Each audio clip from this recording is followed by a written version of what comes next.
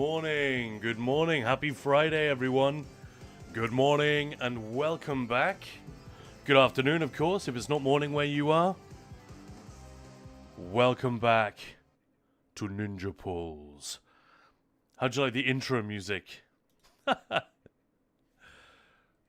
you enjoyed that. We started off with Vampire Survivors yesterday, if you remember. And Maya and I were just loving the intro music so much that we decided, what the hey? Let's actually use that.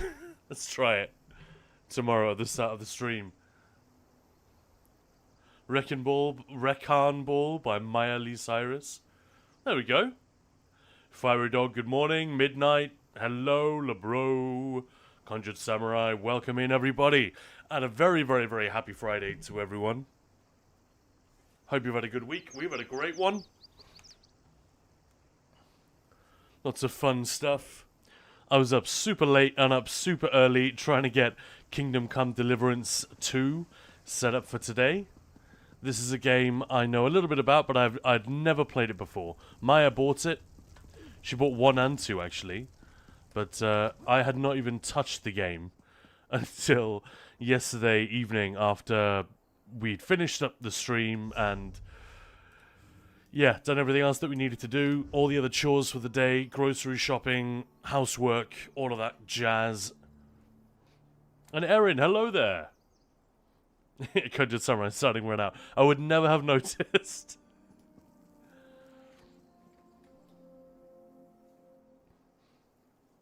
Erin, exactly the same for me. I slept at 2 a.m. yesterday. Still somehow woke up at 6. Yeah, it was 6:45 for me. So I guess I got a little bit more than you. But yeah, it was about 2 a.m. So what? 4 3/4 hours sleep? And that's okay for like one night. But it means I'm going to have to make up for it. And the problem is, I don't think I'm going to be able to make up for that. Let's have a look. Have we got any? Hey! We can do 2 endeavors right off the bat. Have a look at this. Nope. Fighters Guild, thank you very much. Oh no, I don't actually have any ult. Boo. Or whatever. Eggbirds, hello, hey everyone. And Erin giving you a proper greeting there. Absolutely. Welcome on in, Eggbirds. Hope you've had an awesome week, my friend. How you doing? What did it say? Gallery furnishings, right? Place 2 gallery furnishings. But yeah, so we should be relatively set up. I've played us through the beginning, all the setup and everything where we get going, but unfortunately the game, it does that Morrowind thing that I absolutely loved in Morrowind, where it takes everything away from you and makes you start from 0.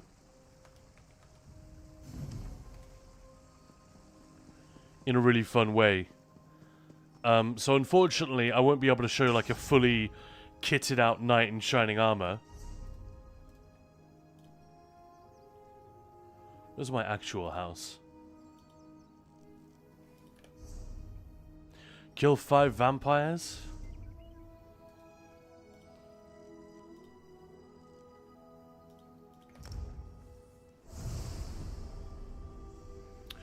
Nunam Tab, good morning, good morning. Thank you for the sweet roll. That'll go nicely with the coffee I'm going to make myself in a little while. And Eggbird's doing pretty good. I'm very glad to hear it.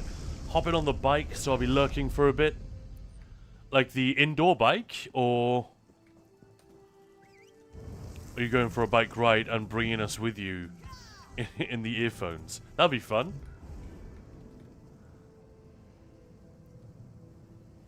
Hey, Kasutio, welcome on in. And Dripper. Is that the same person? Path of Exile 2?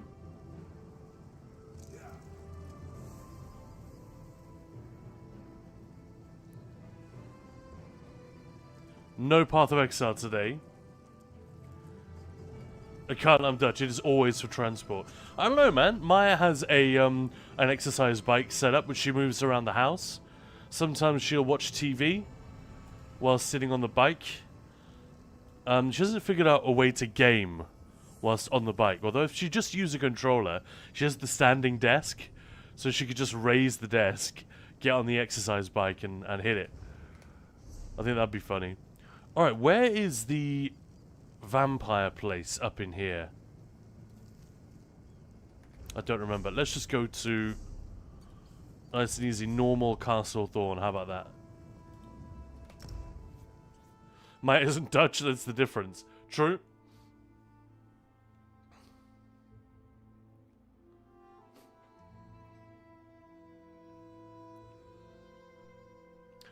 Alright, Kosuti, you're asking if I've ever played.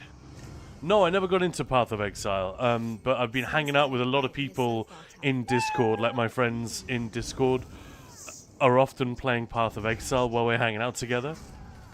So I feel like I know the games a little bit, just vicariously through them. I've got too many games I need to play, but that's on the list somewhere. Endeavors, so 2 more vampires and we're good. My favorite vampire hunting ground? Well, yeah, it's easy, isn't it?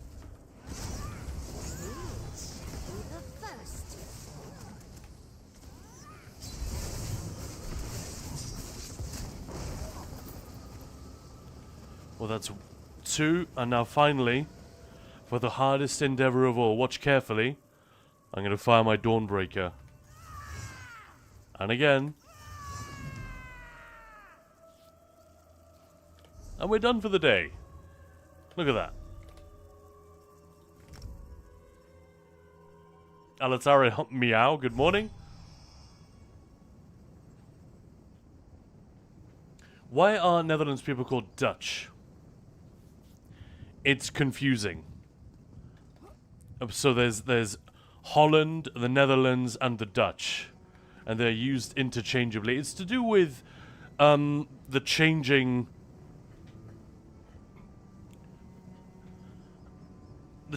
nature of language and borders and nations across European history. Essentially. Same way that the dollar is a Germanic word, Thaler. You know?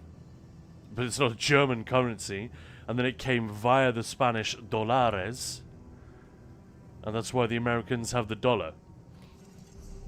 It's all very serpentine and convoluted, Erin, I guess. Yeah, Path of Exile 2 is a pretty fun game. I hear almost nothing but good about it. There's the occasional patch that people don't like.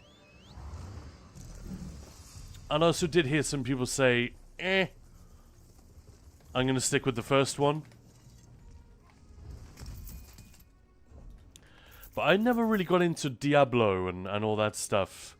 And sort of the hack and slash genre. Much more of an RPG guy, so the immediate, well, Path of Exile and 1 and 2 definitely appeal to me on some level.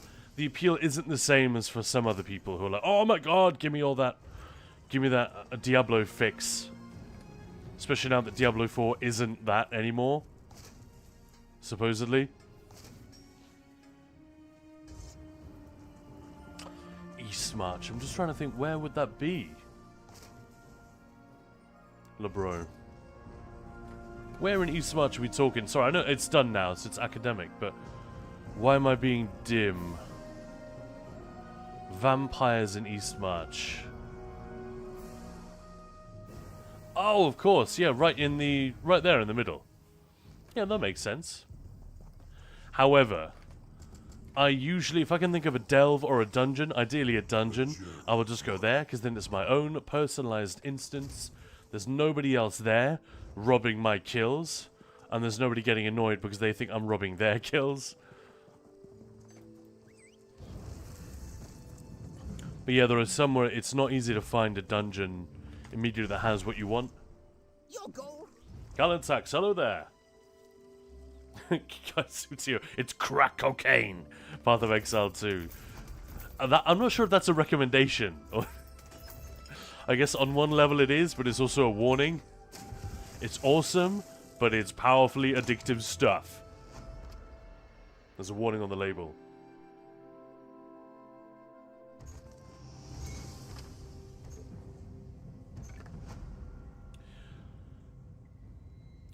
In Italy, people are Italian. France, the people are French. Dutch does not rhyme anyhow with Netherlands. Genuinely curious. Yeah, Deutsch, exactly. It's it derives from the same.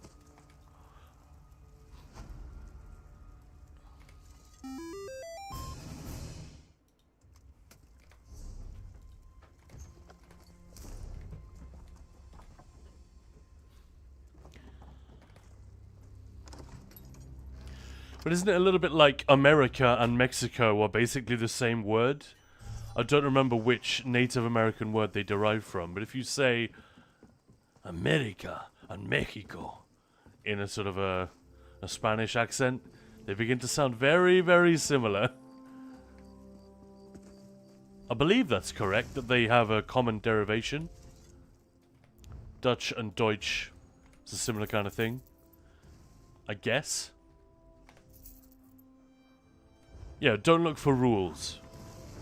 I think we're lucky whenever it lines up that England and English and Denmark and Danish, I think whenever these things somewhat line up in a way that makes sense, we should just be thankful. And we shouldn't expect that to be the norm.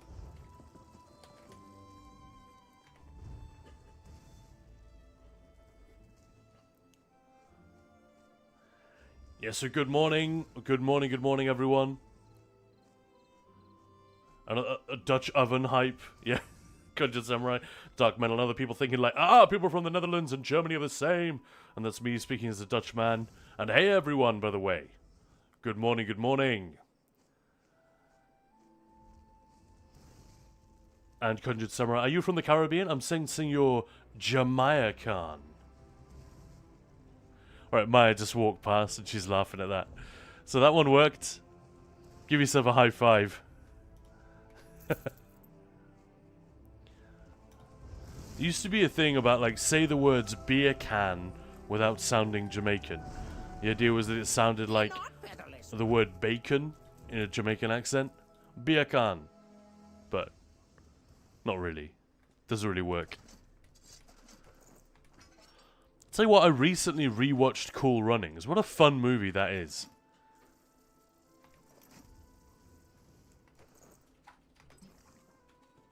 To this day, I'm not entirely sure what really happened with the Jamaican bobsled team in 1988 or whenever it was.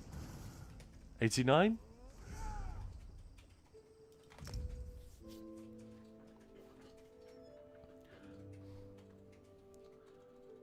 But yeah, for a Disney movie, that thing treads quite a fine line in terms of some sort of progressive ideas when it comes to representation and race.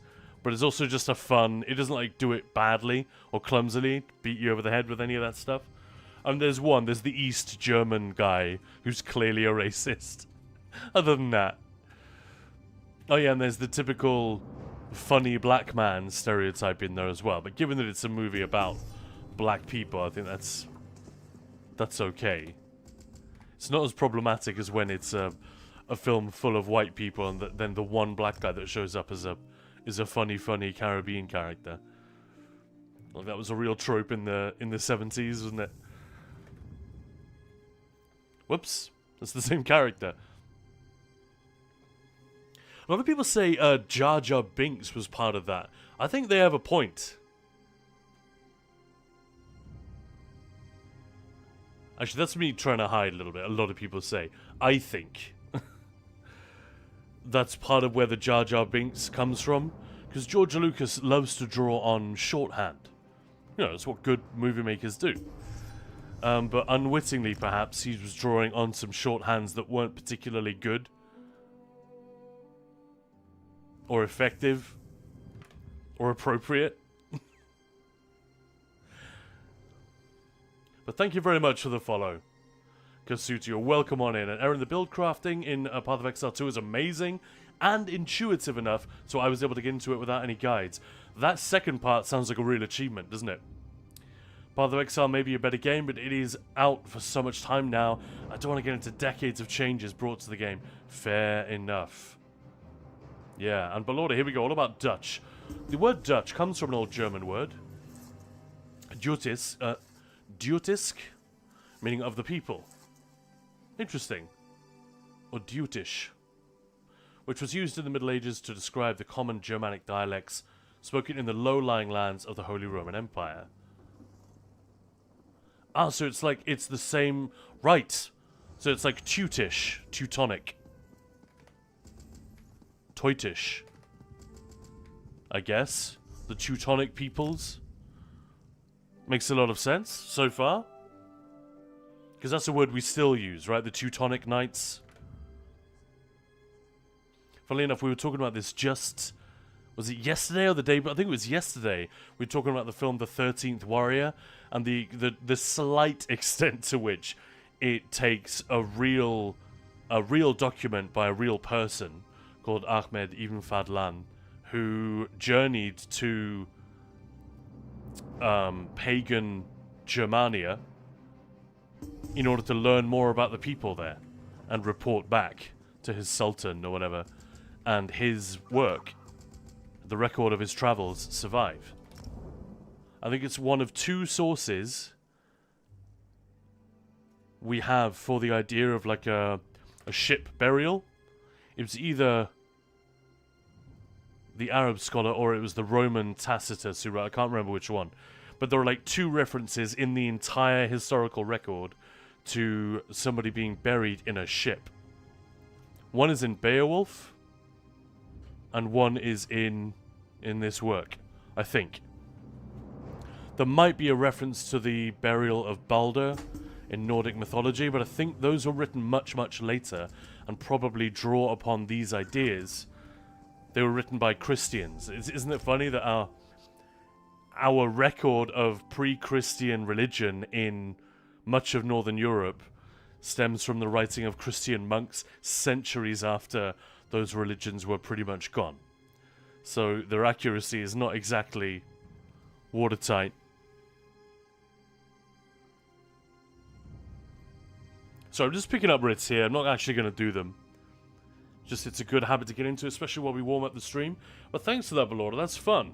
As the Netherlands developed a national identity, the term Dutch became specific to the language and people of that region, differentiating it from the term German, which refers to the dialect spoken by people in the mountainous areas of what is now Germany. Hello there. So Dutch is Deutsch, but drunk. I mean, I'm on a Discord. This is very politically incorrect, what I'm about to say, but I'm on a Discord with a couple of Dutch people, some Germans, and at least one person from South Africa. And the joke there is that Dutch is retarded German, and Afrikaans is retarded Dutch. Like I said, very politically incorrect. Don't sue me. It's a joke. And the Afrikaan speakers find it funny, so take it up with them. And Kasutio, imagine what it would be like when the full game comes out. Wow, yeah. It's fun to think about. Like, look at BG3 and games like this that were in early access for such a long time. Well, Enshrouded as well. We were talking about that the other day on the channel. That was part of our Gamesfest. And it's already a really terrific game. Like, I think 5 people bought it based on our stream just the other day, which is crazy. That's how good it looked. And we weren't particularly trying to make it look good. We were just messing around a little bit, saying, hey, here are some of the things you can do. But people were like, what? And that's still in early access as well. It's a model that can really work. I like it. And Egbert, Sanka, you dead? Yeah, man. That was a short ride.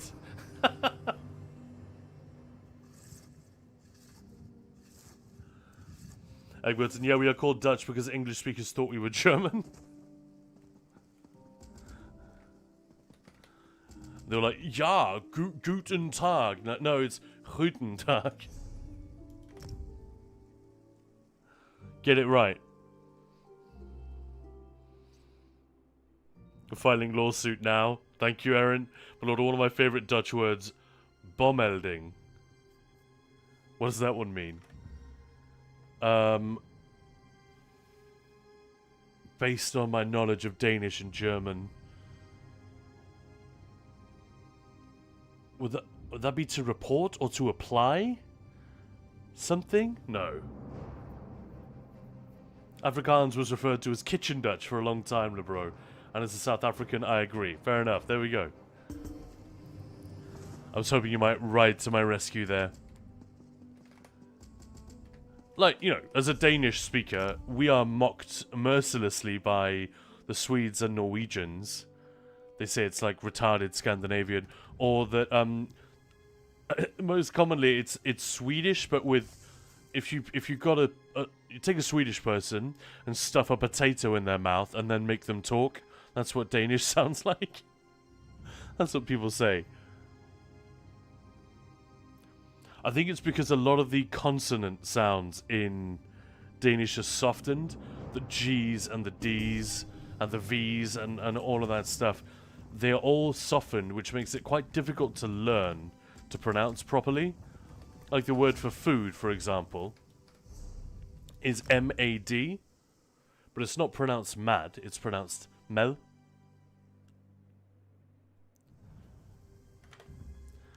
And of all the people, friends and whatnot,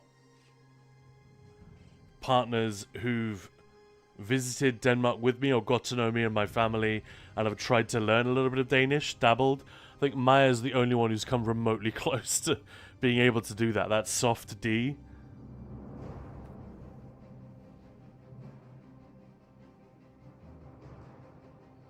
So yeah, it's fun to make fun of other languages. So long as we actually, as long as we're not dumb enough to actually think people are bad or stupid because their language sounds different to ours. That's incredibly dumb. And belongs in the dim and distant past. And Sebastian, Deutsch comes from Teutsch, as far as I remember, as far as I know, which had a meaning back in the day, can't remember what. Yeah, so like I was saying, I don't know if you were here when we talked, I was saying the word Teutonic. And as Belorda said, Deutisch or Deutisk, depending on whether that's a Latin or a corrupted Latinate pronunciation. All that stuff is really fun, for me at least. Like, you've got a lot of common roots from Latin, what we call Indo-European, and I put air quotes around that. Indo-European was never a language that existed. It's sort of a phantom concept language, which all of our European languages are related to, with the exception of Finnish and Hungarian.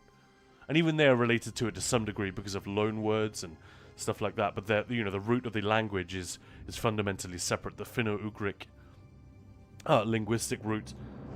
I know a little bit about this. This touches on some of the stuff I did for my my thesis and dissertation. But a lot of that the fun changes in language come from a shift away from the pure Latin pronunciation. So let's take one example. This is very, very, very nerdy, alright? So we'll get in and out of this. But take the word magister, and the same word that the root for the word magic and magistrates and whatever. Magister, right? So a hard G in the middle. That is a rough Latin pronunciation. We don't know exactly how it was pronounced, but from plays and jokes and poetry, we can make a pretty good stab at what Latin was supposed to be spoken like, at least in Rome, back in the day. And then you would get a shift, what's called a sonic shift. This is a thing that happens in language, and it's the thing that Tolkien simulated to create different branches of Elvish.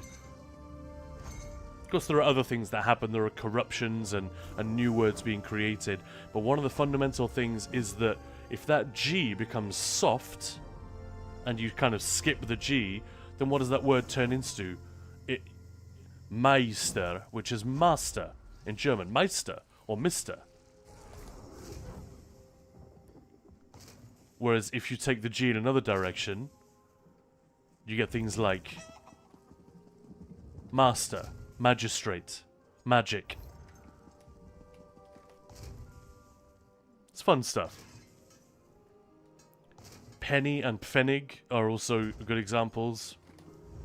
They basically mean the same thing, but at some point, and you get a lot of these words where where that same hard G will shift. So like 100, 200, 300 words over time start to diverge from the way they're pronounced next door in another country.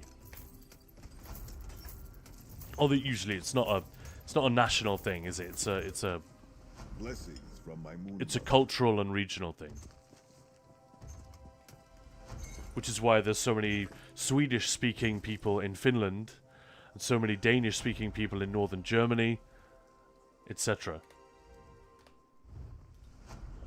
Russian-speaking people in Ukraine, etc.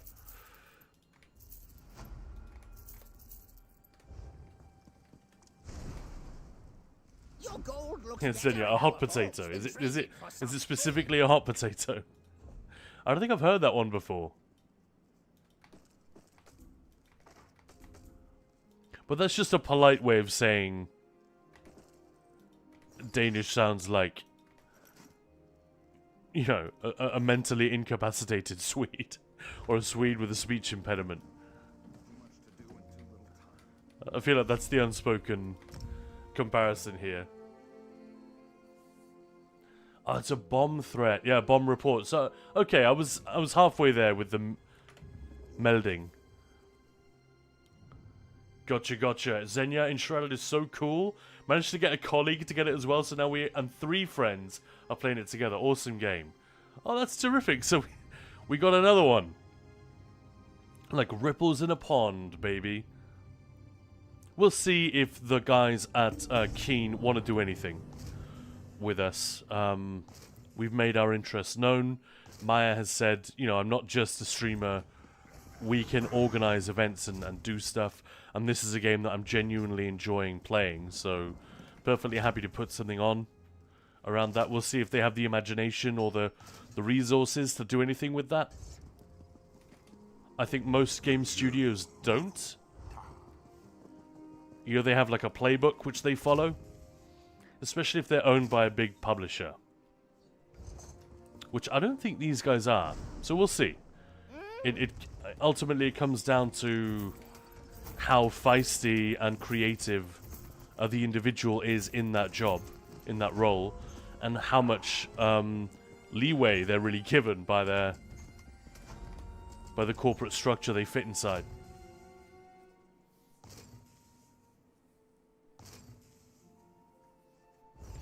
It's only a softy Eggbirds if it's in the middle of the word. But yeah.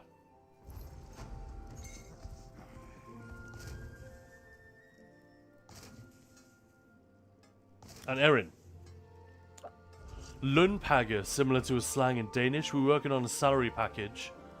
Lønpakke, yeah, I guess so. That would literally mean salary package or salary pack, yeah. All the Danish people on my team chuckled during a meeting so that we could change this name.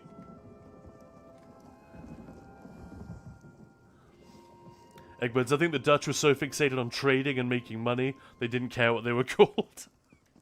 That's probably true. I'm sure I've told you this before, Eggbirds, but you guys know how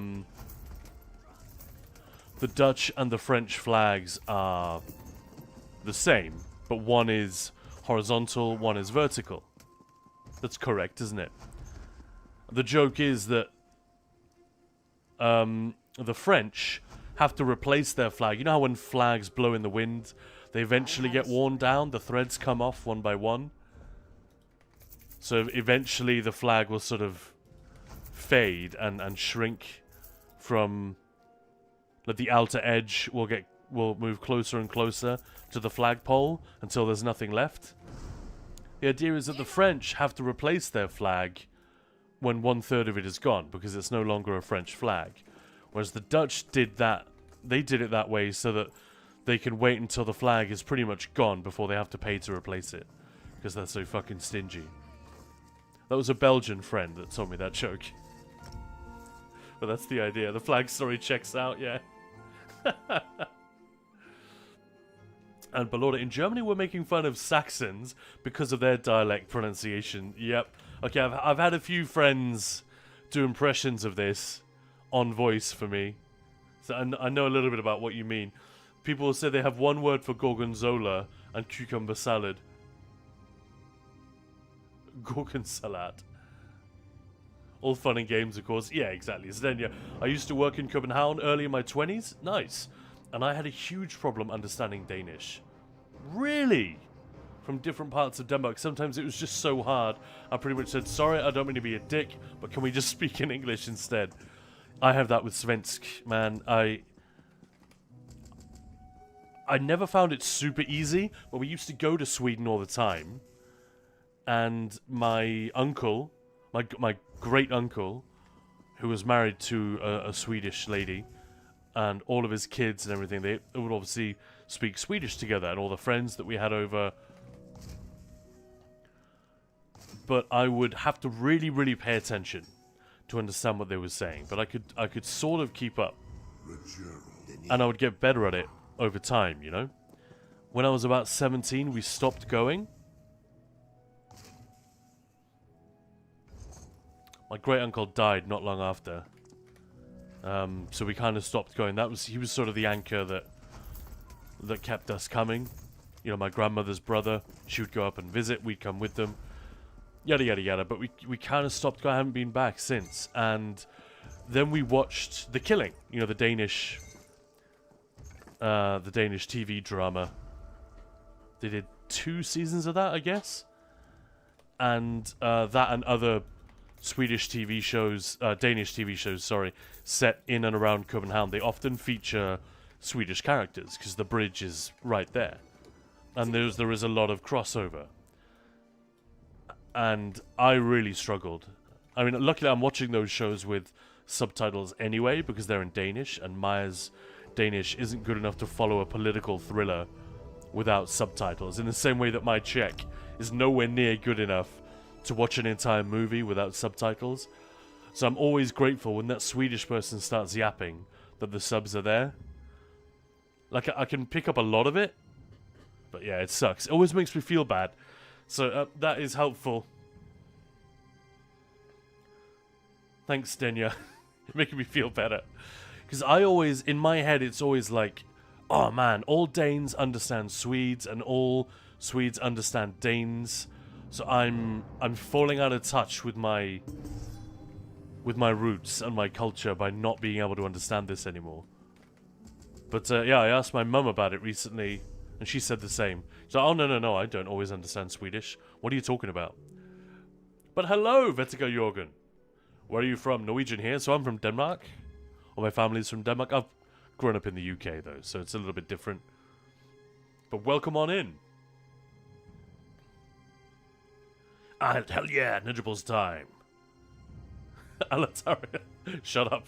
Don't make fun of Saxons. And hey, Snake Pakistan, how's it going? Hope you're having a good Friday. Welcome on in, everybody. This is Khan. You're watching Ninja Pulls. Maya is not here at the moment, but she will be with us a little bit later because our bonus game today, our Gamesfest Game of the Day, is Kingdom Come Deliverance 2. And we are hoping, well, it's not a game that we've played a ton. I only just started, I installed it yesterday to get ready, and I played the living crap out of it for about, I tried to get in 6, 7, maybe 8 hours of gameplay, but it's a very detailed game. So 8 hours will still leave you very, very early in the game. There's a lot.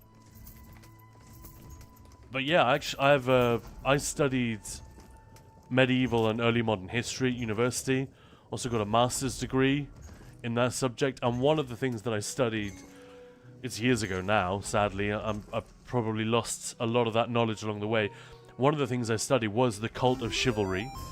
So, you know, the knightly virtues and all of that aspect of it, both from a religious, military, and sort of a more cultural and philosophical standpoint. The literature around that, it's had a massive, massive influence on European culture. Think how famous the story of King Arthur is. And not just in France and England. it's like it features in an Indiana Jones movie, you know, all this stuff, the Arthurian legend. So a lot of that is all wrapped up together. So I know a thing or two about that, and Maya is Czech. So not only did she grow up in and visited a lot of the places that are depicted in Kingdom Come Deliverance 2, she obviously speaks the language. She knows these place names at the towns and castles that are depicted in the games. She's been to their modern day counterparts, and of course she's spent years studying the history and wars of that period. The Czech Republic, they love their medieval history. Like, I've been to several restaurants in that country where the whole theme is like medieval, and they got suits of armor. And I know they have that in America as well, but like for real. You go to a Christmas market in Prague, and the prevailing theme is one of like medievalism. They really, really love that. They're really drawn to that. And I suppose it's no surprise when you take a look around their towns and cities, how beautiful that medieval architecture is that has survived. So anyway, so that's going to be a fun thing later. Almost done picking up writs. Then we can get going with Craglooorn's story. I'm looking forward to that. Love that one.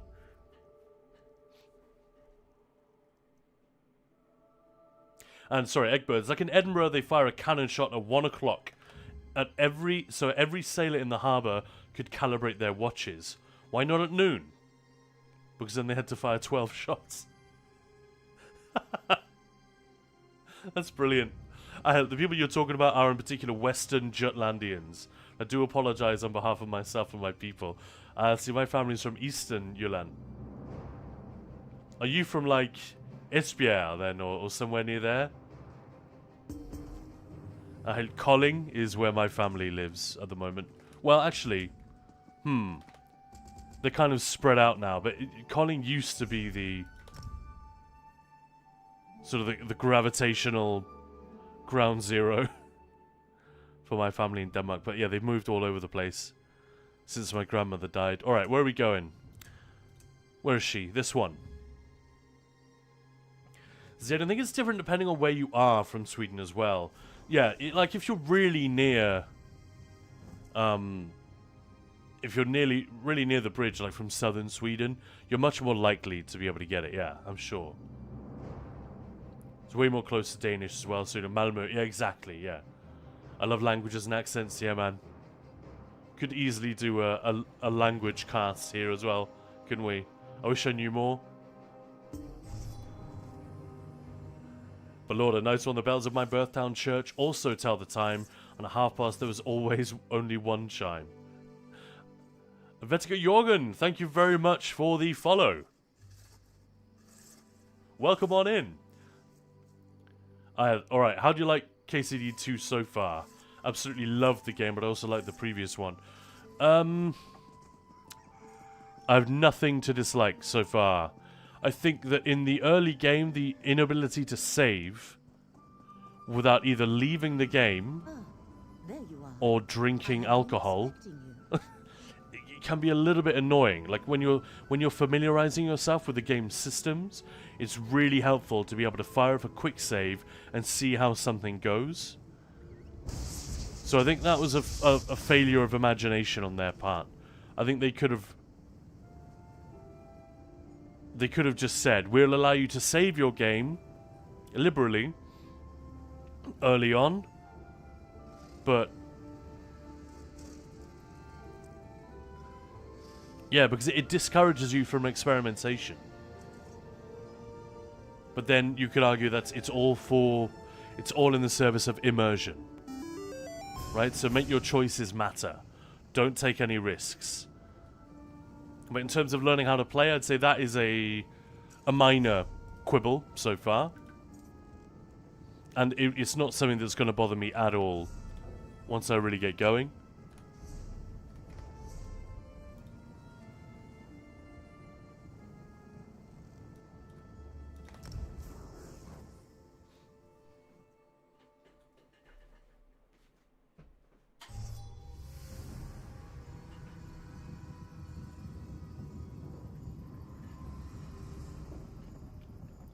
you're more to the north, I held, but the Western Sea was my neighbor.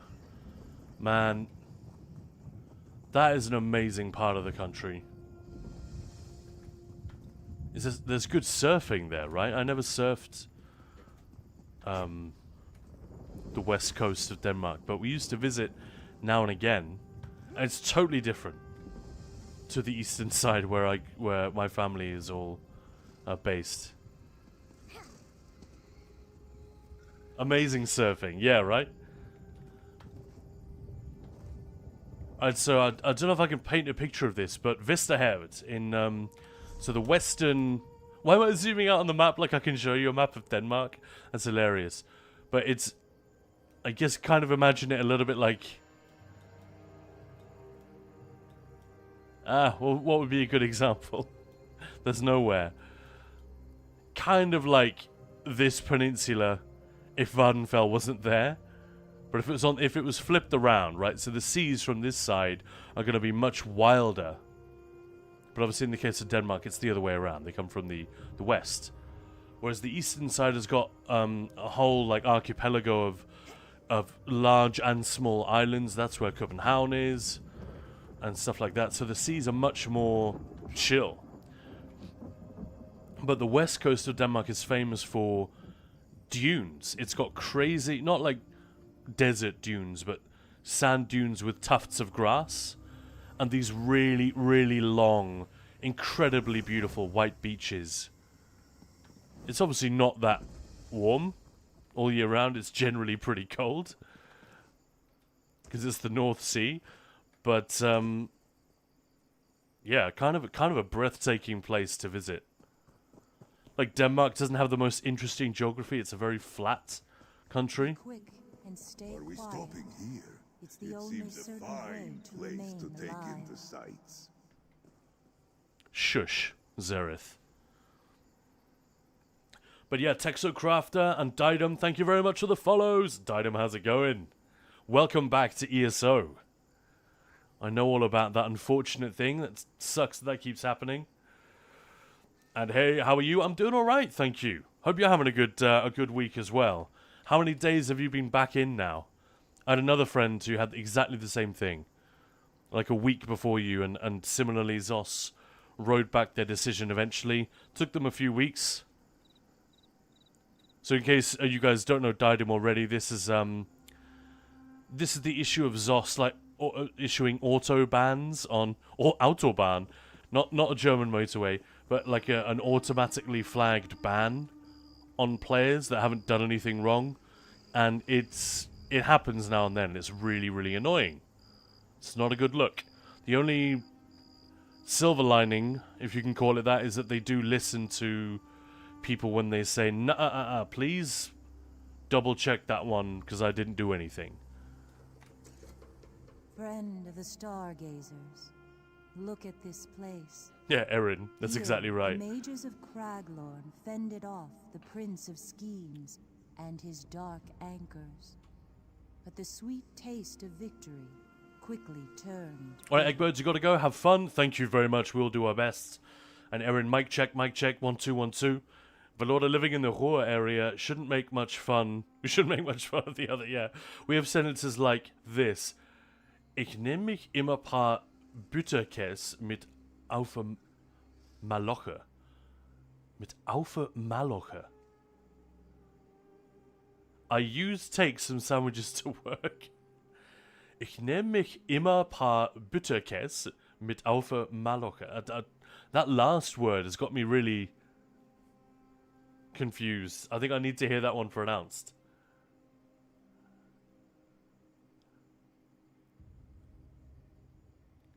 Yeah, no, I figured. It means work. So strange. So is that a colloquialism then? Or is it actually quite widespread? My knowledge of German is not great. But, you know, Arbeit is what I would have said. Or what I would have guessed. The mage is called. That's what I need you to. From what? Well, that's at least what we say in Denmark. You know, are you going to work? Yeah. Like that. In some countries it's different. Like you say, I'm going to my job. and the work is what you do at your job. Whereas in English and Danish, we say, I'm going to work, to mean both.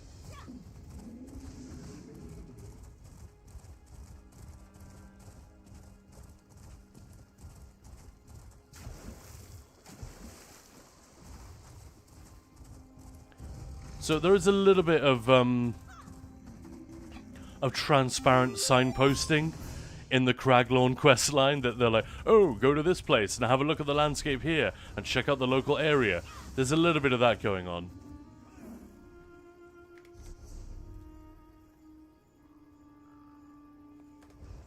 Find Kelman Lock.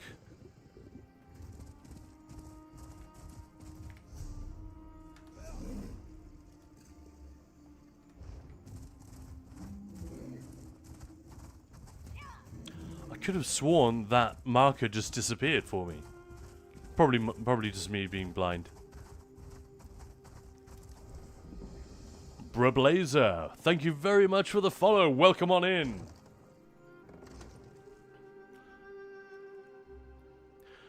So, we today are doing, let me just show you the schedule for Ninja Ball's 10 Fests right here. Below it in this region, that word is used a lot. Just check the origin, and it's Hebrew. That's why it sounds slightly different. That's interesting. Thank you for that. Right, so we're on September the 26th, KCD2. That is the day we're on, just on the bottom left there. And that's what we're doing all throughout this September crazy thing. We're actually going way past September now because you guys added 6 days to the Gamesfest because you don't want me to ever get any sleep or have any energy. But what that means is we're playing every zone story in ESO. We've already done all 3 alliances. We've done the main story. We capped that off yesterday. Now we're doing Craglooorn, and then we're starting on the all the expansions. So story content isn't normally a thing that I do on this channel. Like, I do play it, but I'm really behind. So in a way, it's self-serving. It means I'll finally get to do some of these stories that I haven't got around to yet, like Gold Road, Blackwood. I never did Necrom either. So that's going to be fun. And in addition to that, we're capping off every stream with a bonus game. Something that isn't ESO, and something that is different every single day. We've done... this is our 29th day. So we've already done 28 days, 28 games, 4 weeks of madness.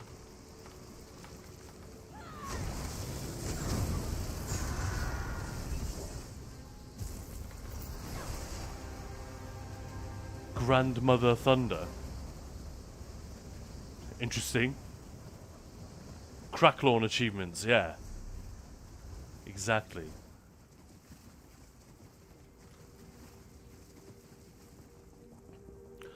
But yeah, that's the plan. Story, story, story. And lots of games. I think I just remembered we have to go in that tower, don't we? Oh, quiet. Quiet, you.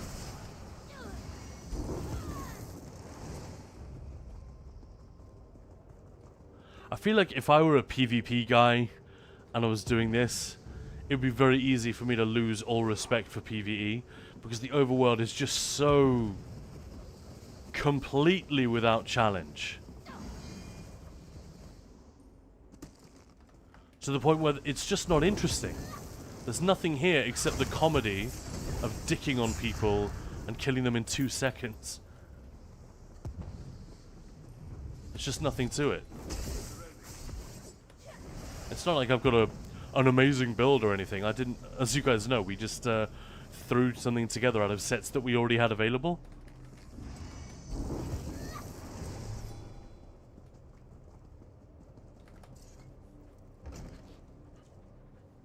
Away, Phantom. Unless you are here to free me, I will have none of you. You do more than fishing in Craglooorn? I still don't understand the connection with Craglooorn fishing. Slightly mystified by that. Ask the Nerncrux farmers. Yeah. I've already been robbed blind. There's nothing more to take from me. Unsigned control yet. Hello. The celestial mage showed you how to summon them in a dream. Do you remember? Why have they turned against Craglooorn? Oh no. No more celestial There is a mages definite and style to the I've had Celestials' enough of delivery. all that.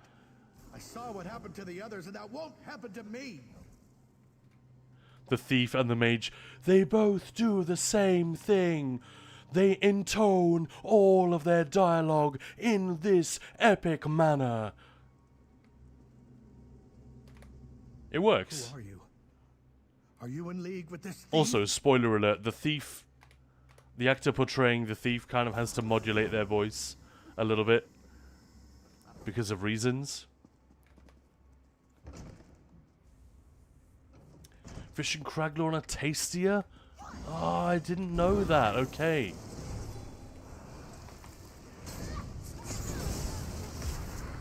That's apparently a boss. Zerethvar. This is XP, right. So it's not that he liked it, he just gained some XP. I've never had a companion before, so don't know how any of this works. Sadly, I don't have a Craglooorn home.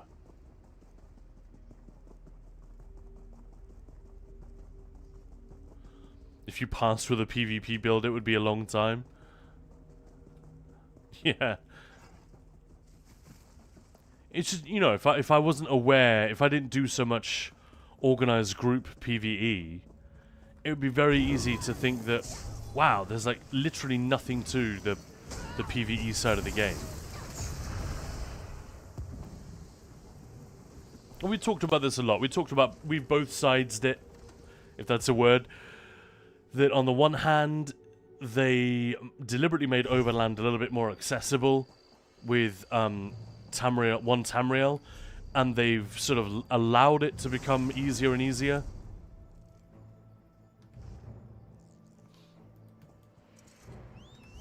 Because it really doesn't hurt when they need the press to experience the game and explore a new zone and just sort of get into it. It helps that the combat is just super easy. But equally, for new players, it's a problem because the game teaches them that they don't need to do anything but, you know, ABC, the very, very basic. You know, if you attack the enemy with anything, you don't need armor, you don't need healing, you don't need a rotation, you don't need any sort of engagement with the combat system whatsoever, but you will win every fight. And then they try and do dungeons, and it's a really rude awakening. So it's a genuine problem, which we've talked about a lot. And I think they just need to decide which side of it they come down on. I think Zos have a tendency sometimes to want to have things both ways. Don't know if that's fair, or if you guys agree. I think it is.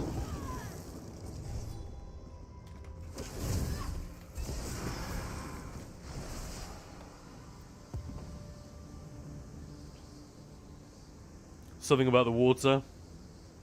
Is Nerncrux actually still viable enough to farm? Yeah, we were talking about this the other day. Like, I would never bother in a million years because it's so easy to make money in the game. But I would imagine it is. Yeah, it's still worth doing.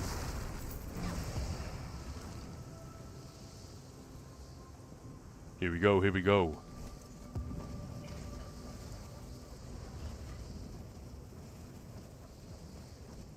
Lord, it is cheaper now, but some won't check and they still farm it.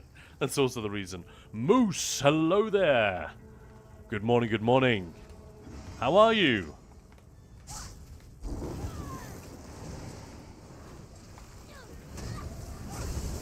feel like I missed you yesterday. Am I wrong? For some reason I have it in my head that you weren't around yesterday. I hope you've had a good few days. Gearing up for some weekend fun. Yeah, we don't need to do anything else. We just need to defeat these. It's been ages since I did this quest. I'll tell you what, is there anyone in any of my guilds in Craglooorn? That would be so handy. There we go.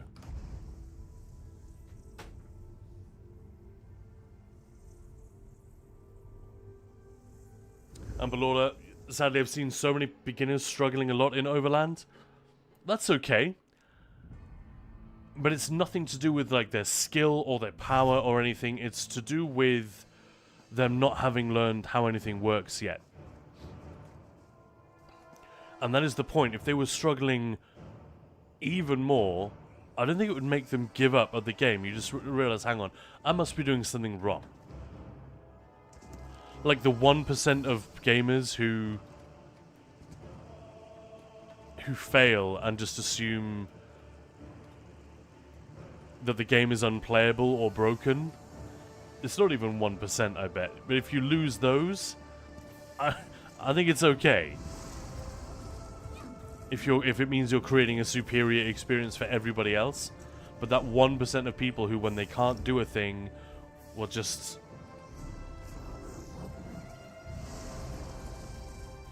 And I'm not even talking about bitching about it, but like the assumption that, no, this game is broken. The millions of people who play it must all be stuck in the tutorial like I am.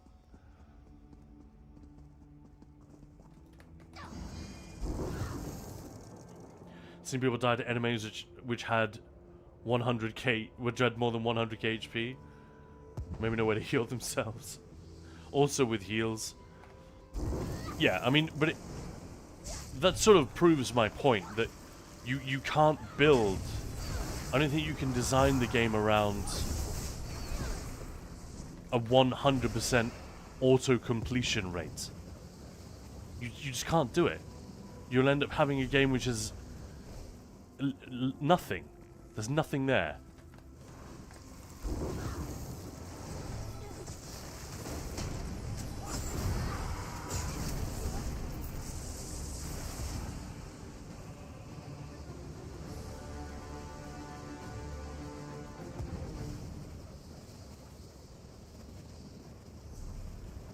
It's an interesting thought experiment.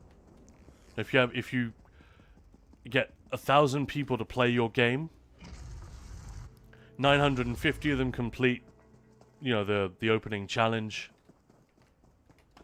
But you know, there are 50 people that don't, and then you focus on that. What minor change can you make that won't degrade the experience for the 950, but that will get maybe an extra 30 or 40 of those 50 fails to pass?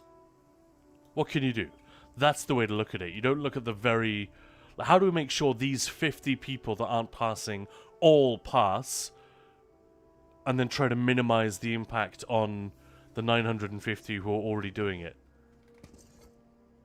It's ass backwards. What might you make with that?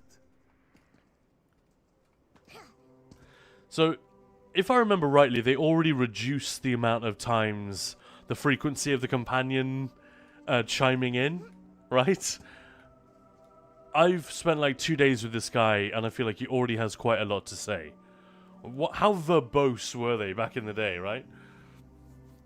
I had to agree with the 10% who drag it down. Felt dirty writing it like that. Yeah, we know what you mean, though. The players don't mean to drag anything down. The devs aren't trying to drag it down. It is an emergent phenomenon.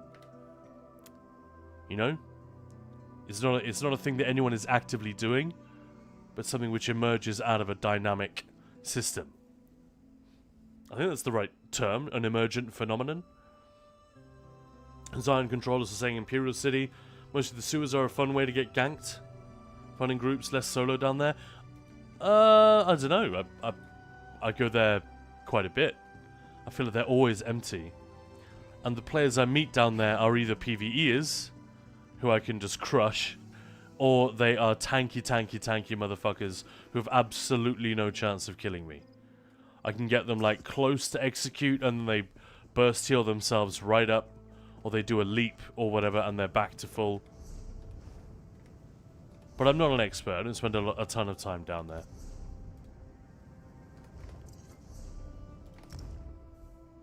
But yeah, it's been a while since I ran into anything. Honestly, the most dangerous thing down there is usually the ads. And they're nowhere near what they used to be.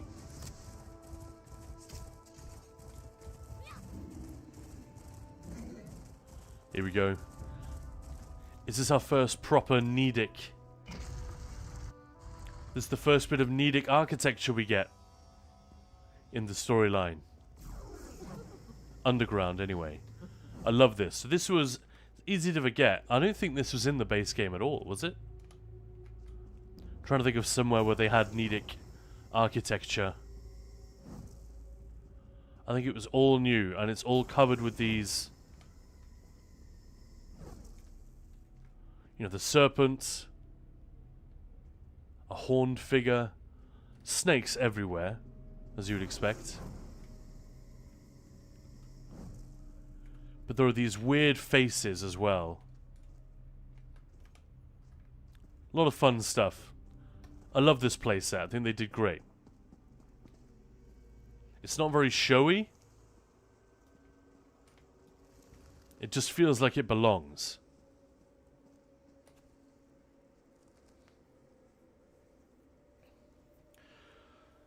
But yeah, you said we could do with losing those players. Can he afford to lose them? What's your take on player count and player activity? I don't mean players that are already playing. I mean being so frightened of anyone not understanding the game in the first 5 minutes that you let it affect the entire combat system. Like, you at some point you just have to have some courage. I know that they're not narrow casting this game, you know, they're not appealing to... Well, actually that's a whole different question. What do we think? Obviously none of us know particularly what we're talking about. But what should be the goal? Not with ESO when it was originally developed, but now. Are you trying to play to the fans? And do lots of fan service and... not that kind of fan service. But are you trying to make a core group of nerds happy? Or are you trying to mainstreamify this game so that as many people as possible will find it palatable? You know, it's the difference between the way you market and the way that you present say a horror movie and a Marvel movie. Maybe Marvel isn't even a great example, but like a Jurassic Park movie. Like getting as many people interested in going to see that movie as possible is kind of the main thing and takes precedence over everything else in commercial terms. Like, angering the fans, not an issue. Like, it's a very, very small issue compared to everything else. Sticking to the lore, being consistent, having a script that makes sense. Those things are good, but if you can get more bums on seats by breaking those rules, maybe you will break them. I'm just saying, like...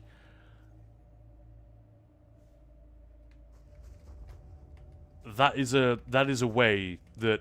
It's one of the reasons that Ubisoft games can often feel a little bit vanilla compared to something like Elden Ring. Like, Elden Ring was a huge success, but it wasn't mounting itself as a very mainstream offering.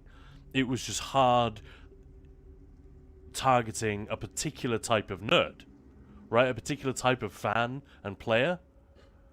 And it was just so well executed that word of mouth did the rest, and people wanted to jump on it and play it. But do you know what I mean? You couldn't call it a mainstream game in terms of the way it's constructed. What should ESO be doing? I think that's an interesting question. But yeah, my attitude with regard to player count, I don't think pandering to the most casual of the casual is going to save ESO. What the hell do I know? But my instinct is that no, that will not help. And I don't think that's what the devs are trying to do. I think maybe sometimes with their stories and features, like subclassing. Subclassing is actually a good example of this. Rather than finishing it and having greater appeal to people like me, maybe people like us in the channel right now. I don't want to make too many assumptions about you guys, but I guess if you're on Twitch watching an ESO stream, you're probably quite into the game, quite invested. Maybe some of you are newer and you're wondering what I'm talking about, but subclassing... Oh, thank you. Maya just brought me a coffee. 3 cheers for Maya, everyone. Thank you. But yeah, bringing out a finished version of subclassing a little bit later would have been a huge win for me, and I'm guessing for you guys, if you don't mind me generalizing. Bringing it out earlier, but less finished, like very, very much unfinished, but you know, it obviously worked and was fun and exciting. That is a much more mainstream move. You know, you're not playing to a narrower audience. You're playing to the broadest possible audience with that move. But look what it's got them. People are so bummed about the fact that it's now going to take them a couple extra patches to finish subclassing, that they're like, well, fuck this, I'm out of here. Which is kind of a... I don't think that's an objective response. I think that's a very emotional and subjective response. Because what is fundamentally wrong with the game? Not much. It's just that we're aware that things like draconic power and you know, dark talent, burning talent is one of my favorite abilities, and dark magic with crystal fragments, another one of my favorite abilities. These are skills that we don't get to use anymore, really, because they've kind of killed them off because the way subclassing wasn't finished. Am I okay playing a game without those skills for 6 months? Yeah. I'll live with it. You know? But am I impressed with the fact that they just didn't see that coming? No, I'm deeply unimpressed, and I wish they hadn't rushed it. I wish they'd given Gilliam and his team another 6 months to look at subclassing and sand off all the edges. Not just before they released it, but before they put it on PTS. I do wish that. But they haven't done it. I'm not going to leave the game as a result. I don't think if we're having player count issues at the moment, I don't think it's got very much to do with objectivity. And that means that the devs, there's not a lot they can do about it. Except try to learn from it and not do it again. Communicate more clearly, finish things, don't get excited about hyping up something to the broadest possible audience, thinking that your game is suddenly going to replace WoW. I don't think anyone on the team really dreams about that, but yeah. Sorry, that was a bit of a yap.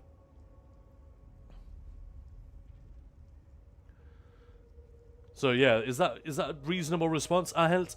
In the meantime, let's catch up. Belordo was saying, can't forget the streamer who wasn't able to finish the tutorial because he didn't check what he had to do and ended the stream because of it. Well, yeah, there are people like that. And when you're streaming, honestly, I'm going to be honest, it is easier to do. Think of the number of times I got lost in a quest, like a simple quest in Alikir or something, because I just did this. Yes. Dun dun dun dun dun dun dun dun, spin through the dialogue, bup bup bup, done. And then I have no idea what's happening, and I'm relying on the quest and the compass markers to lead me around by the nose. So yeah, Tetris might be more his speed. In Tetris, the guy would have tried to turn the cube. Yeah. Wait, you can't turn the cube? Aaron, is there a slider in settings to adjust how much the companions talk, or is it some other game? Oh, okay. There is a setting to change how often they talk. Can't remember where, though. I mean, for now, because he's new, I want to hear it all. And it's not annoying, but it is quite frequent. Interesting. Gameplay general options. Frequent, normal, infrequent, minimal. Nice. And going back to what we were talking about, seeing as it's an MMO, the small circle of OG nerds can get bent. And I'm one of the OG TS nerds. Depends what kind of nerd we're talking about, I guess. I don't mean the people who insist it must be like their Skyrim.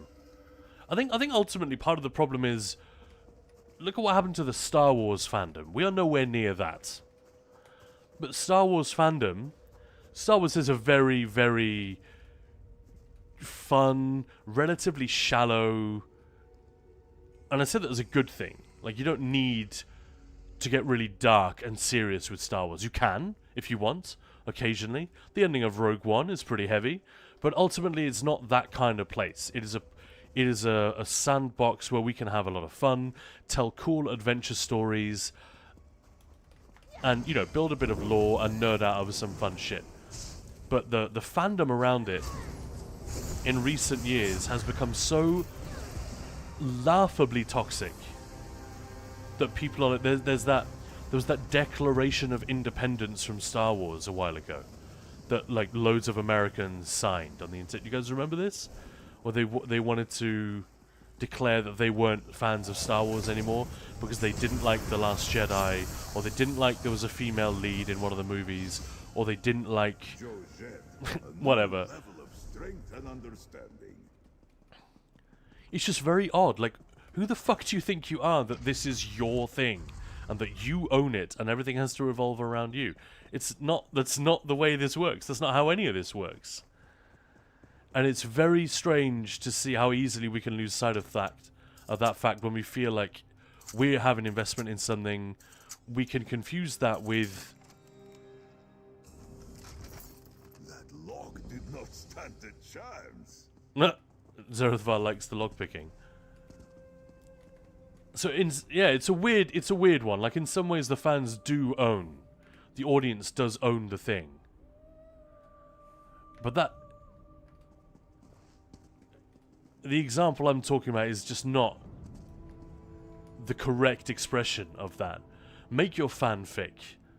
You know, suggest ideas, definitely offer feedback, but the level of outrage and claiming that you are a bigger or a better fan than the person who was working their ass off trying to make a cool new film or game in a franchise which they probably love as much as you do. It's a strange sense of entitlement, which doesn't really make a ton of sense when it is expressed in such extreme terms. And like I said, the comparison is not perfect. We are nowhere near that Star Wars level. But I think there's a little bit of that going on. But instead of lore and depictions of characters and representation... hello? Wayshrine Flame? What's up with that? I think maybe we're getting a little bit caught up in the combat system and the way that we think it should be. And there's nothing more subjective than difficulty, the perception of difficulty in video games. Wow. That is a really difficult one to call. And I'm as guilty of this as anyone, by the way. I think the game works better this or that way. I absolutely think those things, and I say those things. You've heard me say it. No, this is what they should do. But if they have different ideas, I'm not going to, like, lose my mind over it.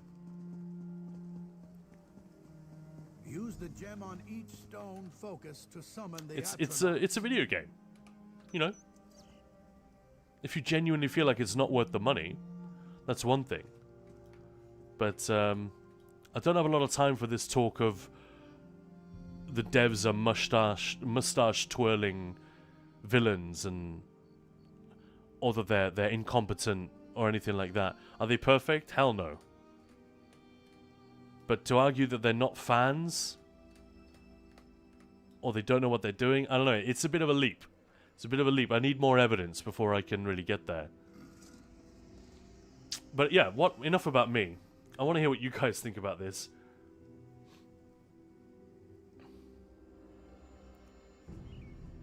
On another note, Skyr is a great yogurt, now you know. I already knew this, but thank you for sharing it with us nevertheless. And LeBron, yeah, thank you, Balorda, for the location of that. Here we go, Aaron. Communication, agreed, is one of the biggest areas where ZOS really struggles. I think they've had good years and bad years. But you're right. It's a difficult thing to do, and I've seen other studios that have a better handle on it.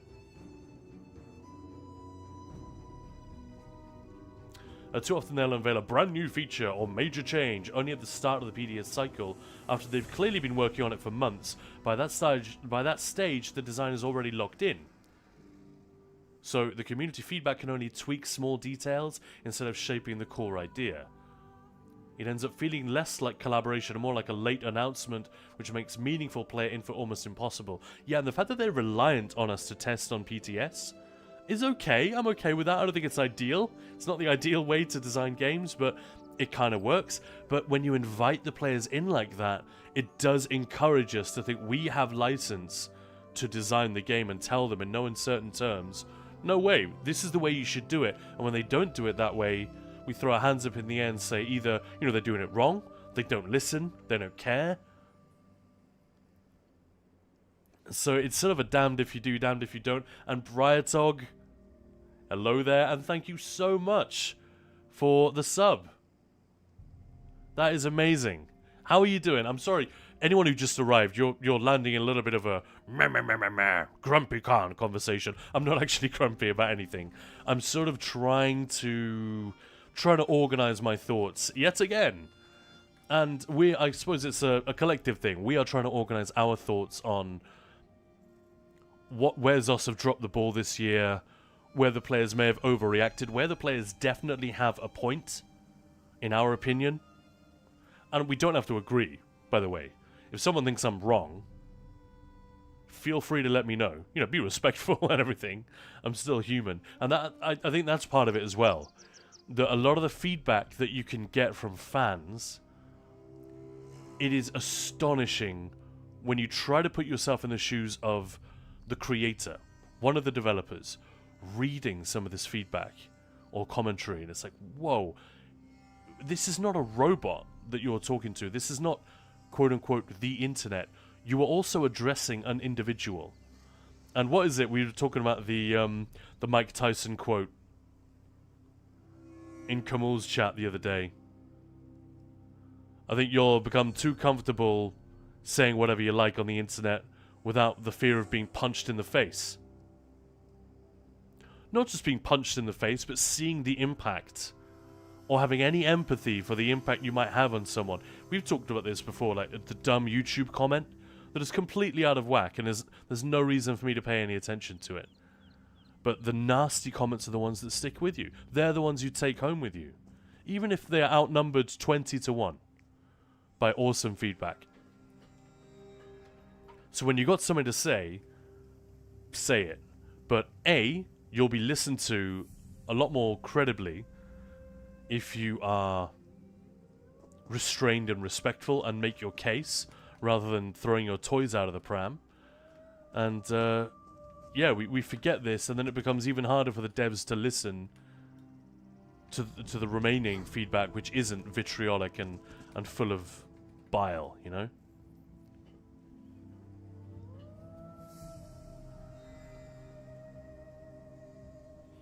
Aaron, putting future ideas out there in advance and getting feedback before actually trying to implement it might be good. Maybe. Problem is, they might get wildly divergent feedback, and then how can they act on it? Then you're caught. Yeah, it's a tough one. I wish I had answers for them, and then I could just say, Zos, by the way, you need to do it like this, this, this, and all your problems will go away. You'll have a 100% satisfied player base. Wouldn't that be great? Giving a clearer picture of where they intend to go with the feature. But Lord of the third Vengeance test is showing, during the first two tests, people only joined because there was an incentive. Golden Pursuits. Now campaign isn't getting full. I mean, I would probably be in it if I wasn't doing Gamesfest every day. Also, the fact that there's already an Undaunted event, I think that is a mistake. I think not having Golden Pursuits tied to Vengeance is a mistake. I don't think it's just the fact that they don't have Golden Pursuits. It's the fact that they have other Golden Pursuits as well, you know? There's another thing happening. Also, people don't like the look of the Vengeance features coming in December to PTS. Oh, sorry. On PTS right now, that are coming to the live server in December. You know, the, help me out here, guys. The loadouts that you can get and the perk system. People are very skeptical of that idea, and I've lost count of the number of people who think that's what the current Vengeance test is. That's kind of a blunder by Zos. I'm not sure how they should have avoided that, but the fact that they announced this PTS thing just before the September Vengeance cycle clearly confused a lot of people, and they must have known this was going to happen. But they sort of went ahead and did it anyway. You are not our master.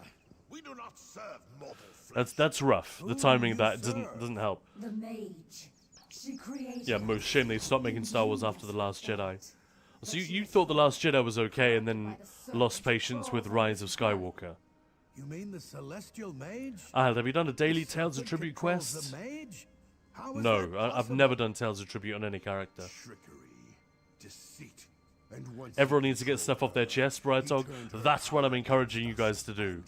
I think I've got most of the stuff off my chest already. That is what the serpent does.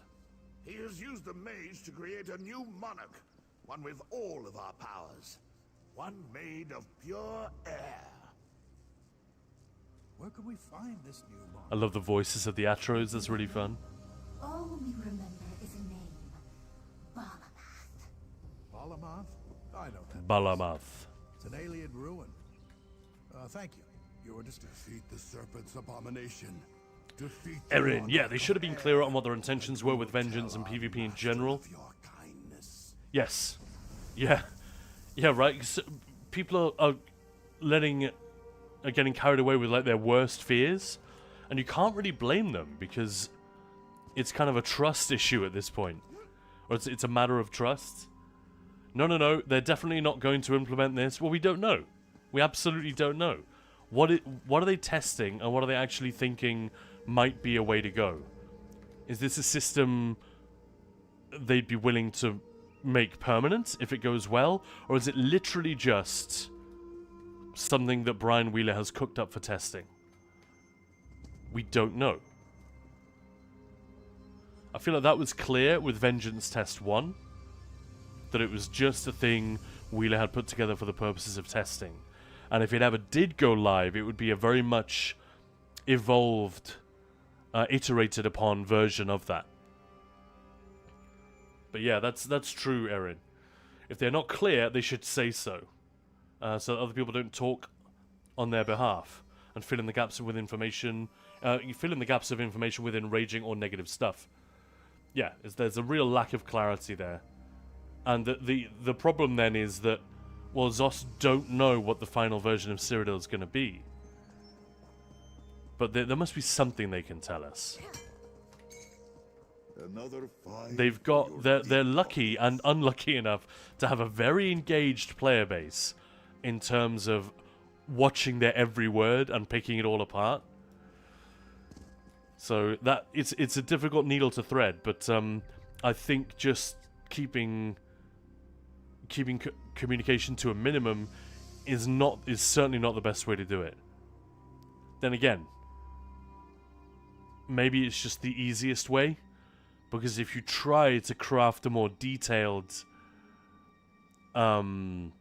tease of what's coming, give people a broader sense, a more detailed look, you might say the wrong thing and mess it up.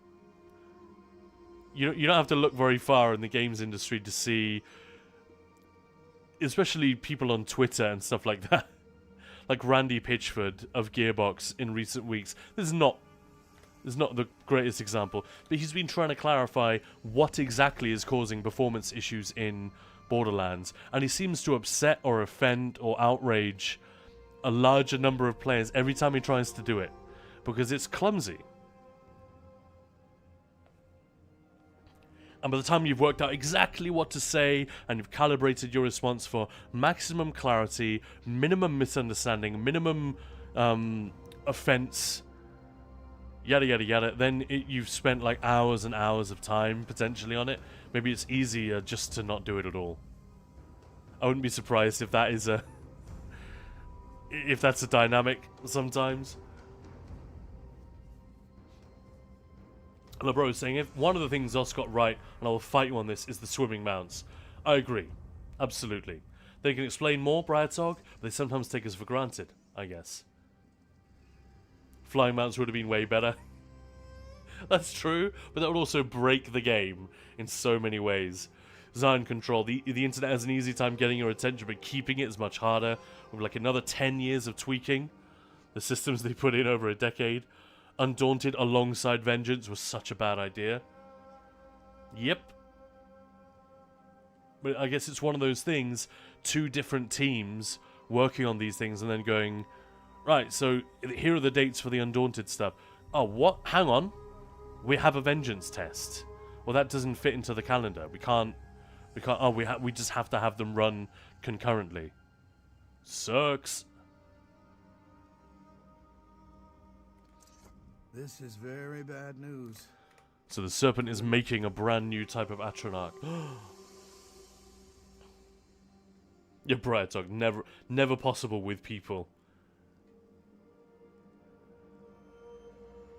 And flying mounts would be too much. Yeah, it would break the game. Swimming I like because other games don't have that. Yeah. But Lorda.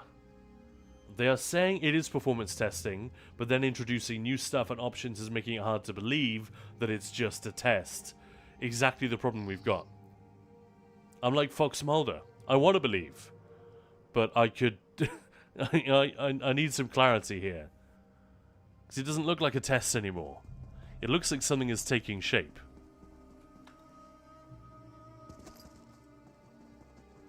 Yeah, I agree. I suppose one of the encouraging things here is that at least this sample of people typing in chat, you guys seem to agree with one another, and I also agree on the vast majority of what is being said.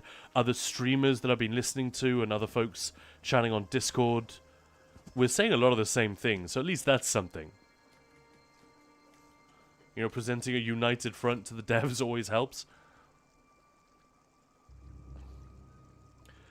Second Vengeance test was also during an event, but the pursuits were tied to Vengeance, so people played it. Precisely. Yeah. Balorda, yeah. And Moose, did I say Last Jedi? I meant Return of the Jedi. Wow, that's so, yeah, like, no prequels, no sequels at all. Interesting. Yeah, bro, so we don't know until they put things in. Bit like a porn star. Sorry, that was cheap. I couldn't resist it. The ESO community is like a porn star. We don't know what's happening until they put things in. Anyway, moving on. But Lorda, since I'm playing on both servers regularly now, I've seen people talking about Vengeance in Zone Chat on NA. People aren't convinced anymore that it's only a performance test. Yeah. Returner, for fuck's sake. I'm yet to see that movie. The Returner, for fuck's sake. Dorothy, one of my all-time favorite MMOs, old school RuneScape, has a voting system for their players. What does the player mostly want? That's voted on by a poll.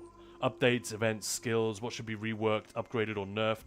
They let their player base vote for a lot of the game changes. They're very open to the community. Even now, a lot of the WoW top streamers are jumping over to it. That is interesting. I would highlight the fact that the democratic process, while it is the best, it's the least bad option.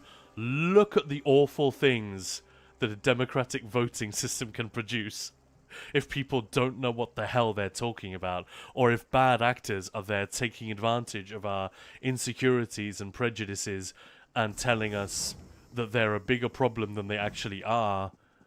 At least there wouldn't be like a streamer who gets to become super duper powerful as a result of people voting a certain way. So it's not quite the same.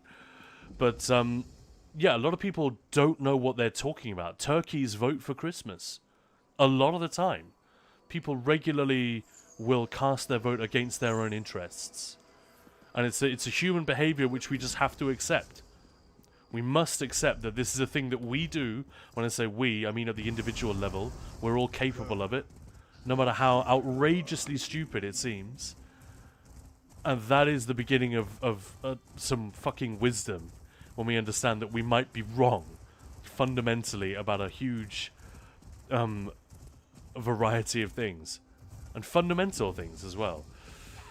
But we don't tend to view ourselves in that way, either individually or as a species. We think, well, human beings are rational, logical creatures. But yeah, I like the sound of that. RuneScape obviously has the advantage of being, I'm guessing it has a relatively, what's the word? Cohesive? Monolithic? Monolithic is probably too much, but I bet that the variety of types of gamer in that game isn't as broad as it is here in ESO. Maybe I'm wrong about that. That is an assumption. Huh? You see? I'm immediately assuming I might be wrong. But, yeah, because the clue is in the name, right? Old school RuneScape. Perhaps it doesn't have the same problem that there's a massive discrepancy in terms of the type of player that enjoys this game, why they enjoy it, how they play it, how they want it improved, you know, what they think is the game's best and worst feature.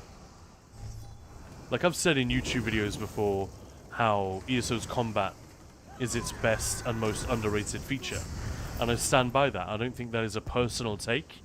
I think that is that is semi-objective. But obviously there are people who won't have had that experience, and I've had some really rude and weird comments about how what an idiot you just showed yourself to be by saying those words. Combat in ESO is the worst I've ever seen. Blah blah blah blah blah. And it's like, are you even playing the game? And the answer is probably not.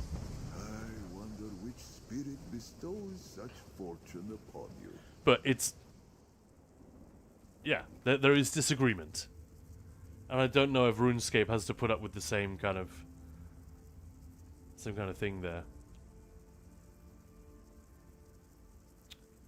But yeah, thanks for bringing that up, Dorothy.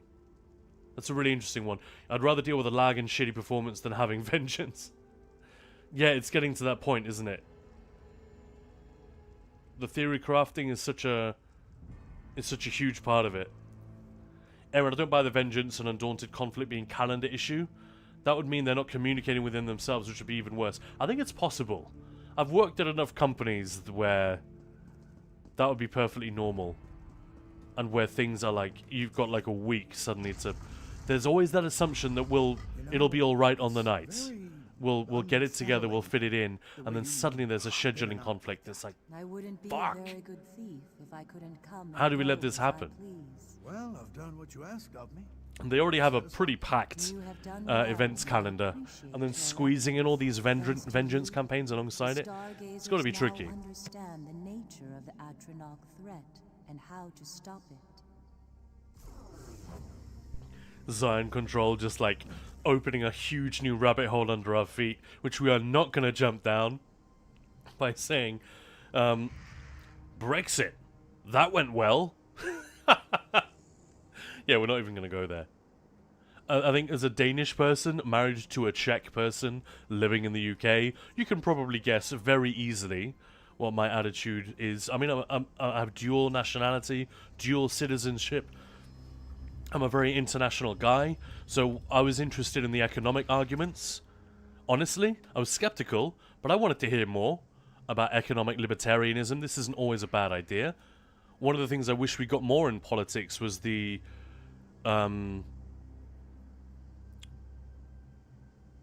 social liberalism and economic liberalism together. I'm not saying that is the way. I don't fucking know.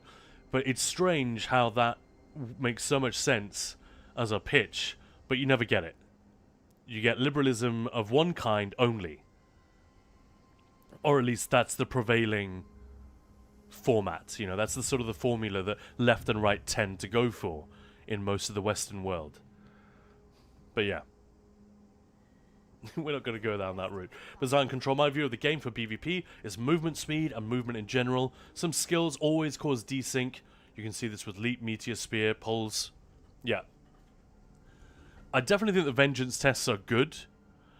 But if they can't find a sweet spot where performance and theory crafting, like real theory crafting, it doesn't need to be the full-fat Cyrodiil that we have now. You could easily lose CP.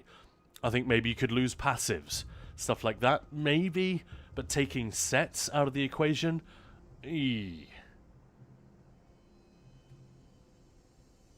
it's tough. If there is no way to find that sweet spot, I think I'm with Dorothy.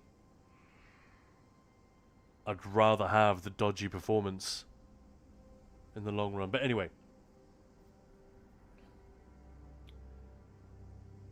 Right, Dog. Perhaps the devs should listen to a chat of some streamers to get a better idea. They do this.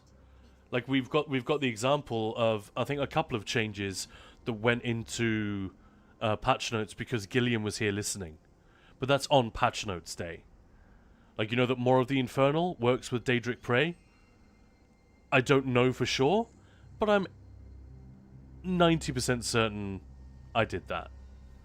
Just because Gilliam was here when we read those patch notes, and I said, do you have to exclude more of the Infernal? It's kind of the only reason anyone used it. And it's a really fun interaction. And it looks like a Sork pet. It feels like a Sork pet. Is there any way you could exempt that from the... It only works with Sorcerer pets. And they did it. It was there before the patch went live. But that's a small change. Things like reordering the passives and rearranging the class skill lines, that is a huge thing. They just weren't able to do it in time during update 46. Clearly they weren't able to do it in time for 47 either, and maybe they tried and just said, no, fuck it, we need to take 6 months and do this properly. That decision I agree with. The decision to rush subclassing in the first place so that it was ready in time for Seasons of the Worm Cult, I regret that. I think that was almost certainly not worth it. It did give us a buzz for a while, but look what's happened now. There's a hangover after the buzz. I suppose I should thank you. I couldn't have bound the Atronox or defeated the Air Monarch on my own. I'm sure this isn't the end of the... But yeah, Brightsog, so it does and can happen. This sets him back. Balordi, yep. It's this bad. And democracy bad. Make me ruler of Tamriel, that is the only way. Brightsog, no, that is not what I want, but it's at times hard to put into words what you mean. Yeah, exactly. And thanks again for the follow. Congrats. Lord, some of the votes in Switzerland are showing that not everything should be decided by the population. yeah, exactly. That they love referenda over there. Is it referendums? Referenda? Who cares? Let's have a referendum on that issue. Yeah, you don't... It's a coward's move. Often. To hold a referendum on everything. Listen, and it's, like, you don't have to... You don't have to delve very far into political philosophy or just philosophy in general, the philosophy of governance. That's a lot of what the ancient Greek philosophers talked about, was rule and strategies for governing and the ordering society, yada yada yada. Is there anyone in Craglooorn? No. There's one. And even back then, they were aware of this. Turning every decision, even those who were in favor of democracy, which they weren't all in favor of, by the way. I think Aristotle was famously skeptical. No, don't let the people decide anything. They're too stupid. They'll mess it up. But even those who were in favor, and this carries through to political theory nowadays. Yeah, you don't turn everything. It's a tool to be used sparingly. The referendum type thing. It's an interesting one. Careful what you wish for. You might end up as a yardstick. Yeah, Unamtab. Nicely put. Aaron, fine. Make me ruler of Ryla. That's a different one. Make me the ruler Ryla of Switzerland as well. I'm willing to carry the burden. And Spellslinger, welcome on in. Hello there. Sorry I'm late. I'm behind chat now. True in ESO. True. In ESO, I bet the PvE community, or parts of it anyway, would vote against reasonable PvP changes just because fuck those thingy PvPers. I hear that a lot less than I used to, but you are right. We've heard it a lot, and we've called it out wherever we see it in Ninja Pools. Especially Maya. She's fairly tireless with that. Don't bag on PvP just because you are bad or inexperienced at it. It's transparent, it makes you look dumb, and it's wrong. PvP is awesome. If you decide to play it or not, that's your call. But don't for a minute give me that bullshit that PvP is bad or should be removed or the people who enjoy it are wrong. That's crazy. Yeah, I like this bit. We need to investigate Bankerai Gate. This is a fun bit of the quest. Moose, the best thing about democracy is that everyone has a say. The worst thing about democracy is that everyone has a say. Again, that's pithy. Perfect. Studdleton, hello there. There's been suggestions of making skill lines appetizing to all roles compared to lines that specialize. Which direction would you like to see? I'm actually on the record repeatedly and vociferously on this. To the devs, first and foremost, and on a couple of videos that I've made. But I've made it very clear. Skinny Cheeks and I even tag-teamed at one point.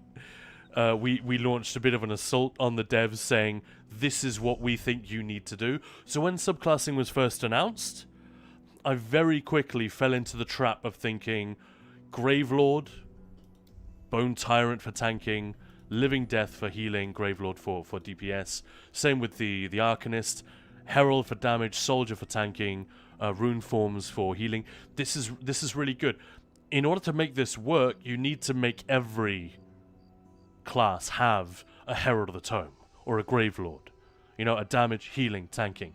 But after week 3, I think it was between week 2 and week 3 of the PTS, I performed a complete U-turn.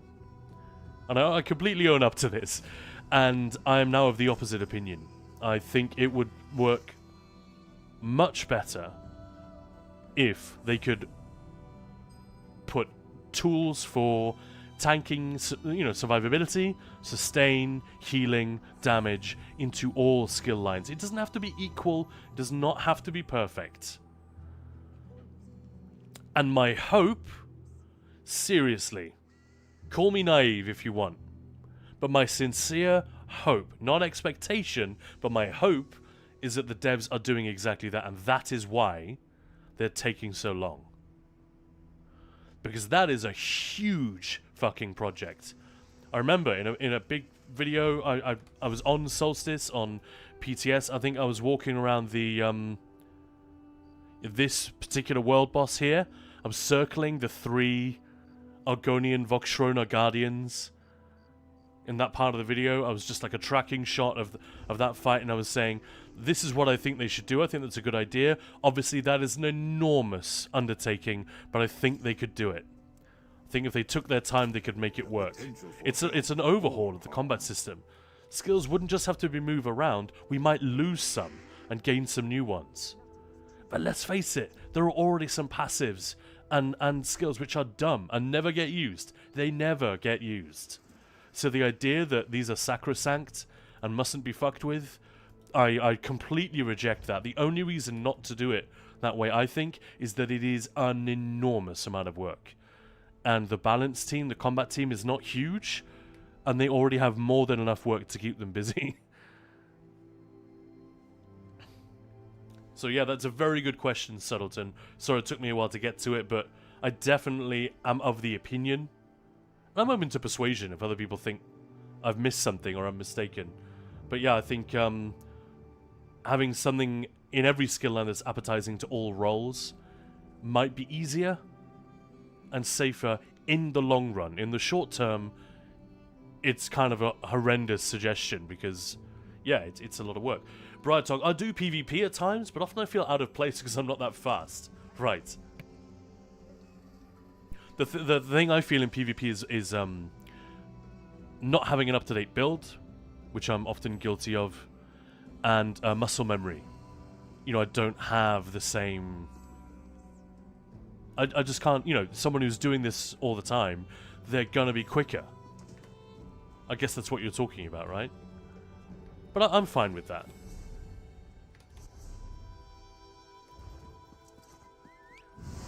But Lord, one of my best friends is Swiss. He's sometimes really frustrated because of all those votes. Yeah, I can imagine.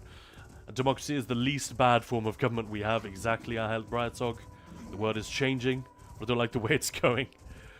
I don't know. There's another way to think about it. If you think of when we have hard swings into reactionary political movements throughout history, if this is what we're going through right now, it might be just a cyclical thing that society goes through. We might still be paying for the recession that we had 20 years ago. I remember I was just a teenager at the time, practically. And I remember saying to my granddad and to colleagues at work and stuff, I feel like we are, because of all the interventions by banks and stuff to prop up the economy, It was probably based on some smart article that I'd read at the time, but I remember feeling very, like, intelligent and thoughtful by saying, mark my words, we'll pay for this. You know, there will be a political fallout somewhere down the line. And I'm not saying that was accurate. Hindsight is 20/20, you know. But I do wonder if all this reactionary stuff is still ultimately tied to the drop in living standards caused by that, and that it's just a delayed reaction because people are willing to extend a certain amount of trust and patience. Yeah, perfect timing for that music. Everything is fine. We're not descending into dictatorship. Imperial March plays ominously. Thank you for that. But yeah, Brian Talk, there is that way of looking at it as well, right? It could be a backslide that is a cyclical thing. And when you look at it that way, maybe it's not as bad as the last one we had, and so on and so forth.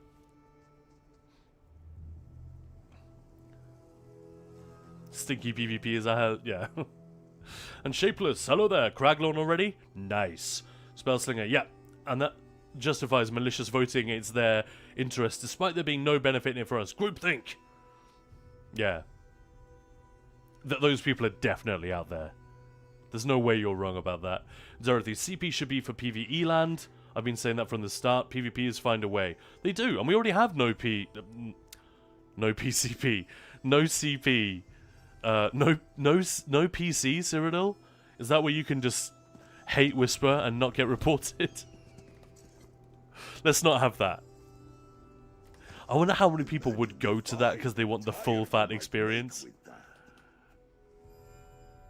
I'm sure there would be some. Anyway. And careful what you wish for, Erin. Yeah, I'm just joking. If I'm not clear enough. I think so, yeah. So a yardstick is something you measure with, and so is a ruler. Honestly, new Namtab, that went right over my head, I'll admit it. Kev, it's the same with raid leading. Sometimes you just gotta say, my way or the highway. That's a good point. Yep. Mesoga, Erin for president. Make you so great again. What color should our caps be, guys? That's the real decision we gotta make here. Did you guys see the footage on Twitter of like people burning their MAGA caps? It's just such a surreal thing to see. I get it. I totally get the reductive imagery of it. This is a symbol of my allegiance to this man and his political movement. Wow. Dun dun dun dun dun. DJ Unreal. Raiding. Thank you so much. Hey, how we doing? Geeky Heart, Briar Tog. Oh, new people, yeah. Geeky Heart and DJ Unreal, welcome on in. Thank you for the raid. I'm not going to lie to you. We were in the middle of... I was catching up with chat. We're having an extended discussion. Definitely not a moan or an argument, but apparently quite a productive and coherent and much of it in agreement discussion about the direction of this game and where the developers may have put a foot wrong this year, where maybe they're not so much to blame, where they shot themselves in the foot, communication, releasing subclassing, not quite finished, things like this. So yeah, when normally if you'd read into this channel you get a bit more of a party atmosphere, but we do like to get real as well and have these kind of conversations, and we were in the middle of a big one right now. Just on our way to talk to a naked Imperial as well at the same time. But thank you so much for the raid, guys. You know what to do. Hit the follow button. Make sure DJ Unreal doesn't regret that decision. What have you been up to today? And have a lovely lurk, Malorda. Thanks, and we'll catch you a little bit later. Hello there. I hope. Hello there. But yeah, Namtab, that Imperial March was perfect.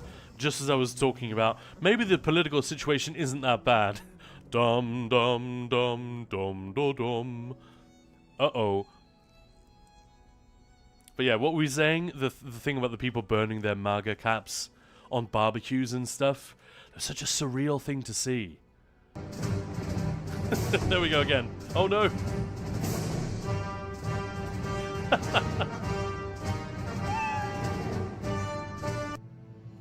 Are you playing Killing Floor 3? Awesome. I salute you. I loved the first game. I didn't play Killing Floor 2 enough. But this... So, for those who don't know Ninja Pulls, it's actually a husband and wife channel. My name is not Ninja or Pulls. My name is Khan. And Maya is my wife. We stream together wherever we can. It's just me for now, although she will be joining us, I guess, in about an hour's time. And we loved the shit out of Left 4 Dead. We loved those games. We loved Killing Floor when it first came out. So, oh, this is like Left 4 Dead, but more Sam Raimi. Sam Raimi is the guy I'm thinking of. Just more ridiculous levels of gore and fun. So, and I've made this case before. Gore in video games isn't always to be disgusting and edgy. Or for, you know, to depict like suffering or hardship or to make things feel more visceral and painful. For horror, it's often for fun. It is the equivalent of Sam Raimi when he made the Evil Dead movies used the example of like, it's the Marx Brothers, but instead of custard pies, we've got like eyeballs and goo and blood and snot. Not only for its luster. And Killing Floor is exactly that. I've made that case for Doom many times, especially Doom Eternal and Doom the Dark Age. There's a much more gory games. You know, the people who got up in arms, like the Germans who banned the original Doom game back in the mid-90s, would be horrified if they could see what we play nowadays. But it's normalized because it's not... There's nothing bad about it, inherently. It can be deployed in a nasty, unpleasant way, for sure, but the gore is for fun, isn't it? So anyway, give it up for DJ Unreal playing Killing Floor 3. I really want to try it. Your name is clearly gaming, yeah. This is true. Alright, give me the pitch. How does anyone who's played Killing Floor 3, for that matter? Hello? Windows Defender, give me a little summary. Thank you for that. Anyone who's played the third installment, I can't believe I haven't bought it yet, honestly. Give me the quick pitch.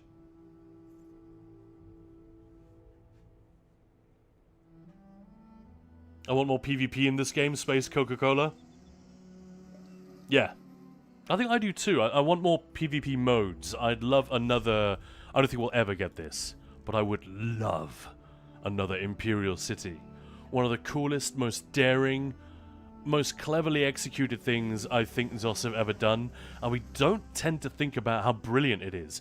PvPvE is a really difficult thing to pull off. Ask any studio that has done it or tried it.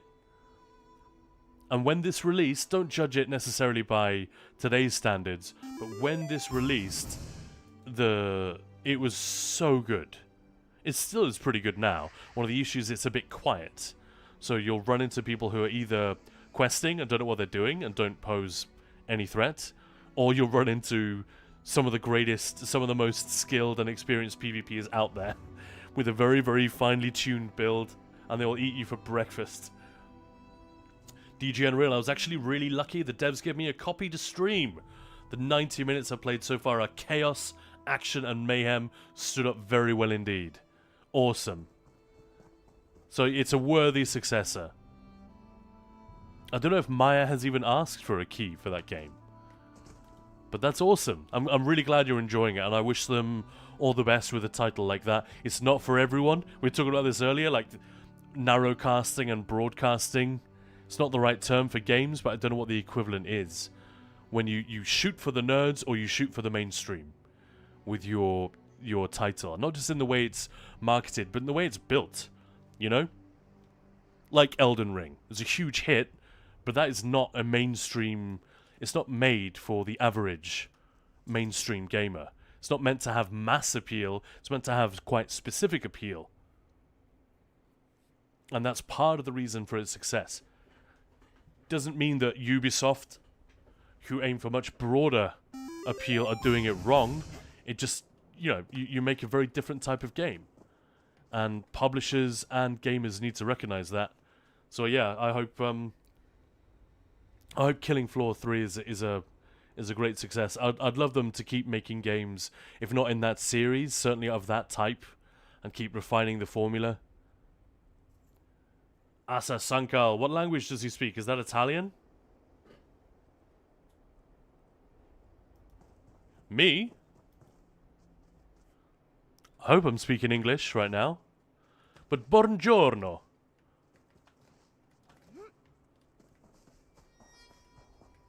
My Italian's super rusty. One of my best mates growing up was Italian. I'm trying to think... trying to think of anything else to say. Alright, let's catch up with where we were. Because there are a few comments I didn't get to.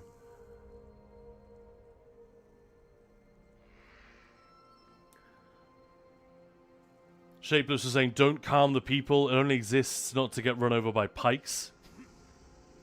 Brian Dog saying, on something completely different. Tomorrow, I got my second... I get my second box. I gave a time between 10 and 2. This is a Hello Fresh box. Exciting! The message is now they'll be here at 9. Like, why do they put a time in if they don't do anything with it? Yeah, bizarre. Oh, first box, not second. Oh, okay. That is strange. Delivery companies do that sometimes. I had that just the other day. It was like arriving between 11 and 1. And then at 10:30, the guy's outside banging on my door. Luckily, he didn't cop an attitude. I said, you know you're early, right? Yeah, I'm sorry, mate. Okay, good. Because if they're there like, what the fuck, you keep me waiting. It's like, no. You don't get to cop that attitude when you are not on the schedule that your company has given me. Weird. But yeah, good luck with it. I hope it's a good one. They might not have people to look at such a big project. Yeah, to look at skills and see how to upgrade or change so they will work. Yeah.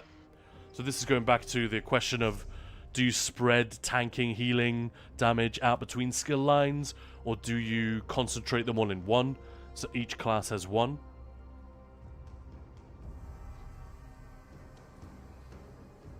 Dorothy, I'm sad that class identity is lost. If everything does it all, why have classes? I miss when each class in your group had its purpose. There are two sides to it is all I can say. I'm with you on some of it. But at the same time, it is nice that you can provide minor toughness to the group without having to have animal companions and Winter's Embrace. You know, you can just take Green Balance. Whereas before it was like every group that knew what it was doing is just going to have one Warden and one Nightblade as their healer.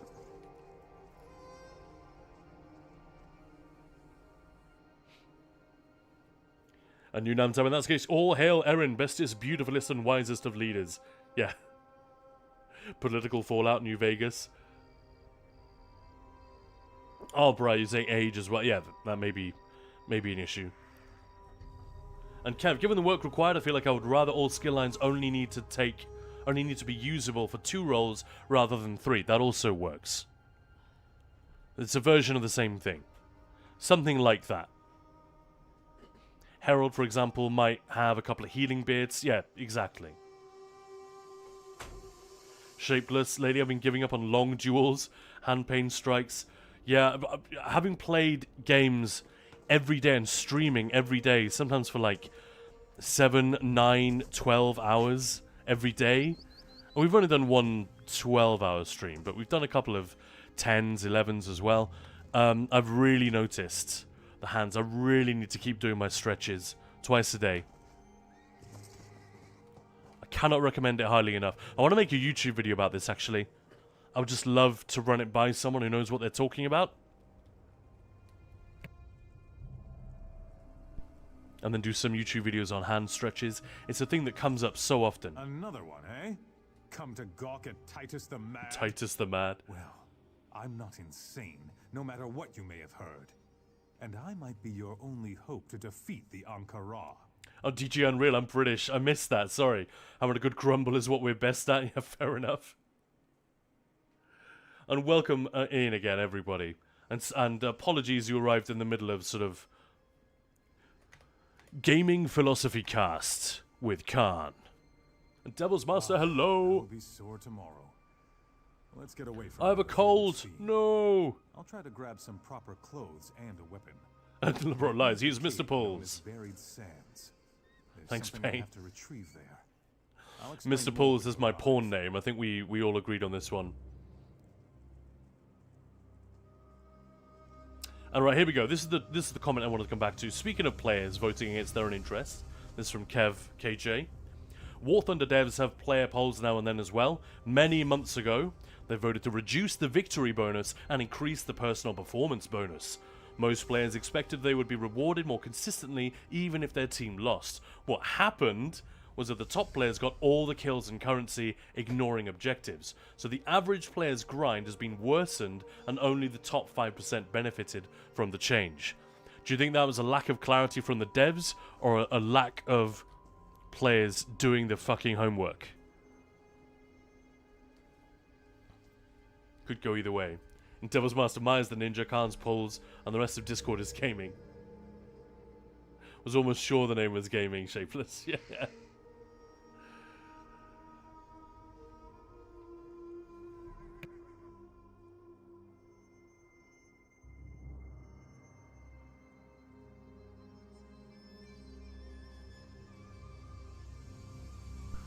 And Maya's just told me she is looking into the Killing Floor situation. See whether there is a way that we can get a key for that one. Maybe not. Maybe it's a game we'll buy eventually. Like I said, we played the first two. Especially the first one. So freaky. Like, Left 4 Dead impressively still has moments where it can... Maybe scare isn't the right word, but it can make you it can be very tense. And like a little bit frightening. Killing Floor is very good at that. Just because the sense of horror has really been cranked There's up. an ancient burial chamber at the rear of this cave. That's where we need to go. Devil's Master, I want better storylines as well. Which ones do you wish had been improved upon, specifically? I hear Gold Road disappointed a lot of people. And Geeky Heart, by the way, thank you so much for the follow. Really, really appreciate it. And Verbasek as well, or VR Basek. Apologies for the pronunciation. Bit of a headache, Devil's Master. Coughing, feeling warm and blocked sinuses. Got a bit of a blocked face today as well. Nothing much I can do about it. The Ankara. The self-proclaimed Emperor Tarish Z's personal army. Zbabouche, bonjour. Each warrior pledged Buongiorno. eternal loyalty to the Emperor. Hola, The cursed form they wear Dobrý is the den. mark of their servitude.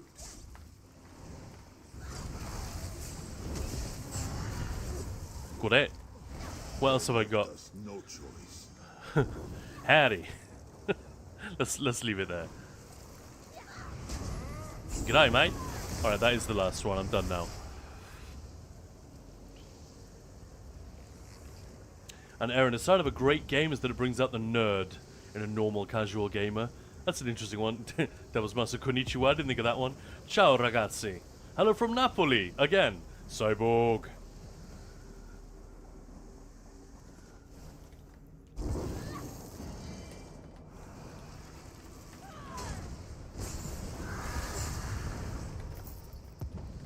Silence. Like I said, when I was growing up, one of my buddies was Italian. He was basically like me. His parents were Italian, but they lived in the UK. If the Ankara have arisen from beneath Although he the sands, didn't actually speak very much Italian. His parents didn't teach them, returned as well. him and his brother when they were kids.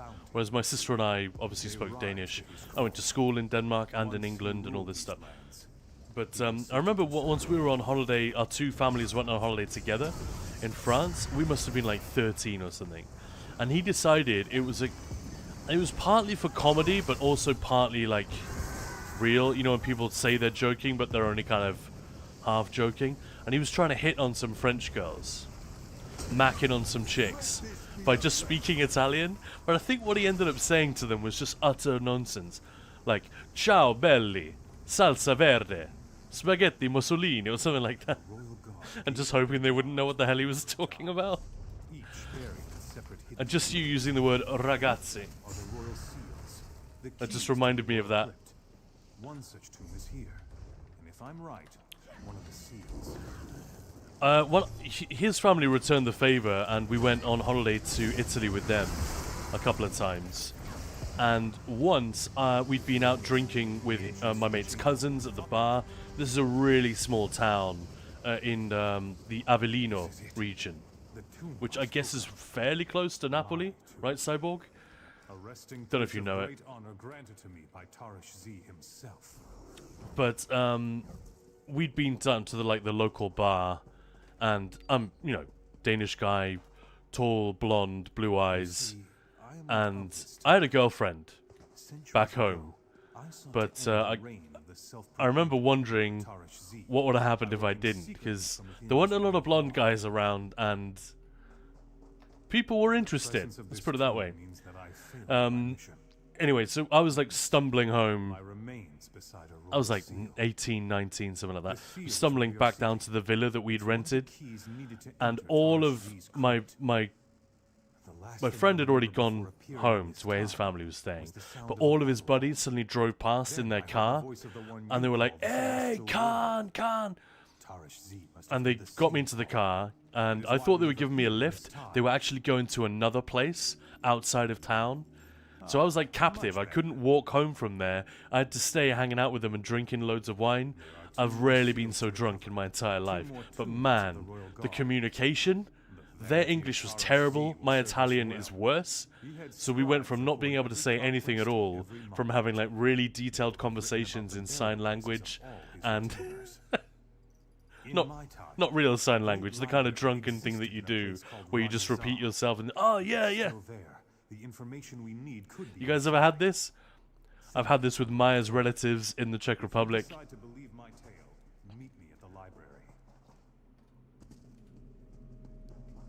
I hadn't been so inebriated, I probably would have learnt a lot of Italian.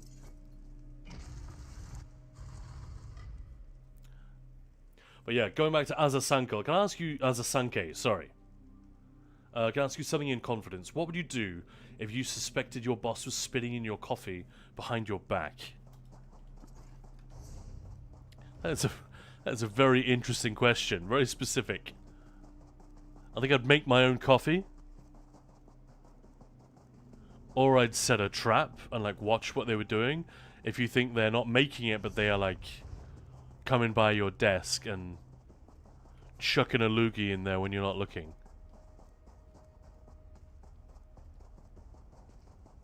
Why would you suspect such a thing? I'm almost afraid to ask.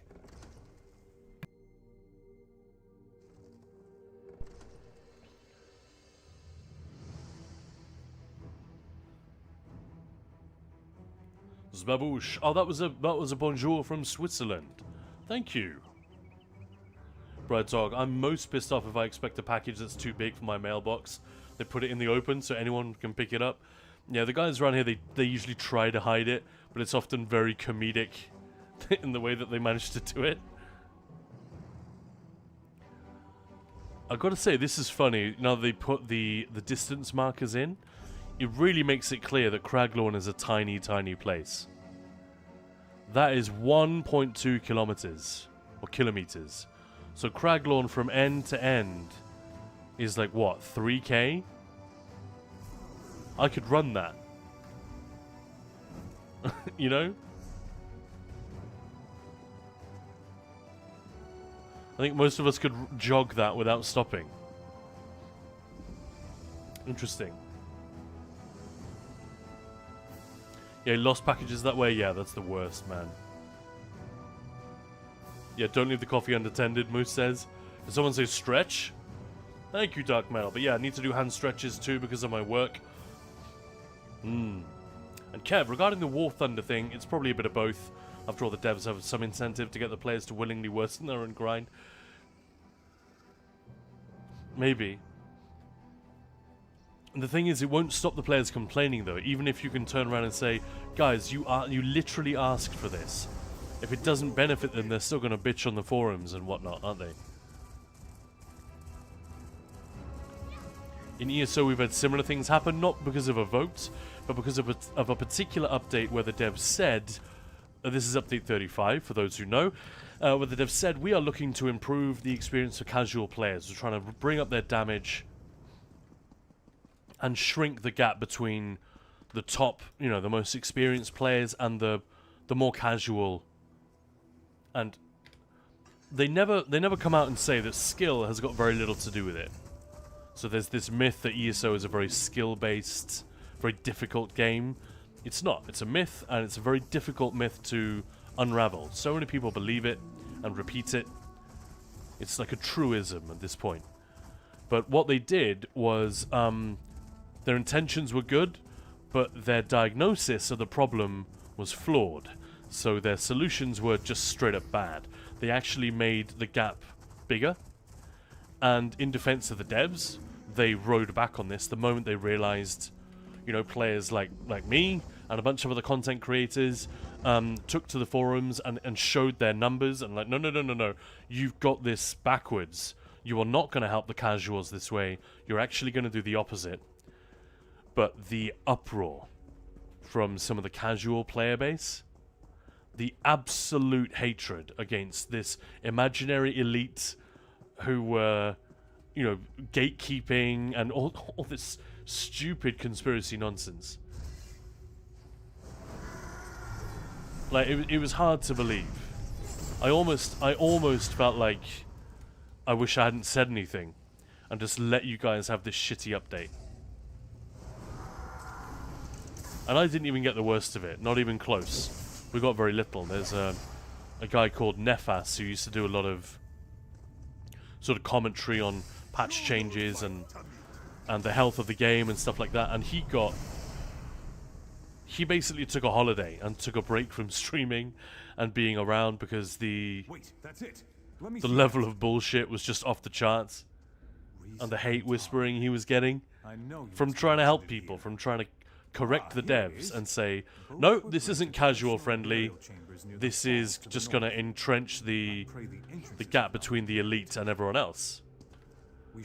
And yeah, we're talking about turkeys voting for Christmas, right? So it wasn't a literal voting, it wasn't an instance of actual votes taking place, but misinformation.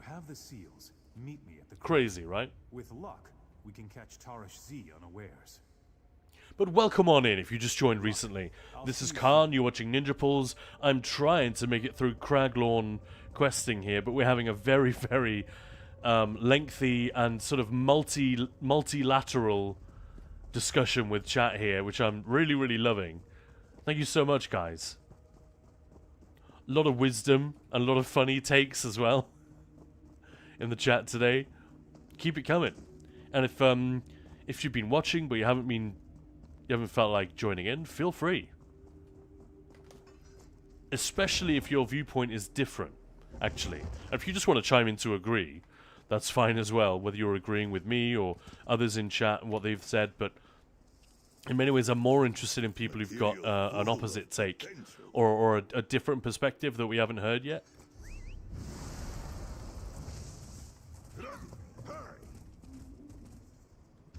And Devil's Master, with regard to stories that could be improved, honestly, all the DLCs before Northern and Southern Elsewhere have been less and less exciting. Before or since? So you're talking about Greymoor, Blackwood, what's it called? Necrom, High Isle, then Necrom, then Gold Road?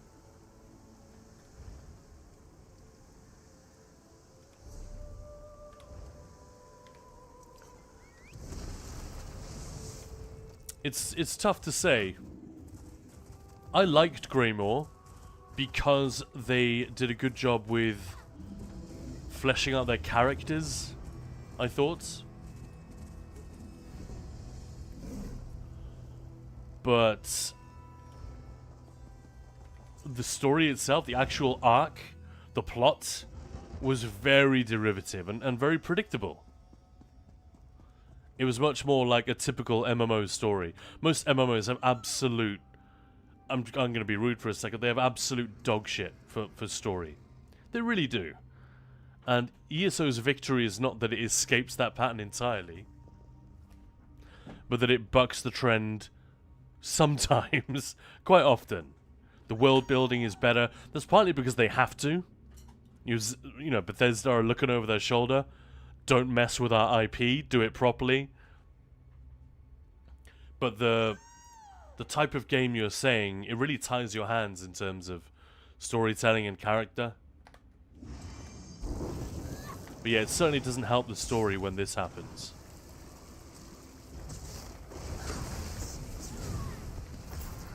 That's supposed to be a threatening character?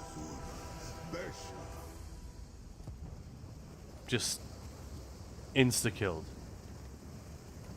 Like I said, no skill involved. None whatsoever.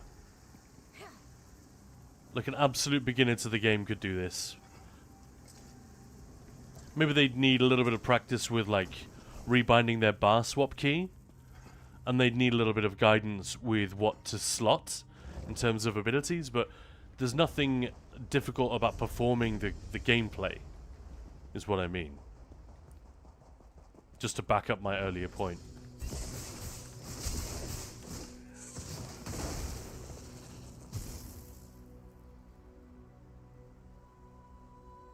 But yeah, Double Smash, I bet there are a lot who would agree with you. And the bonjour once more. And Double Smash, hope you feel better tomorrow. Yeah, I hope you do feel better. So have the energy to visit maybe 1 or 2 secondhand stores. Fun.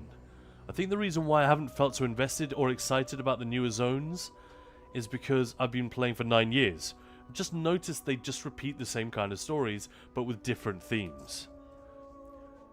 They definitely focus on beating us over the head with a particular theme. Like Western Skyrim is all very gothic. There's a lot of blood. There's a lot of fear and brassy music and darkness, vampires, werewolves. There's definitely a vibe to the whole thing. But the actual plot is very much like, oh, it's a princess and a king, and there's a death in the family, and there's treachery, and then we go to High Isle, and it's very much knights in shining armor, the cult of chivalry, honor code, jousting, feasts. But also with, you know, beautiful beaches and druids and all that stuff thrown in. But the overriding sense is one of sort of medieval heroism. You know, heightened medieval chivalric stuff. Like the you know, King Arthur stories and that kind of thing. But then again, you look at the actual plot, and once again, it is not a king this time, but it's dukes, and there's treachery, and there's someone who's not who they say they are, and yeah. I think the writers recognize this, Devil's Master, so I don't think you are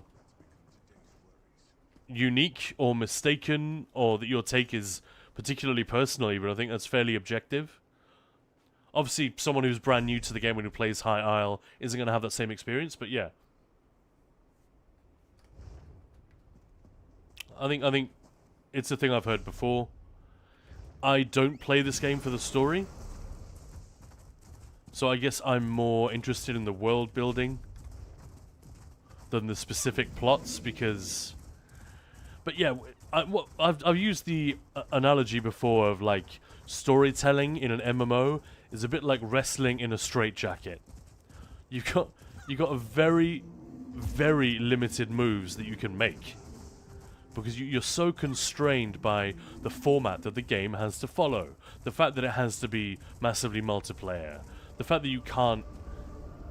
It's difficult and expensive in terms of budget and whatnot to allocate big changes after you've done, like, a town gets destroyed and then you rebuild it. You can't do things like that very easily in an MMO. Forgive me. Ben's here. Zerethar loves it. Shit-talking the ads after we kill them.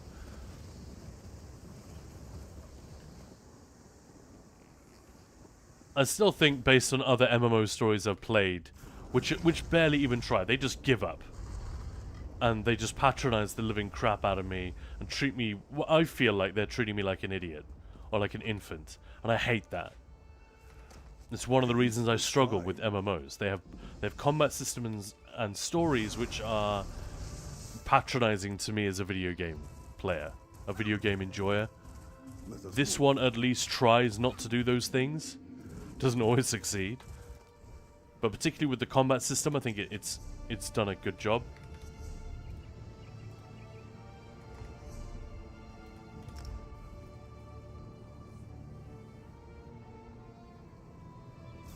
And yes, Erin, it is a gamer name.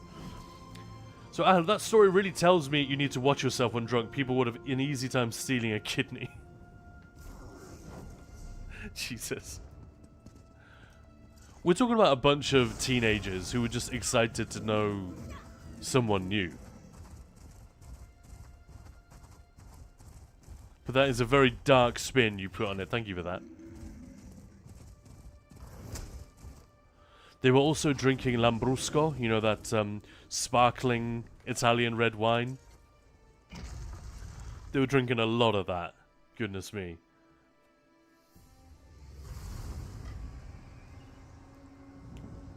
And Cyborg saying, Avellino is in Campania. But I've never been to that part. Okay. So Avellino is just the nearest big town. Thank you for the clarification.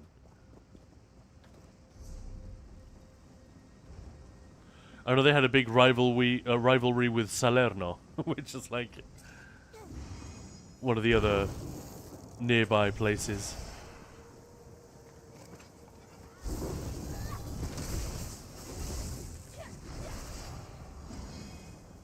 I'm guessing this person is sky shard hunting. Until you rise again. A heavy attacker? Alright, I'll leave them to it.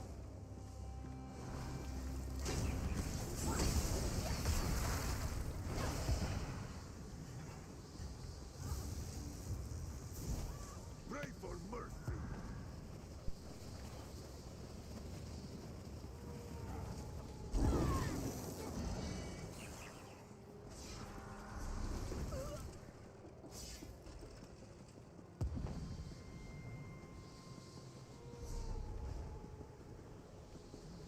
Why don't I go all the way around? That's so dumb.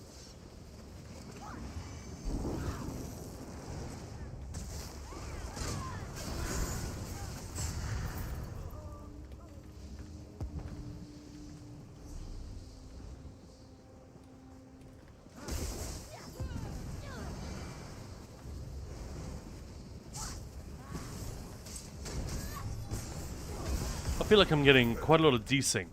Often I can't siphon the corpses. It's not letting me cast Stampede sometimes. Very weird.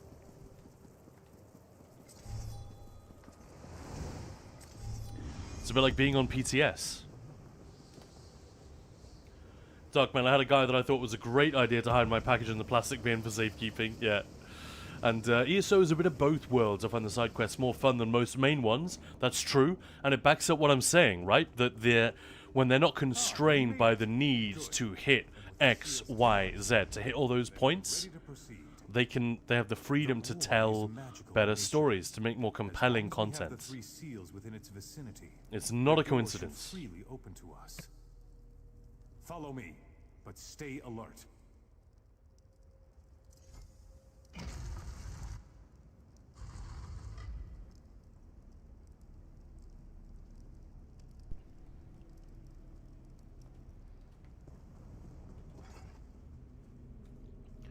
Erin, give the companion that works as a hype man and shit talks our enemies on our behalf can be a good idea. Did you think you could escape this fate, false emperor? Look at this, by the way. Even across the eons I will find you.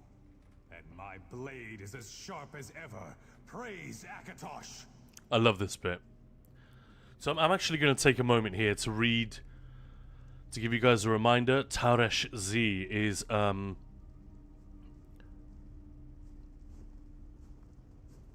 oh no, someone else is going to fight him while we're here. Well, whatever.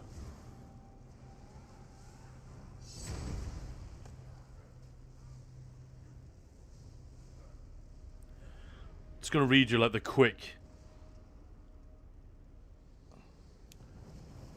He was a Yokudan leader of the Ragada and a member of the Natotambu tribe.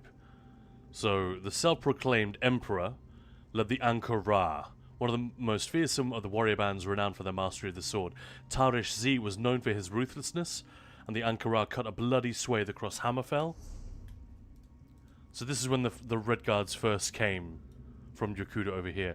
So they cut a swathe through Hammerfell all the way to Craglooorn to claim a new home here. Tarish Z dreamed of greater conquest, so he kept pushing. And he was largely responsible for the annihilation of the Needs in eastern Hammerfell. And then...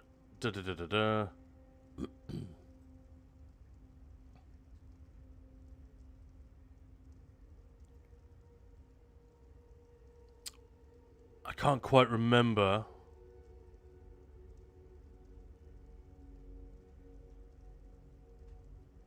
Yeah, so all of his soldiers made an oath to him of undying loyalty, and that's why they rise up from the grave now that he's been resurrected. It's actually a really cool idea, and really, really well depicted. It's like an ancient thing, you know, again, back to King Arthur, the idea of the buried king, who one day will rise when the country is threatened, and his army will rise from the dead. It's in Lord of the Rings as well. It's in Holger Danske, to some degree. You know, the ancient Danish warrior who's buried under a hill and who will come back when the land is threatened. You see it everywhere. There might be stories about Charlemagne, the same kind of thing. I can't remember, but it's a recurring theme throughout human history. And they play on that a little bit here, but with a twist. You know, the army that comes back is cursed.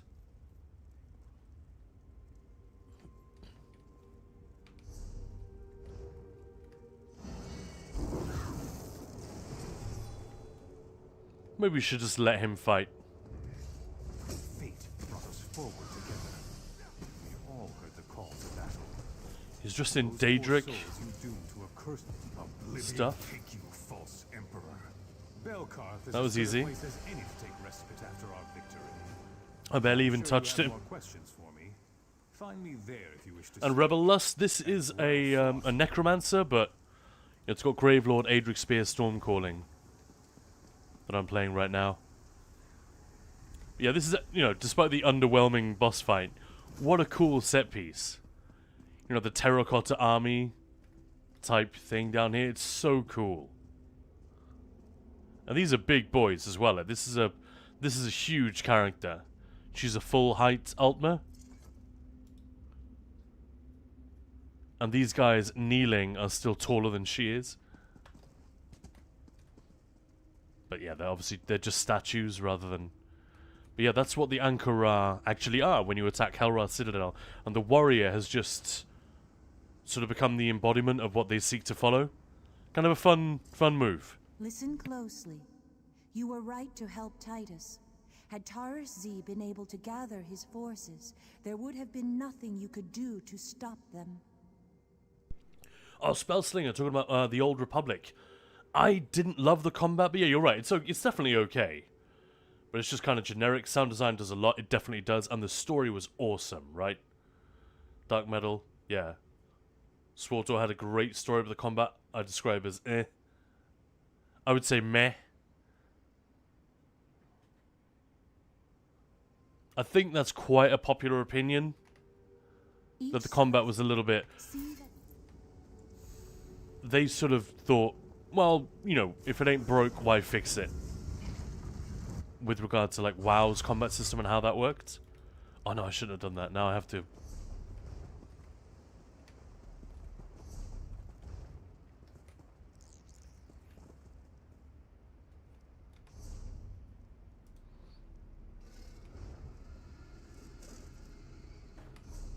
Yeah, so we're done with this now. Cool. I should have used the portal. Is there a Craglooorn enjoyer somewhere? It just saves time to port to someone in Craglooorn, doesn't it? No! There's no one. Maybe someone in ninja pools?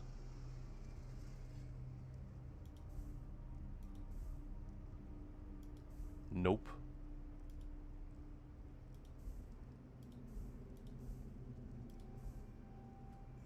Oh well. I'll just pay the fee. It's a cool motif though, isn't it?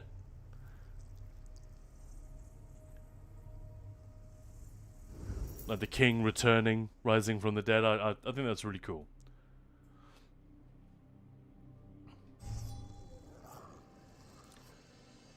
Bradtog is Chinese for today's meal.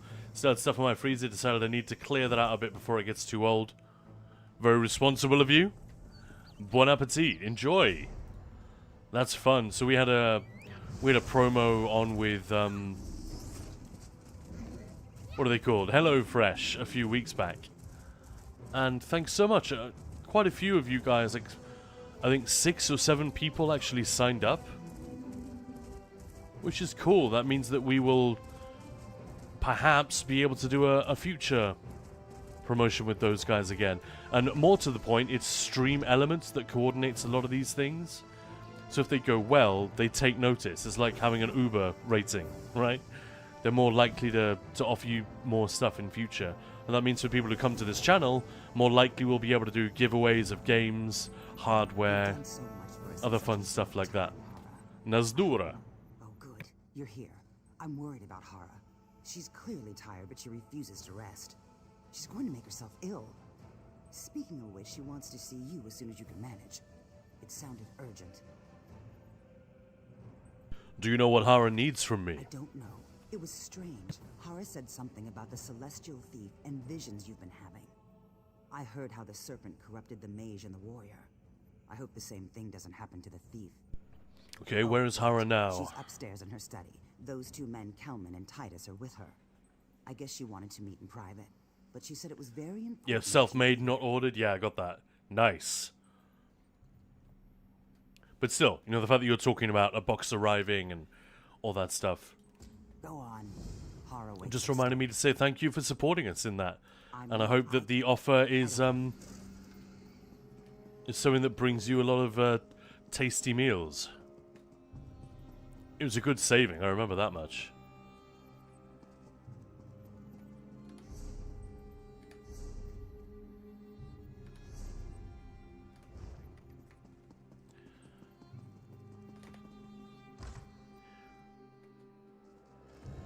Alright, let's talk to Hara. I'm gonna attempt to have bites of my lunch in between this conversation. So if I'm a little bit quiet, that'll be why. But yeah, we're building up a crew rapidly. Hara, Titus, we've still got the mage. You mucks! Who found you? Who is doing this to you? Find the ruins. Reinhold's retreat. Hidden there. You must. Ah! No!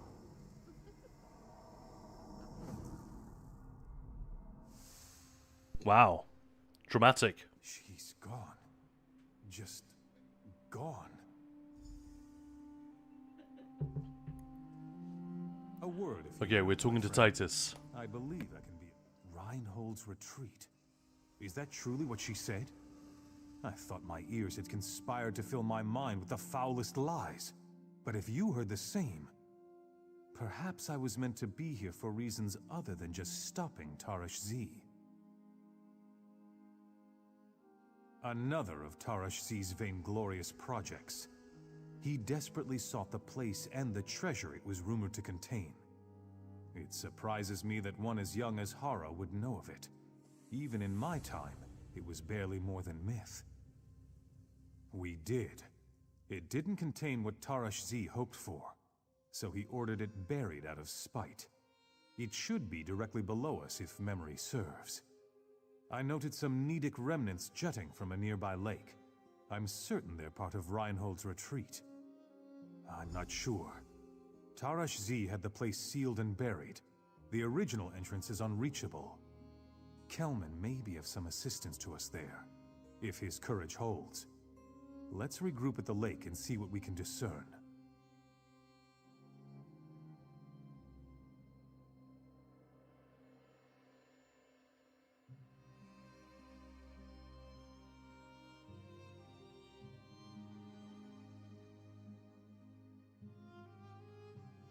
I'll find Kelman and meet you at the lake.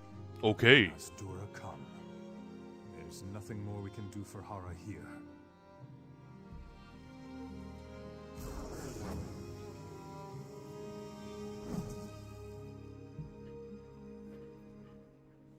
What's for lunch, Brighthog? It's sort of a chicken noodle and chili. I think very, very nice. Delicious, actually, but very spicy. Whew. Glad I'm not on camera. I don't think I'd ever eat on camera. Like, I understand if you're doing a really, really long stream, you kind of have to. But I'm glad I haven't had to deal with that yet.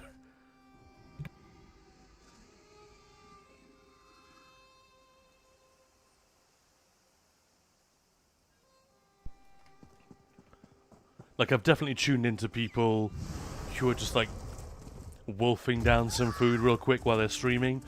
And it's like, ugh, gross. I cannot look at this. I can't listen to you either. Because you're making the sounds and... It's actually surprising how gross it is to watch other people eat. It's perfectly natural. I can feel the magic of pulsing in these stones.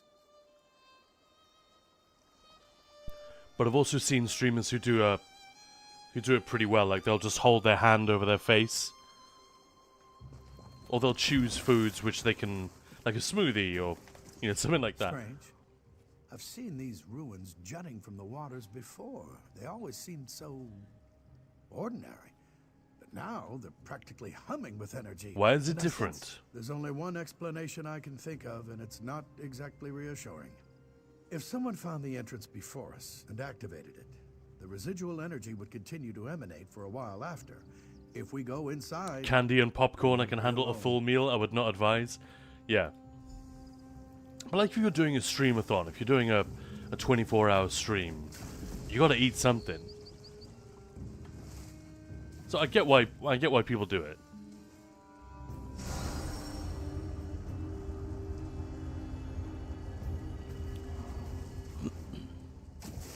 Anyway, welcome on in, everyone. Welcome to Ninja Pulls. This is Khan. You are witnessing a blessed event, the Craglooorn story, which is, I think it's only the 3rd time I'm doing this.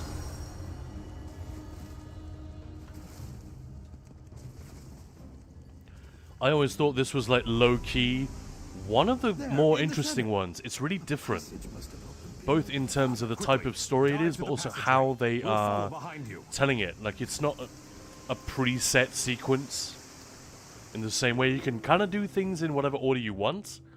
It feels a bit more like an adventure.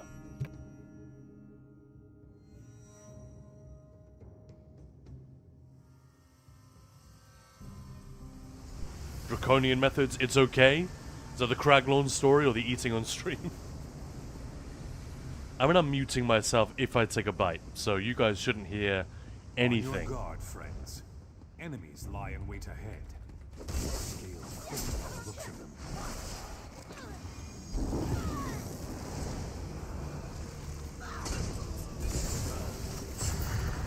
Sorry, I turned it up a little bit, didn't I? Let's bring it back down.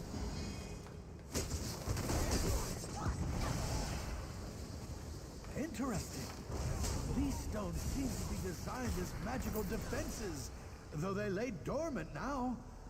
I wonder what other secrets regarding the needs have been lost to time.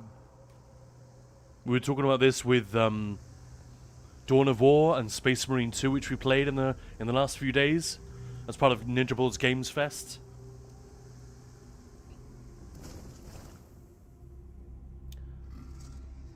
And yeah, the idea of like ancient magic or ancient technology that has now been lost. It's not a totally original idea, but it's a very cool one.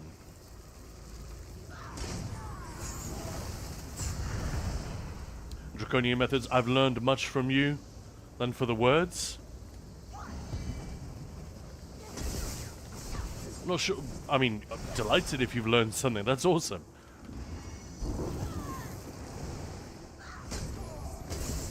I mean, Ninja Balls is first and foremost a teaching guild. And that's where the YouTube channel and the website came from. Still need to update the website. Gamesfest has really, like, put the kibosh on that whole exercise. Practitioner of dark sorcery is made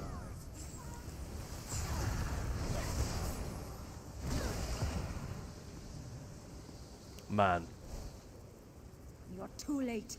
the Nedic thing is so cool. will fall under my master's sway, and none will be left to stand against us.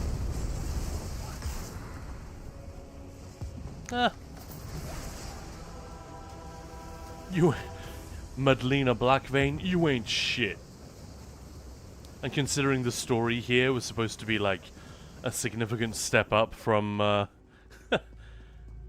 from the base game stuff, but then again, it all was balanced for. Oh shit! I may have broken the quest. I killed her too quickly. No. Maybe if we run away, or if we leave through the door and then come back.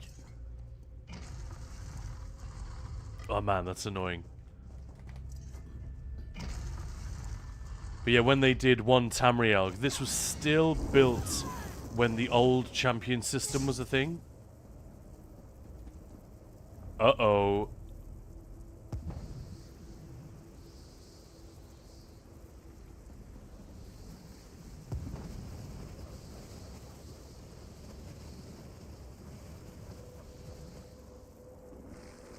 That's very annoying.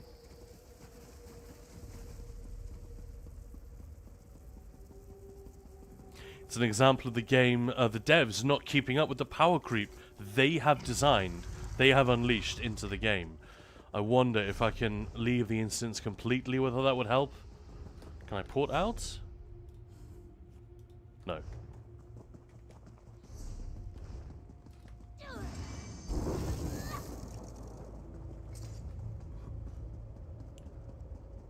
But yeah, bro, take a short break if you can eat fast. If you're like me, nope, I eat slow, yeah?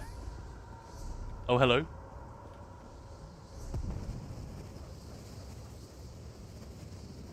Is it now updated? No.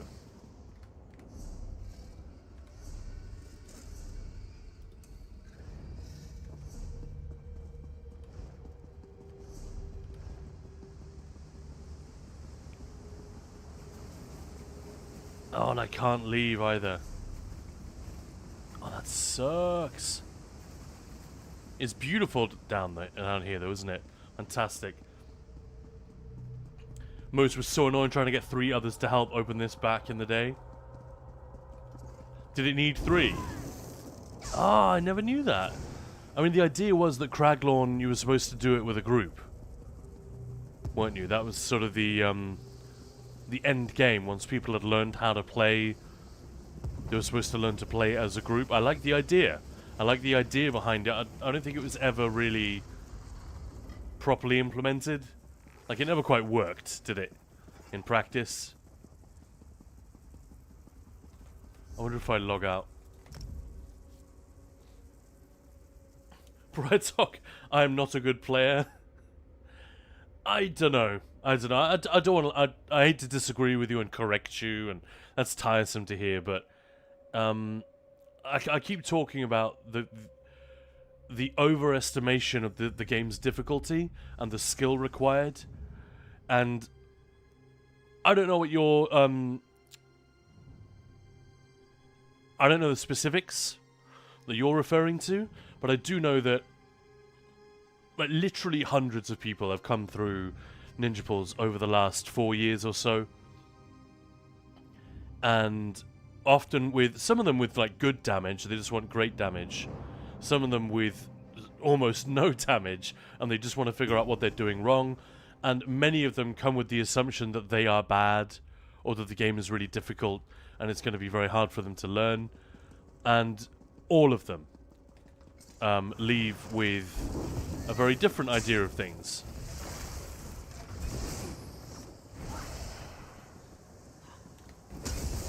So I'd be happy to help if you think that there's room for more damage or more power in the setups that you're playing.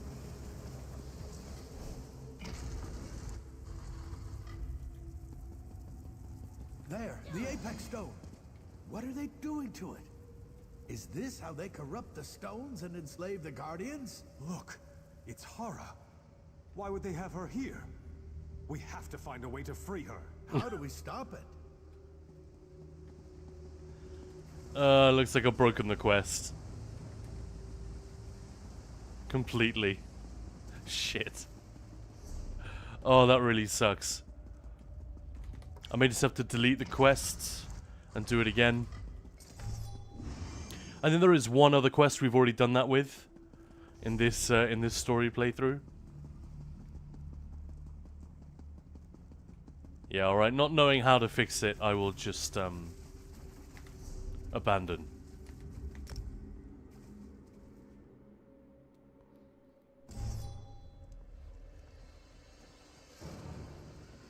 Never tried questing. I thought all quests were group quests, so they're normal as well. Yeah, it's very, very easy now. Like, even the group stuff is very, very soloable. Dark Metal saying Space Marine 2 was really fun. Yeah, it really was. That was awesome. And thank you for your patience as well, because we were still, like, catching up with a couple of things. All these different games, day after day. Speaking of which, it is going to be time soon for Kingdom Come Deliverance 2, which is an amazing game to play. It's quite a unique experience. On the one hand, it's like very familiar to any of us who played a first-person adventure game like Oblivion, Skyrim, but there's so much about it which is very, very different, and it deliberately fucks with you in some fun ways because you expect, well, I'm the hero. This game will let me do this, this, and that. It's like, nuh-uh, it won't. It will punish you for trying to do those things.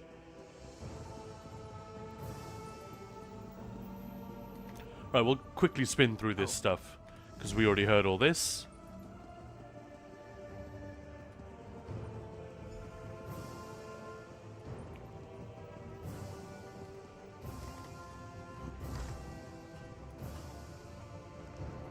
Time is not on. Yeah, I remember killing that boss with you, Brad Talk. That was fun. But if you just had different sets and different CPs and a few other things like that, like nothing to do with skill, you probably would have absolutely crushed that thing with no help from me or anyone else. He found me. A 2-minute class in combat will probably improve your damage and survival by 500%, yeah. Ruh-roh, Raggy. Yeah. Find the ruins. Thanks, Kev. That's perfect. Reinhold's retreat. Yeah, Al, it was once balanced by zones, not by level. Kind of miss it. Agreed. No. Relogging didn't help, yeah. You, sir, are way too strong. Good old area. I think part of the problem is that we compare ourselves to the very best when it comes to DDing. Yeah, you like, oh, 180k DPS is possible now. And someone who's got 120 thinks, geez, I'm only performing at 66% of what's possible. It's not true. Like, it's not the way to look at it. Are you min-maxing for the dummy? You know, that kind of stuff. Yeah, people, you're definitely right about that. People have yardsticks that they shouldn't really try to be measuring against. But having a general sense of what's possible is definitely a good idea. If we don't get too carried away with it. But that's a good point. I feel like I'm a mediocre DD at best, but many newer people consider me great. Yeah, like I've had people coming and say, "What's that build?" Or I've literally had someone whisper me, "Teach me, senpai," when I did a solo dolmen once, and they just stopped playing and started watching. Is that, yeah? And they thought I was some sort of DPS god. No, I just have knowledge of the sets and the buffs and skills and whatnot, and I know where the power comes from. And like 2 steps, I could teach you how to do exactly the same, and then it's like the magic trick is gone. So, oh, maybe he's not that good a player after all. He just knew a thing that I didn't know.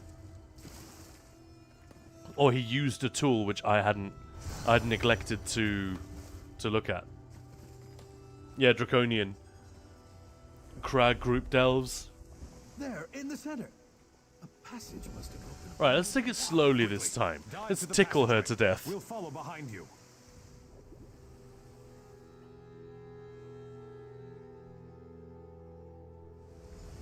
Might need different gear, Bride Dog. Long as you have fun, it's good, if you ask me. Yeah. Yeah, and if you're solo, who the hell cares? It can be nice to go slower, frankly, but it's no fun to get stuck and be like, oh, now I'm in the middle of this thing. I don't have anything I can get from my bank that will help me solo this. So that was a frustrating situation you were in. You couldn't... If you left the instance, then you have to do a lot of things all over again, and it breaks the flow of the storytelling. We've already talked about how immersion is a difficult thing to achieve in ESO. I'm a little bit worried the ads aren't coming back. Does that mean...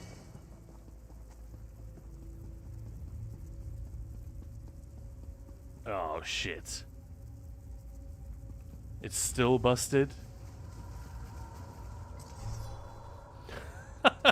Well, we may just have to leave it there for today, and I will figure out a way to fix this.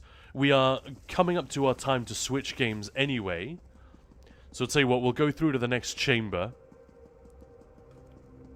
Let's just have a look around. Let me go into a more sensible field of view. Sometimes I wish the stories were more immersive. There's a lot we can do to sort of trick our brains into getting us there. Hey, there's one guy. Look how cool the environment is. I don't know, there's... Skyrim's an old game, right? It was already a few years old when this came out. But this is at least at that level. The lighting is so good. The design. Like, you buy... I don't know. This feels like a plausible ruin. And again, this is not a thing that MMOs are supposed to do. They're not supposed to convey a great sense of place, or history, or story.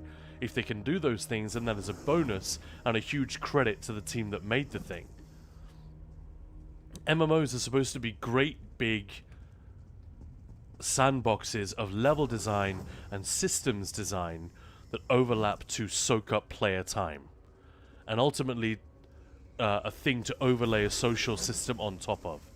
A progression and a social system with an excuse for a story as just a little thing that sits beneath it.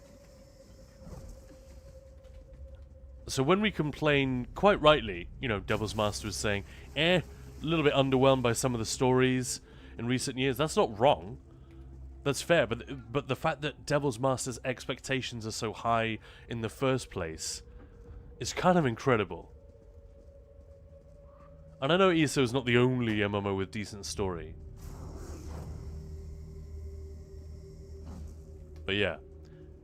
Despite all of our complaints and whining about the game and asking questions about its future and, you know, second-guessing the devs, I enjoy taking a moment now and again just to be like, holy shit. The world is awesome, it looks cool, it's fun to explore. And that is one of the reasons I think Craglooorn is one of my favorites. Maybe because of the areas are so huge, because they were designed for 4 players a lot of the time. It's got this grandeur to it, and the sense of, oh, these ruins have been quiet until very recently. Like hundreds of years since anyone's been down here. And then suddenly the scaled courts show up, and all of these places are opened again. That's a cool feeling.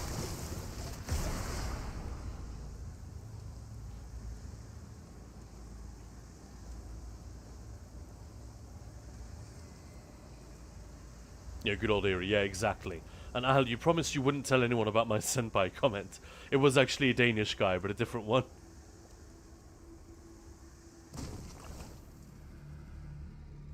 They were a World of Warcraft refugee. Brad's like, oh, I know, not everything, but I'm willing to learn. Yeah.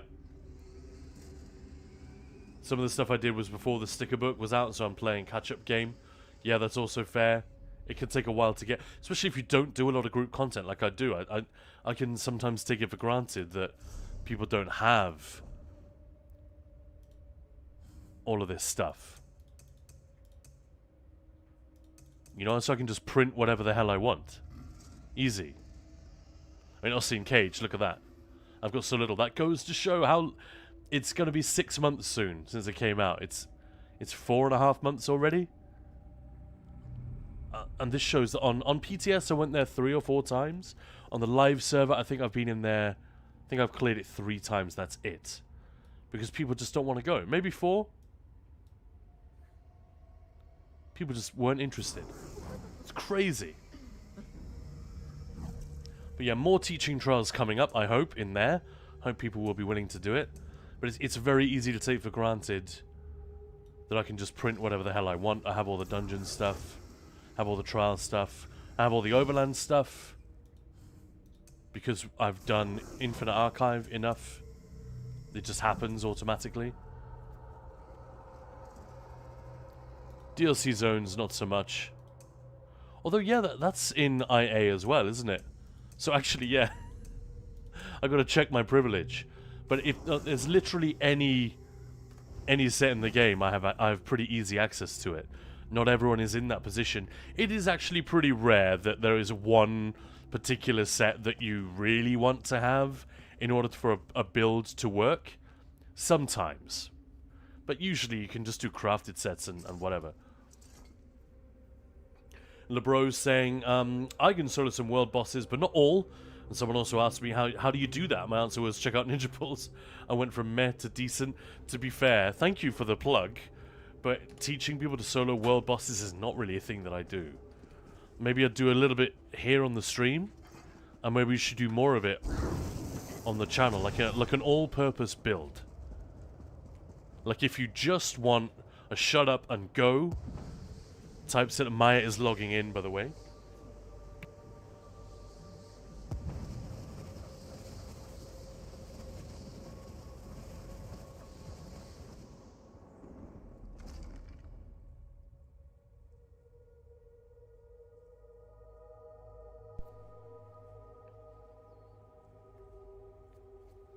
But yeah, let's quickly catch up with chat, and then we'll make the jump.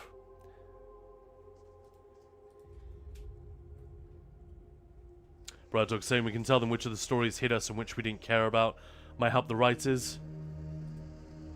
Yeah, they probably get a lot of that feedback already. But I'm sure they wouldn't say, especially if it's just well-intentioned feedback. Not saying, you should have done, or I didn't like. You know, that can be a horrible thing for a creator to hear, because it's just eye roll. It's like, that doesn't teach me anything. It just tells me your opinion without context. But yeah, what you're suggesting, that could be really cool. And Cyborg, I had a lot of praise for KCD2, so I bought it, and guess what? Right at the beginning, I couldn't even survive a semi-scripted trivial horse chase. Tried again and again, thanks universe. For Wiimod, it makes badly designed games playable. You couldn't survive a horse chase. Wow. I mean, it's made by a sort of a smaller, scrappy studio based in the Czech Republic, so it doesn't have the fit and finish necessarily of, say, an id Software game or, or a Ubisoft game. But it also has a attention to detail that those games generally skip over. Speaking of which, let me just empty this, and then we'll hop on over. So please don't go anywhere. I'll continue talking to you guys on chat. We can talk about ESO, whatever you like. But we're going to take a look at our bonus game for the day. We're doing a different game, not a new game, a different game every day throughout September. This is day 29, so I've already done... It's actually been more than 28 games. Obviously, there's ESO. We've also did a couple of days where we did more than one bonus game. But yeah, we're going to do Kingdom Come Deliverance 2, which got rave reviews, very, very positive reviews from players and critics alike. It's a real accomplishment. It's a very different game. It's almost a sim, like a medieval Europe sim in a lot of ways. It's quite a strange beast, Visually stunning. But pardon me a moment, I'm just gonna... There's a bit near the beginning that I want to show you guys, but it does require me to load a game from before and skip through a bunch of dialogue. So I'll leave the Gamesfest screen on for a minute.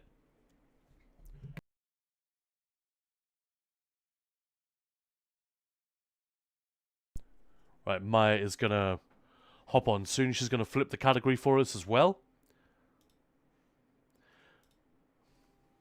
But yeah, I'm sorry you had that experience, Cyborg. But yeah, thank goodness you were able to get it fixed. That sucks. I haven't run into any issues yet, but I've only played it like 7 or 8 hours, something like that. So what I'm going to do now is I'm going to load in a game. I know you can't see anything just yet, but I'm just going to skip through a bunch of dialogue. And then I can show you the opening scene. No, it's not the beginning of the game. The beginning of the game is very long. It's brilliant, but it's very long. And there's a fantastic sequence early on, which I'll talk a little bit more about in a bit, which I thought was a brilliant achievement. But the bit I want to show you is that moment. Assassin's Creed games have this, where a couple of hours into the game, you usually get a moment where the name of the game appears in the sky, you know?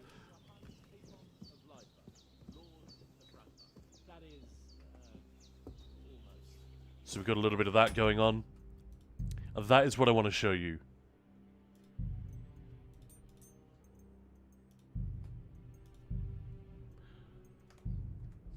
But yeah, before I can do that, I just need to skip through a bunch of dialogue here, Of course. And I'm great. which you guys do not want to see. Well, I made... You? They come from... I told you. What?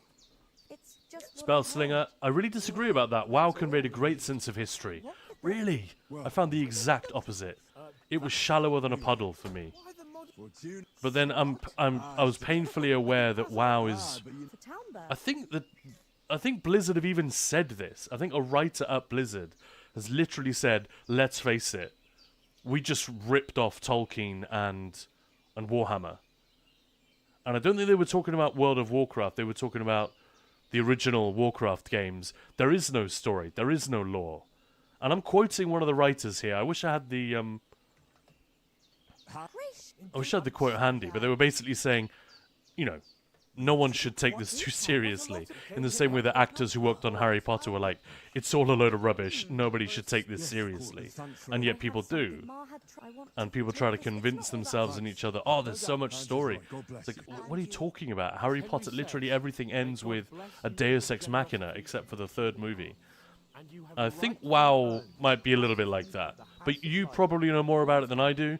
But that is the impression that I got. Very strongly. And I tried 3 times to get into WoW. I tried really hard. And the combat system and story meant that I just couldn't. I really struggled with it. Nothing against the hospitality of the good women folk. But that's interesting. Feel free to tell me more. Castle right away. You're not the first person to say that, but I've heard a lot of people who agree with me and like, yeah, what the hell?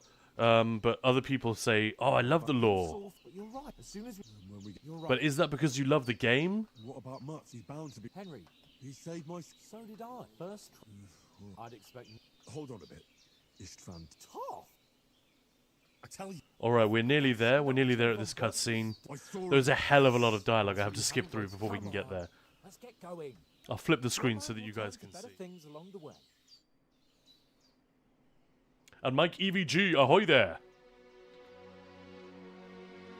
So you join me right at the beginning of the game. Well, actually, this is several hours of gameplay in, but this is the moment where the game introduces itself to you and gives you a long, luscious cutscene. This is all in-game, by the way. This is not a pre-rendered cinematic. This is what it looks like. For some reason, these scripted cutscenes are often capped at 30 frames, but whatever. So I just wanted to show you this, because it's a great little summary of what the game is going to be like.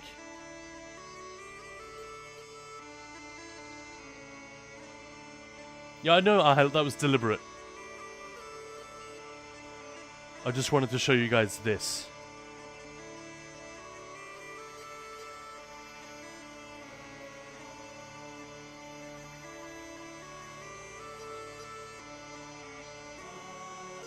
So this is all actual in-game. This is all being rendered on my machine.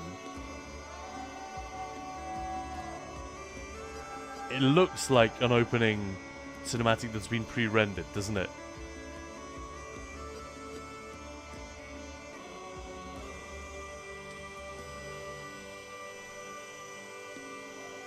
I wonder if they capped the frame rate at 30 to make it more cinematic? To make it more like a movie? Which typically run at 24 frames a second. But it feels strange. But yeah, look at the environments. Look at the detail. Such a labor of love.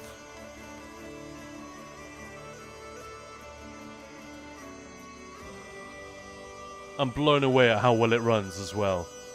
You compare this to Oblivion Remastered? It's a joke. I know that's a special case. But I feel like any Unreal 5 game. Yeah, they look amazing, but they don't look much better than this.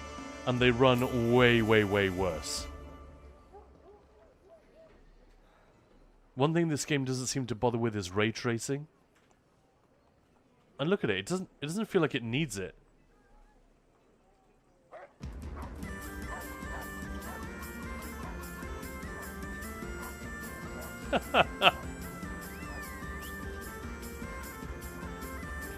We're not actually going to play from this point. I'm going to fast forward after this opening cinematic is over, but like I said, there are hours and hours of gameplay before you even get here.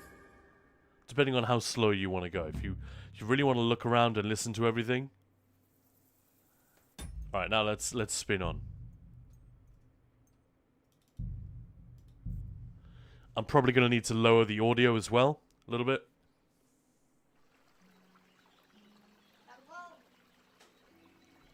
And I better flip the screen so that I can go and join Maya in voice chat as well.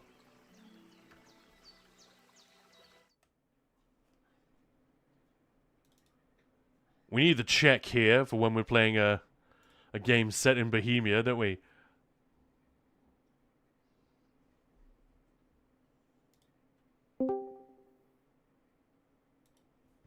Maya!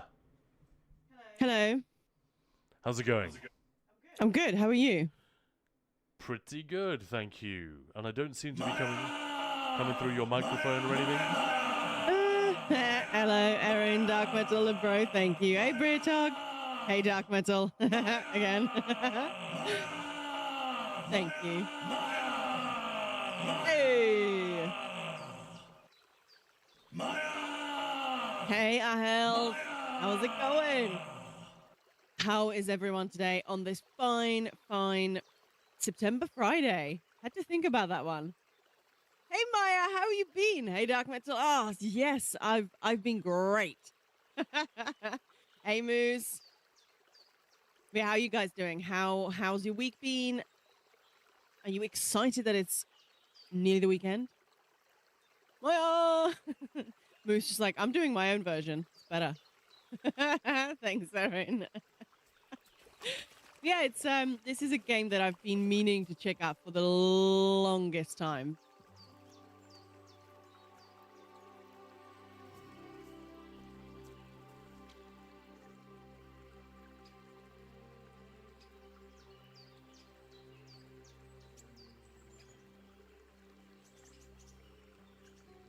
Finally weekend, got an extra day off. Ooh, nice. That's awesome.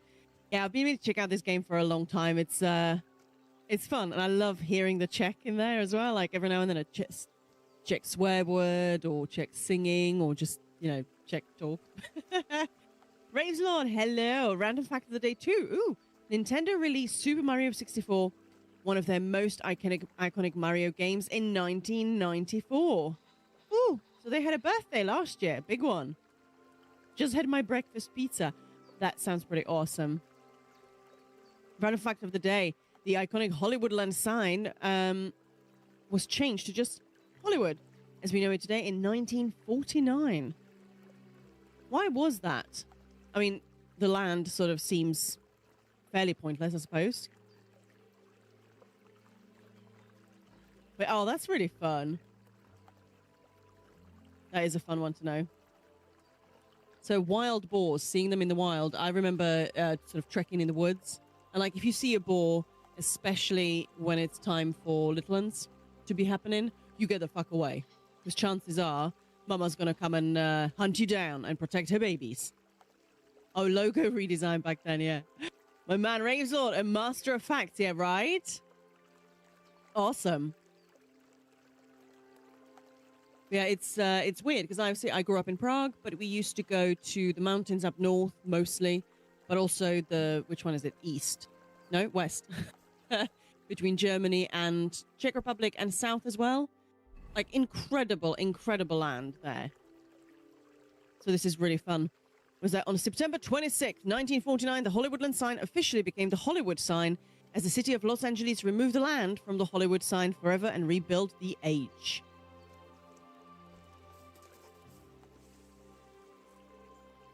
Thank you for that, Maya. I was able to finish my lunch. What the hell did you put in there? That is spicy. I didn't. That's just how it... I got tears running down my cheeks, and I've got burning in the corners of my mouth. In fact, I might go and wash my mouth real quick. Wow, that is amazing. I love it. That's a spicy meatball. It's not anything weird. It's just, yeah, okay. There's a lot of chili. I made Khan cry. Friday goals accomplished. He's like, not cry, excuse me. But yeah, that was a bit spicier than I intended it to be, but hey ho. It is kind of chilly. My man can't handle the spice. Oh no, he can. He can. Just I think I overdid it with that one a little bit. And most importantly, Khan did not expect it. Because I didn't warn him. What was in that? Sounds like my kind of food. The worst one is like, hang on, what meat is that? Was that like chicken? Or was like, oh no, it was tuna. I think, okay, something's gone horribly wrong. What did Khan had for food that made him cry? Spices or regret? Regret.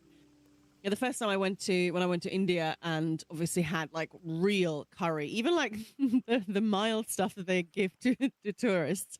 We then went sort of to places that were not touristy, or certainly as touristy. So that was quite a step up. But I could not. I thought I was good with spices, but I was shown that I really was not. But yeah, after a couple of weeks already, it was like, okay, I can handle this. And now you know, back in the UK, you're like, you call that spicy? I mean, sometimes restaurants, they do just put a lot of heat in there, so there's no actual flavor. It's just heat. And that's crap. That's not proper cooking, you know? He said noodles. Yeah, spices or regret, both. I'd say both. I held. No regret whatsoever. It was bloody delicious. But there we go. If it's spicy enough, it can do things... like, I didn't get hiccups or anything, but that's a thing that some people get. Some people get it from onions as well. I can sometimes get hiccups with very hot food. But it's fine. They're usually easy to get rid of. I often cry like a baby when cutting onions, which is kind of frustrating. It has to be like a particularly strong onion, but sometimes when it is just right, and I can't even see what I'm doing, and I cut my fingers off. It's the whole thing. Aheld, what's your feeling on Vindaloo curry, Maya? It's anxiety for me. That's the thing. For me, like the Vindaloo curry, unless you go, like if you go to just any old curry house here, it's just sort of hot. There isn't a huge amount of flavor, and I know that that's not how hot... Like in India, even if it was super hot to the point where I'm having to take breaks, I'm crying, I already drunk a pint of wine, but, you know, the flavor is still incredible, the spices.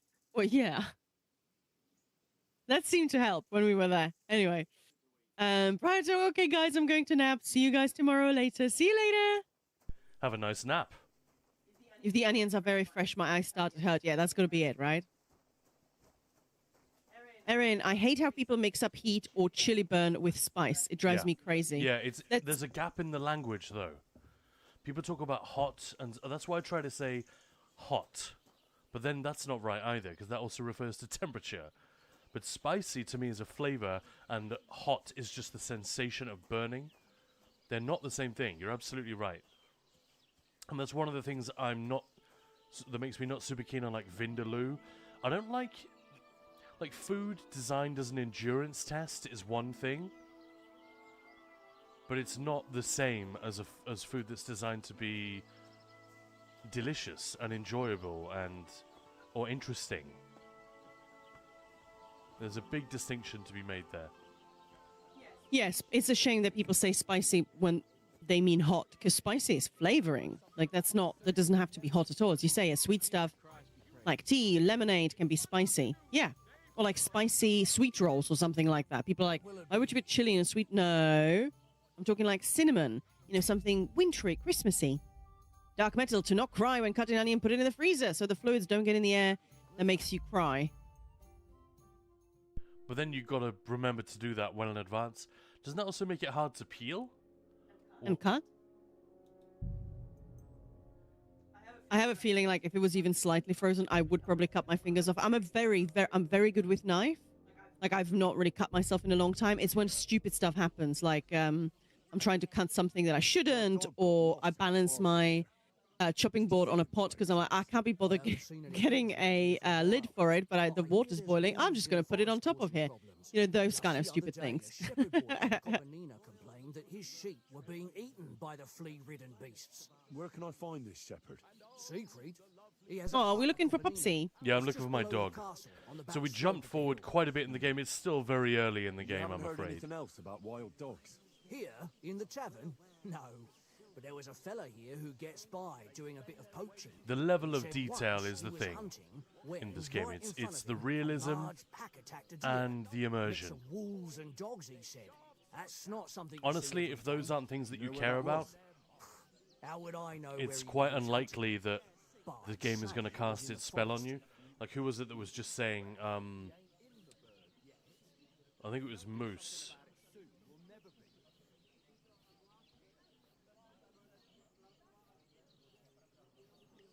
Man, I can't find it now. Oh, there we go. I'm sort of interested in this, but the combat looks janky as fuck. It's fine. It's just different.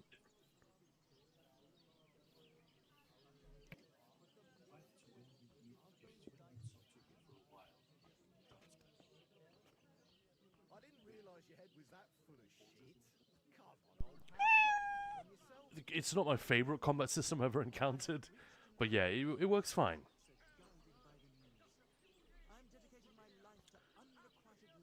LeBro there being cheeky. Meow. The meow counter is way too low, absolutely. What's going on around? Let's meow it up. Vostatek, Lord von Burgoff's hunting. Thank you, Anno. Very important. For you. He's got a cottage near Vidlar. So what can we say about this Hello, game? hello. I did tease the fact that I studied medieval history specifically. You studied this period in history because, you're Czech. Bohemia is where you're from. So you know a lot about the context, and the Czechs are obsessed with medieval history and just medievalism generally. Yeah, and the fact that the two of us combined, we ought to be able to do a decent job of like talking about the period of history where this is set. So what is it? It's early 15th century. Very early, yeah. In Bohemia. I think the first game takes place like a year before. The Hungarian king Sigismund has just invaded, and it's one of those fun historical fiction narratives. Thanks for all the meowing, by the way.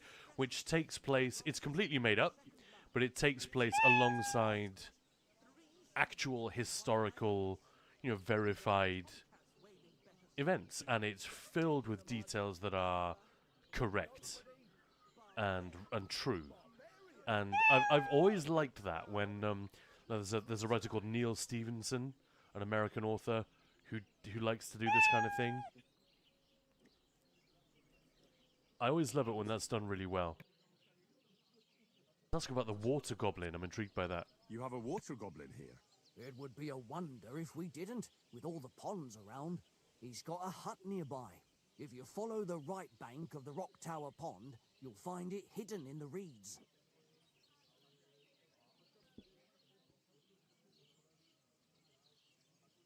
I'll give Ted a treat. I see it, Alatariel. Thank you.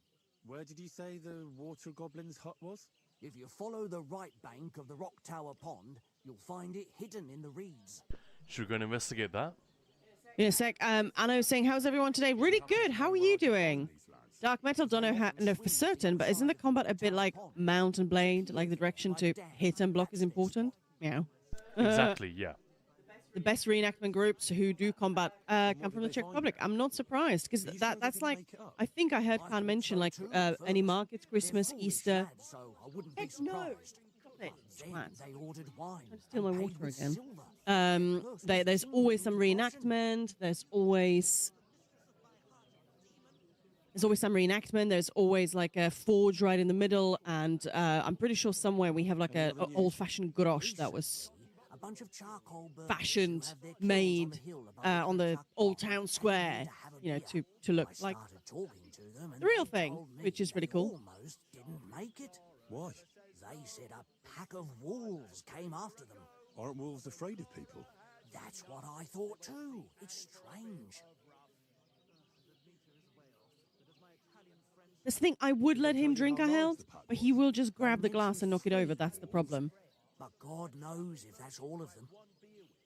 He's just suddenly started to pull them over. Fiery duck. My two dogs are convinced there's a cat somewhere with the meow command. That's amazing. Yeah, when Ted hears it, he's also a little bit like, what? I held once had a girl come over. I was cooking, but I'm an absolute disgrace when it comes to onion.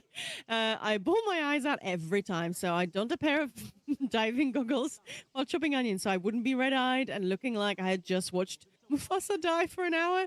No regrets. Thanks for the hydrate. Did they tell you where it happened? In a gorge above the Rock Tower Pond. They noticed the wolves watching them from the rocks. If you climb up those rocks, you'll be able to see the whole pond from there.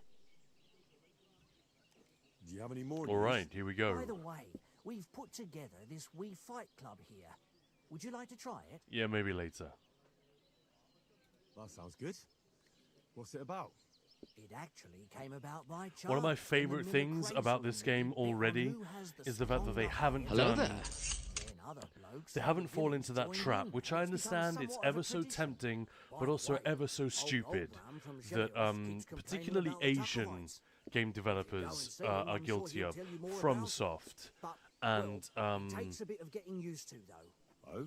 Why am I being dumb? The guys who made Dragon's Dogma. They load all of their dialogue up with this absolutely ridiculous sounding, "If thou canst believeth the word Isn't it just Capcom? Of thine own." Yeah, well, yeah, I guess Capcom is the publisher. But yeah.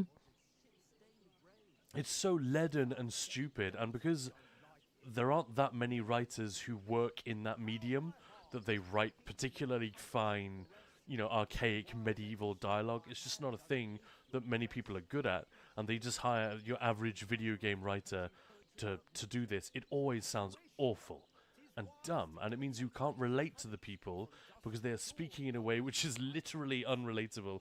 Doesn't make sense. Yeah, I don't know why they do it. It doesn't add much to the world, and it takes away quite a lot. Hey, good old Eerie. And yeah, it's a constant source of amusement for me when playing Dark Souls. I'm laughing at the game, not with it, because they speak like that. It's so silly.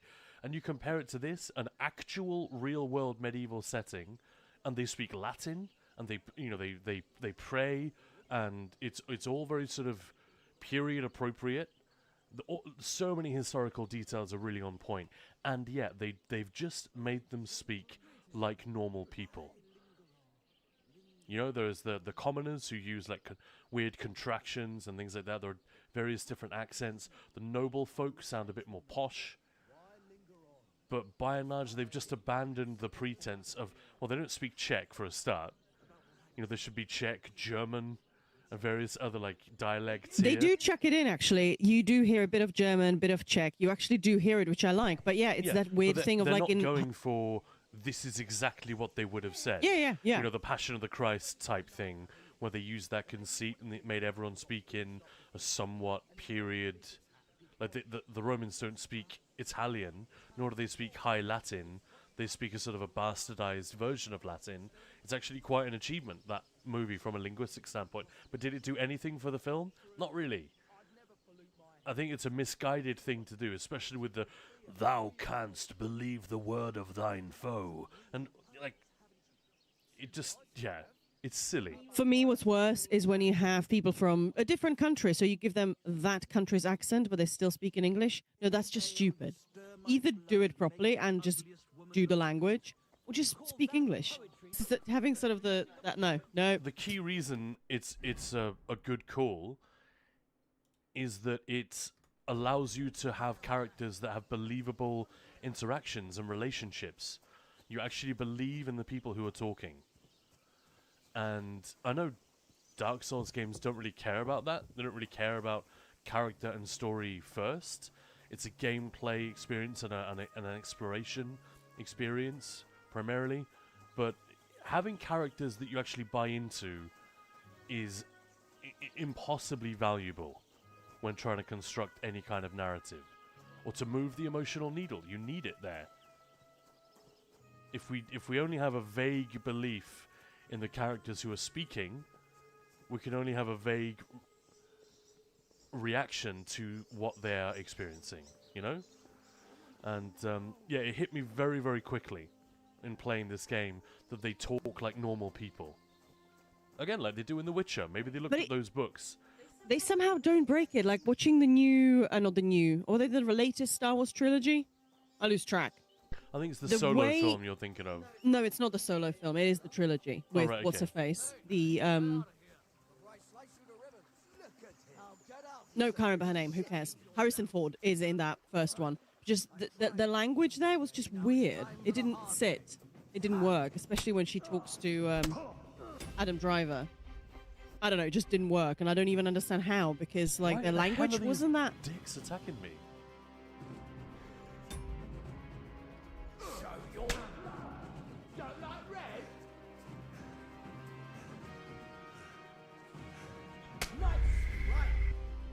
That's the frustrating thing about this game. It doesn't teach you anything about, like, why are they attacking me? I have absolutely no idea. And because I hadn't equipped my belt, and this is my point about the save system in the early game. I basically cannot save the game unless I quit. Do I not have a belt that I can equip a sword on? Is that the deal? Nobody's holding the sword.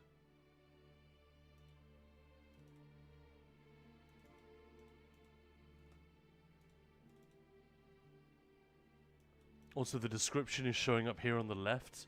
There are definitely some issues. You see the description over here?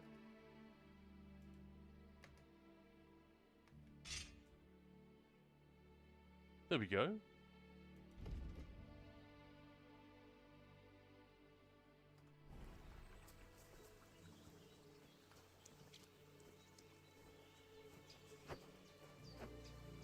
So yeah, the combat system is also a bit strange. But yeah, the save system is going to be annoying for new players. I have no doubt of that. But it is in service of something that I can get behind. Like, one of the things I often say about Morrowind, and one of the reasons I love that game, why many people love the game, is that it makes you feel like a stranger in a strange land. It doesn't hold your hand much at all. It holds your hand a lot inside the first building, then you leave, you talk to the guy, Celis Gravius, or whatever his name is, and after that, you're done. And the game literally says, you're on your own now, good luck. And the world is very unfriendly. But at least you can save.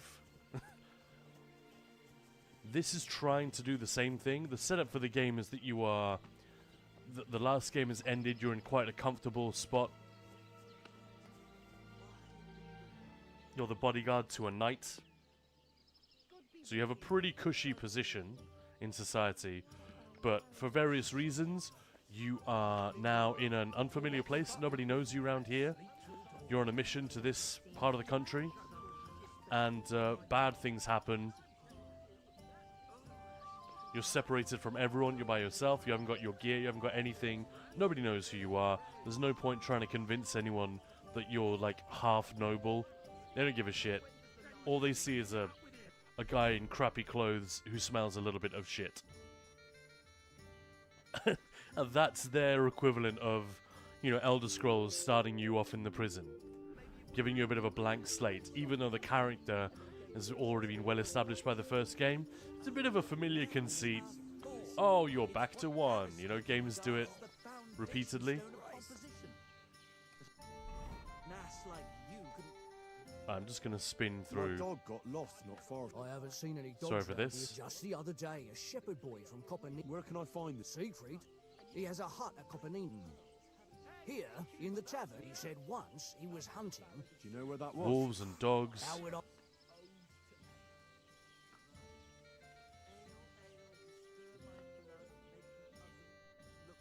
I really want to find the dog. That's my priority. It's the bleating of a goat. It's a poem that every man Jack can Prefer dicing onions in a chopper most of the time. Erin, fair enough. Another chat about spices, by the way, guys. That's a lot of fun. Don't show your back to the enemy, first rule of combat. I don't want combat.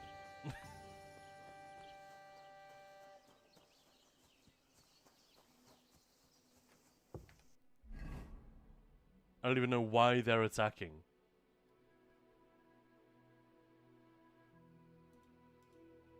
Let's do this one.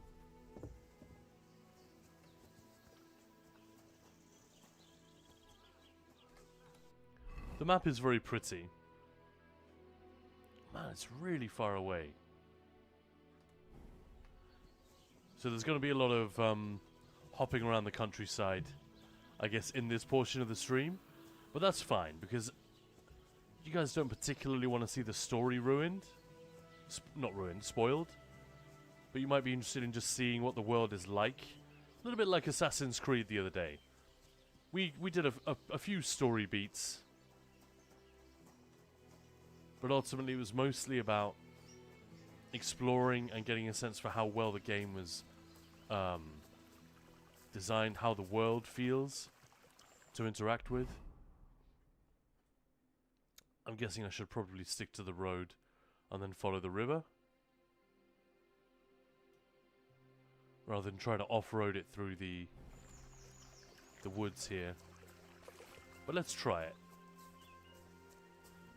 But doesn't it look amazing? This is running in 4K at about 115, and almost everything is turned all the way up. I do have a pretty nice system, but I cannot do this with the latest and greatest Unreal Engine 5 games. No way. Can't do it. And the only thing they have, really, that I'm noticing is more sophisticated terrain textures. They definitely have that. But who cares when the foliage looks this good? And there's ray tracing in most of those games, where there isn't any here. But are you guys looking at this and thinking, ah, shame. It'd be so much better if it ran 80 frames, but had ray tracing. Like, no one in their right mind is going to think that. Unless you're doing, you know, screenshots. Oh, we found some wolves.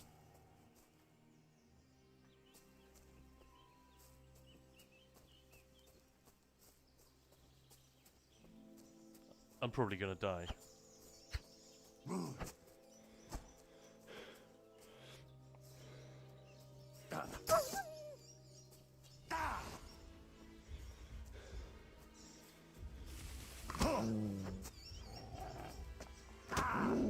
Oh, there's an actual parry system with even with the wolves. That's kind of fun. Oh, they're a nightmare to hit. Great.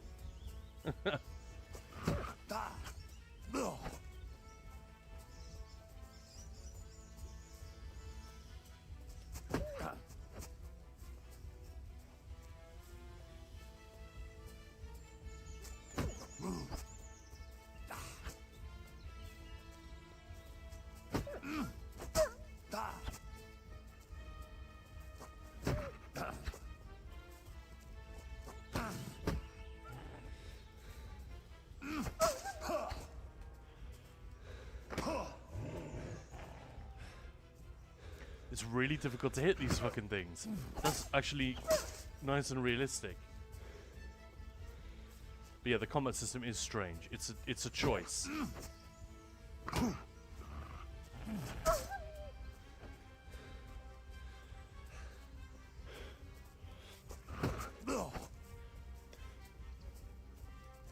Like I'm spending a lot of my stamina swinging at these guys.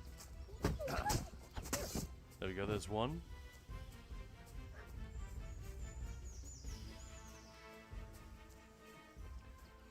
Sorry, Maya, you came back just in time to see that. Maya hates killing any kind of, well, pretty much any animal, right? In a video game. Not a huge fan. Bad doggos. Issue with hunting blades is the range is so short. Yeah, I thought that too. It's a fairly short weapon.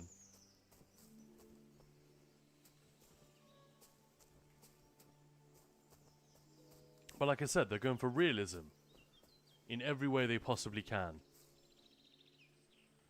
Seriously, I can't even... Yeah, I can butcher it.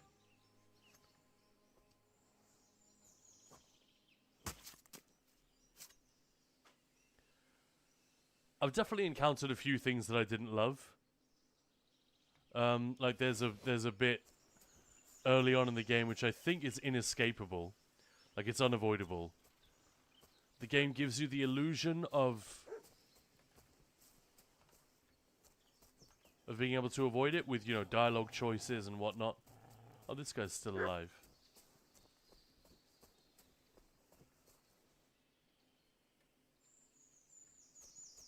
Doesn't want to fuck with us.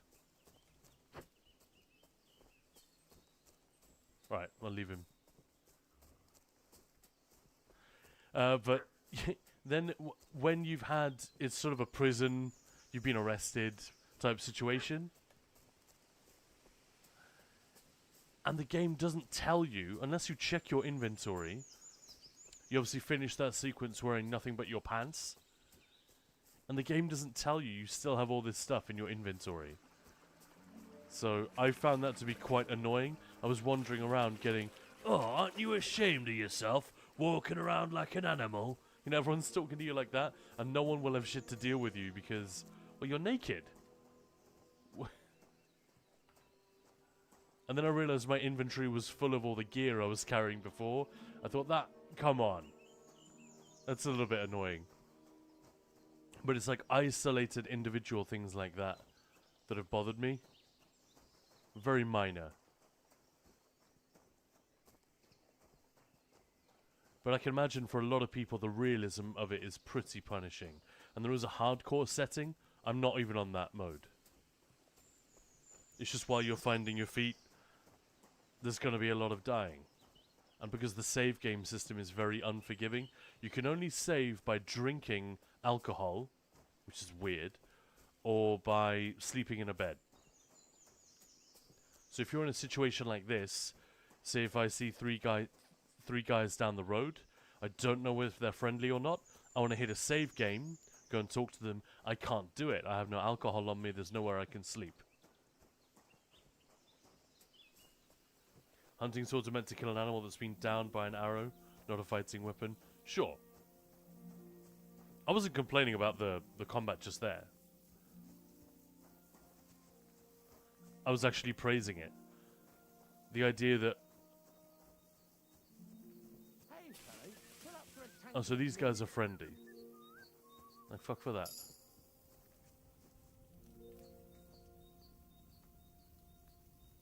Can't say no to that.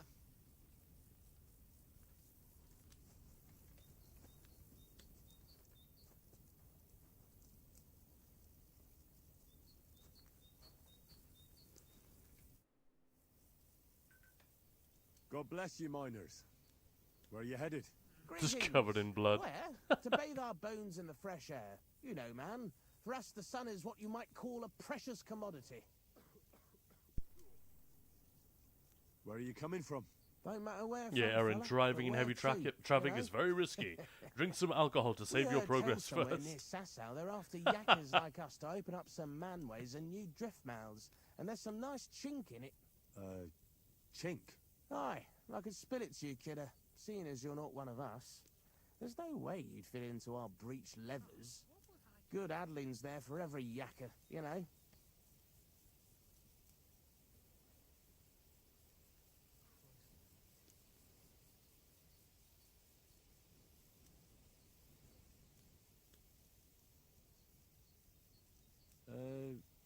Did I hear you say something about Sasau? Is that a place you know, Maya? Sasau. Place ablaze. The mining in Skalitz has gone to hell, and the yakkers with it, and the props burnt out and all. So I didn't catch what you just said. Sasau. I'm actually from Skalitz. No. Maya's The being like, spelling is Sazava. Yeah, they're doing English spelling, sadly. So a couple of times I picked up and I was like, that's not what that is. Sazava, yeah, that's a, well, that's a beautiful town.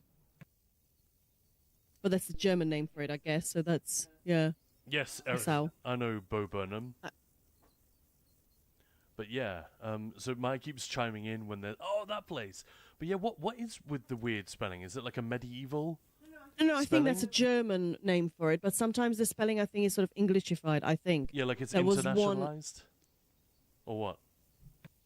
Yeah, there was one name that had like a U at the end or something. And I thought I don't think that is German, but this one is Sasau, yeah, Sazava in Czech. Set up camp outside Kuttenberg, and he's eyeing up their So you silver do and know it. all. What can you tell us about the modern day place? Thanks, miners. But I have to be off now. Take care, kiddo. I'm trying to remember where it actually is. I think it's like actually very near Prague. Sort of not quite outskirts, but very close. Actually, I think it might be quite close to Prague, which is very cool. There's fun. So yeah, they got to be there. I know that there is a huge castle, but I'm pretty sure that dates further than where we're at. It's not medieval.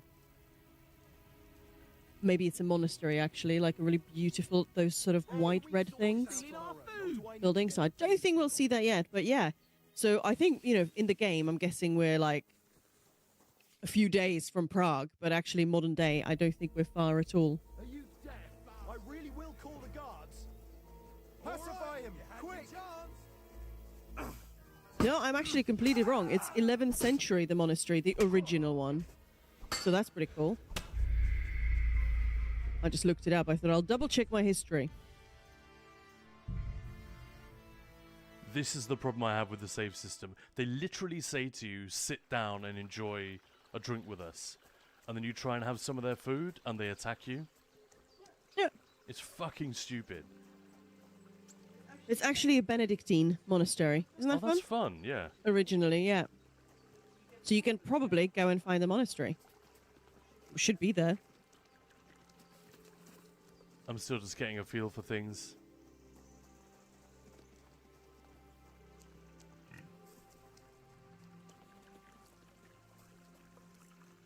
But one of the things this game was praised for is the realism in some key areas, like areas that we are used to gaming.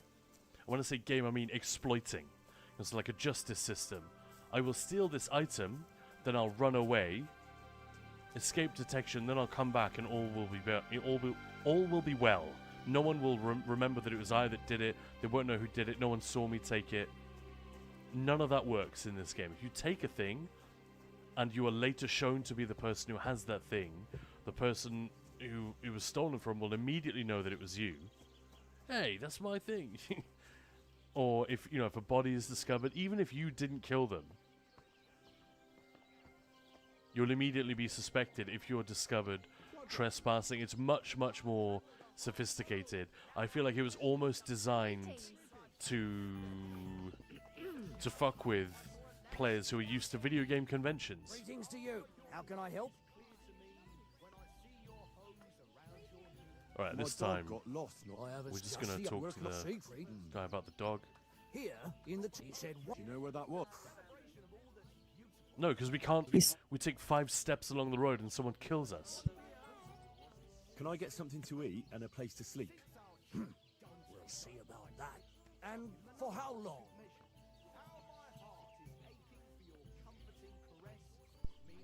Just for tonight. All right then. Pay in advance and no No whoring. We're a respectable inn.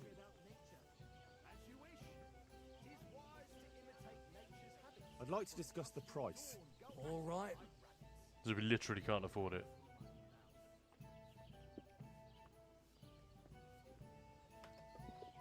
What can you do, eh?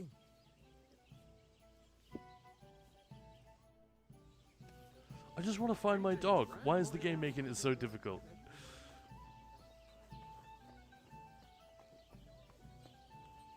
Alright, well this time we stick to the road. We're not going wolf hunting or anything like that. But the world is stunningly realized. And there is a bit very, very near the beginning which sort of gives you the... what you need to know about what happened in the first game. And how your character feels about it. And it just sort of sets him up a little bit. If, like me, you never bothered with the original. With the first one. And I was really impressed by that. I was really blown away. So what difficulty modes are there? Only two. There's normal and hardcore. Does it have easy mode? Well, true. Nothing in it is that hard. It's just weird. So I think it's going to be a little bit frustrating for players who are in my position, who never played the first one, and they're quite new to it. But I'm more than willing to forgive its oddities because of how compelling everything is. There are real stakes. Like I said, it's a bit frustrating not to be able to do a quick save just to find out whether these guys are friendly or not. And I like the fact that it doesn't let you game various systems like justice and lockpicking and combat by just save and load spamming until you get the result you want. I really like that. Dig it. That would undercut the world building a little bit.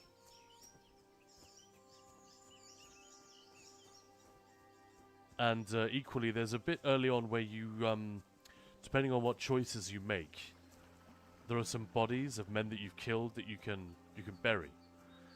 And one of the local people says, "All right, well, I'll contact the gravedigger and have them come by and dig up the bodies later so they can get a proper Christian burial." And see, this seems like something I need to avoid as well.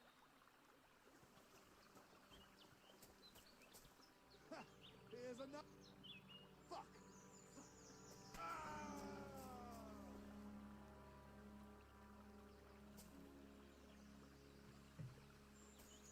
And so I need to hide from these guys, it would seem.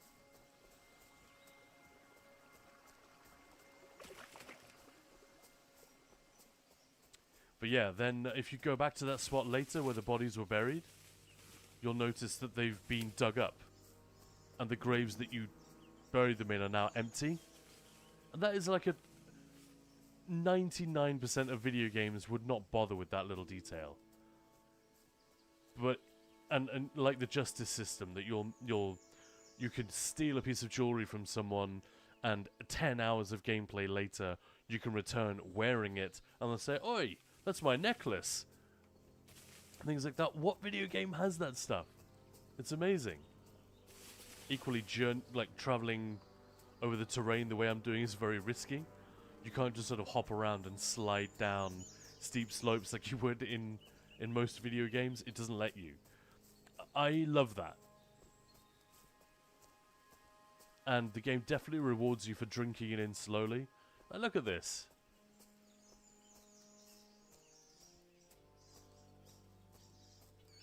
What can we think of that other, like, brand new games would have on top of this? Ray tracing and maybe fancier volumetrics and particle effects? But it looks pretty great, right? How's it Very looking? believable as well. Yeah, right? Yeah, like I feel at home. Yeah, and some of the graphical bells and whistles we're talking about are used to make something... It's like a heightened realism, not actual realism. You know what I mean? Like, you know, like, what's the type of literature called? Magical? Thinking. No, what? Come on, there's a type of... What am I thinking of here? God damn it. Magical realism, I think, is literally what it's called. Okay, yeah. Gabriel Garcia Bernal, isn't that? I don't know. Whatever. But it's, you know, it's literary form as well. And I think in a lot of video games, the graphical bells and whistles are used to convey that. They used to make it look more crazy, not more realistic.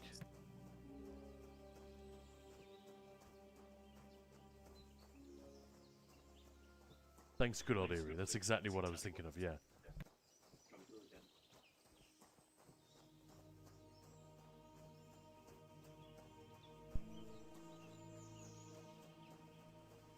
Does it remind you of, like, rather than just place names and stuff, this is the real acid test, I feel like, because it's made by a Czech studio. They're called Warhorse. They're based in Prague, right, Maya?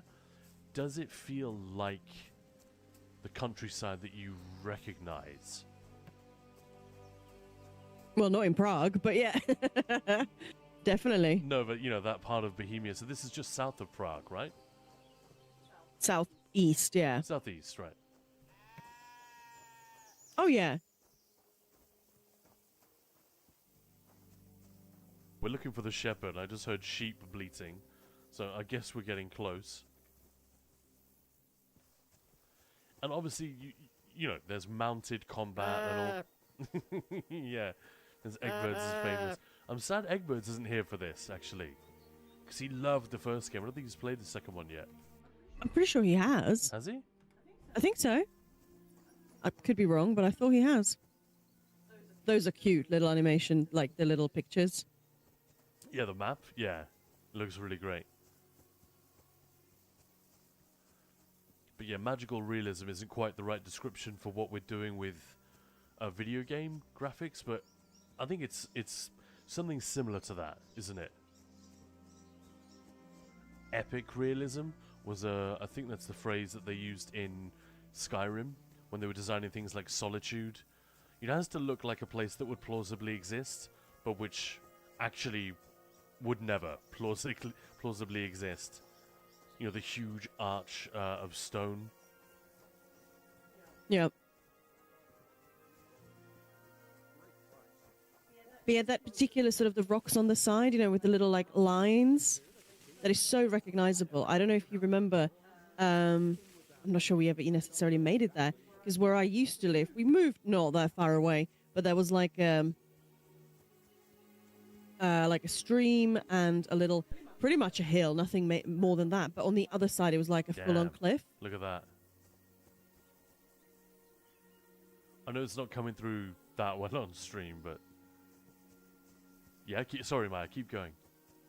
And that was exactly what it was. Those sort of, I don't know what. It's not something I see in the UK. Not quite like this. There are different kinds of sort of similar things, but yeah, the cliff was exactly like that.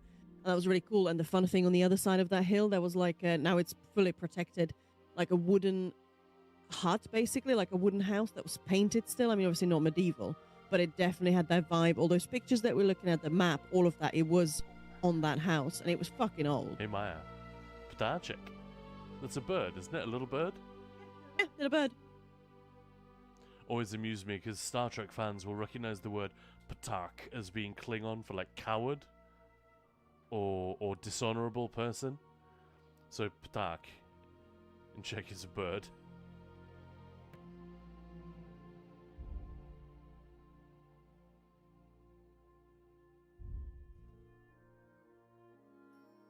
But look at the attention to detail. Look, my goodness.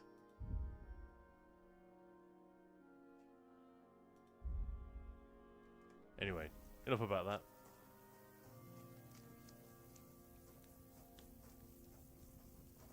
Guessing that's him up there.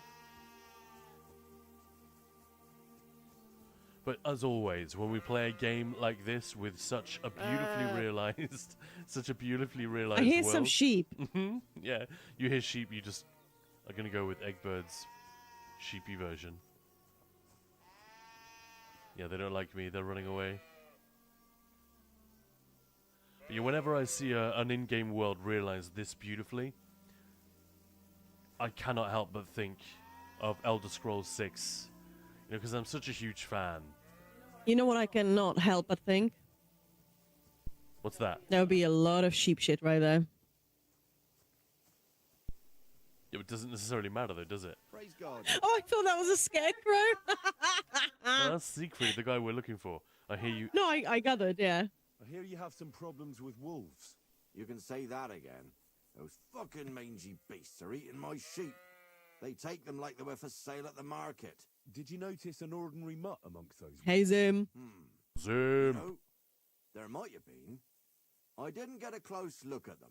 I was going to say ICD. Smaller and I. strange colour. That could have been mutt. If I understand you, you're looking for your dog and think he might be with those wolves, right? That's right. I'll have to The find that voiceovers are patch to see if generally it's really it. fun. I'll say. Some of them Since you're already going aren't off of that quite path, up to would you mind doing a some of good the deed? standards we're If used you to kill those furry fuckers, from games there'll like be a reward in it for ESO, you. Assassin's Creed, you know, furry fuckers. But the regional accents are generally quite a delight. And a lot of the dialogue has been written to be, oh, it's got a regional bit of turn of phrase here and there. You know, so it'll be sort of, I ain't rather than I haven't, and, you know, all this kind of stuff. And they don't always cast the perfect voice and accent to go with that piece of writing. So I've already encountered a few characters with a posh accent, but who are... Would it have helped having someone who's a native English speaker to sort of... I think they are native English speakers, but there's one lady who's supposed to be... No, I don't mean the voice actors. I mean the voiceover lead.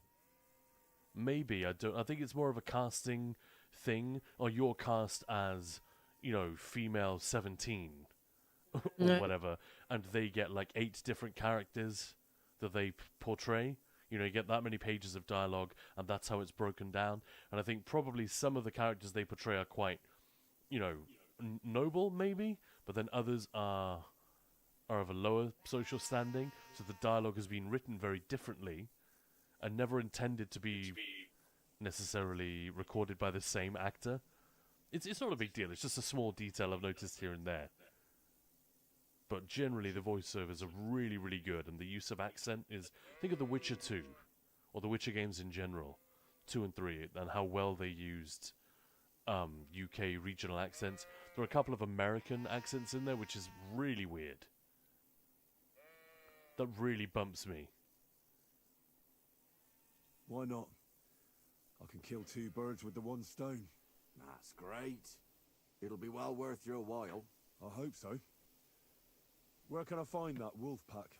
I was grazing my sheep up on the slope last time, by the forked birch. Those monsters learn to go there. I don't take my It's sheep going all there right, anymore. thank you, Zim. But those Yeah, we've had a good fuckers still day. go sniffing around over there. A very nice So day. we'll bring your flock up there again. and Usual wait and stuff see in if they come. ESO. Are you fucking mad? Nice chill hangs. I Got don't some want to lose any more sheep.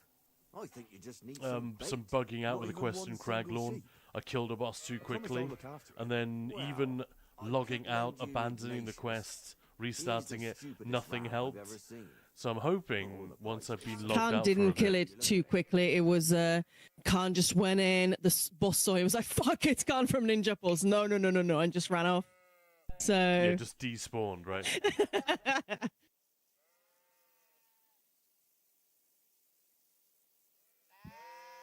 I think the dog is really excited. Like, we're looking for a dog in game. Yes. Somersaults? Does he know how to count? IRL All dog I guys. need. The only thing that little devil knows how to do. So we're is going to use piss one me of his off. rams as When I bait. want him to move, he sits still. When I want him to sit still, he fucks off to where Sounds I can't exciting. find him. I know people like that. Right.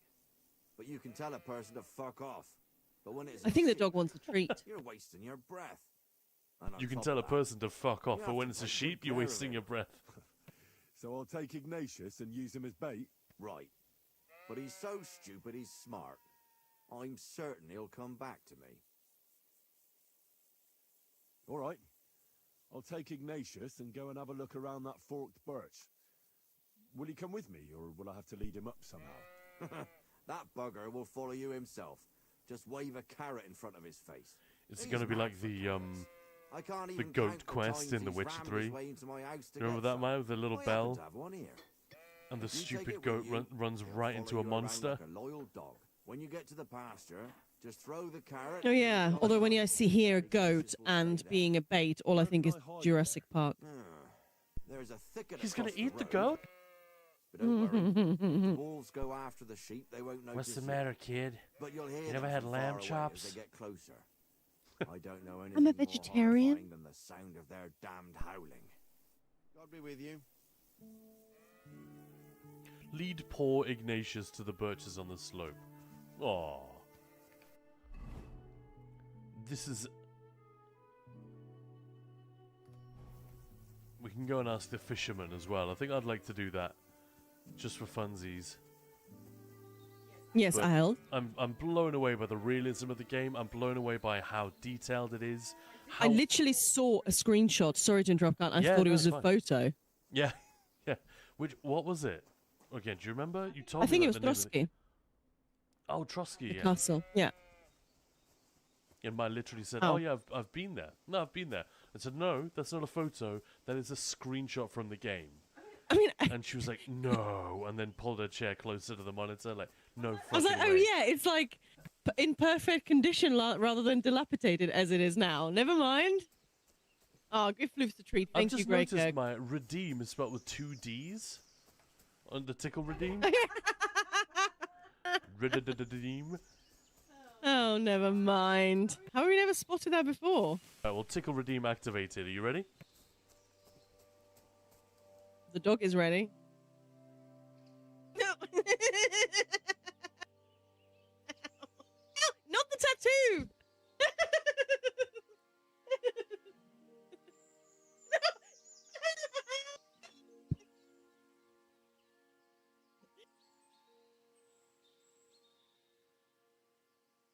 There we go.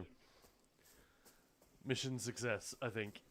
Welcome on in if you just joined us. This is Ninja Ball's Ticklecast. We are playing a bit of Kingdom Come Deliverance 2. Really, really loving it. It's one of the games that is hardest for me to showcase in our 40-day Gamesfest. We're on day 29 today because it is such a dense game. It's wonderful. I'm loving it so far. Got almost nothing but praise for it. There's the odd little glitch here and there that's like, the game could have told me that, or what have you. But the detail is staggering. And in fact, that's exactly what I was saying before we got the tickle redeem. I was saying I love how well it runs. I love how detailed it is. I love the attention to detail in it. Like things that you just do not expect games to do. You can keep looking, and you can keep asking, you can keep exploring, probing, and it will react to you in a way that is just unexpected and awesome.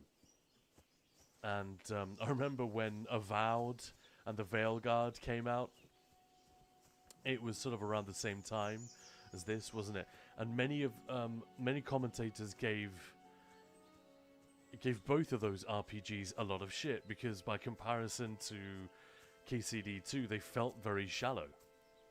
It's like, all right, well, you can do this basic thing, and then there are no consequences. There's no like. It's just a binary choice. Whereas the level of sophistication and immersion at play in this game, like the justice system, like the exploration, the reputation system, dialogue, all of that stuff. It's not a Baldur's Gate 3. It's a very different kind of game, but ultimately, yeah, it has that kind of depth and number of permutations to each interaction. And I remember seeing some articles even went so far as to defend, let's not criticize the Veil Guard for not being KCD2. These are not normal things. We're gonna have to go all the way around this lake, aren't we?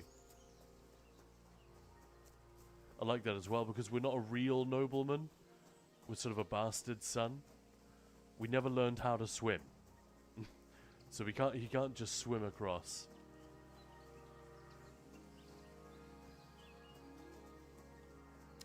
If anyone's wondering, this is in the CryEngine, by the way. So, Far Cry and the Crysis games. So I guess it's the very latest version of the Cry engine. Yeah, and one of the things that I don't like in a lot of games is the way that they handle reflections. So that something in the foreground will be reflected in the deep background like that. That's really bad.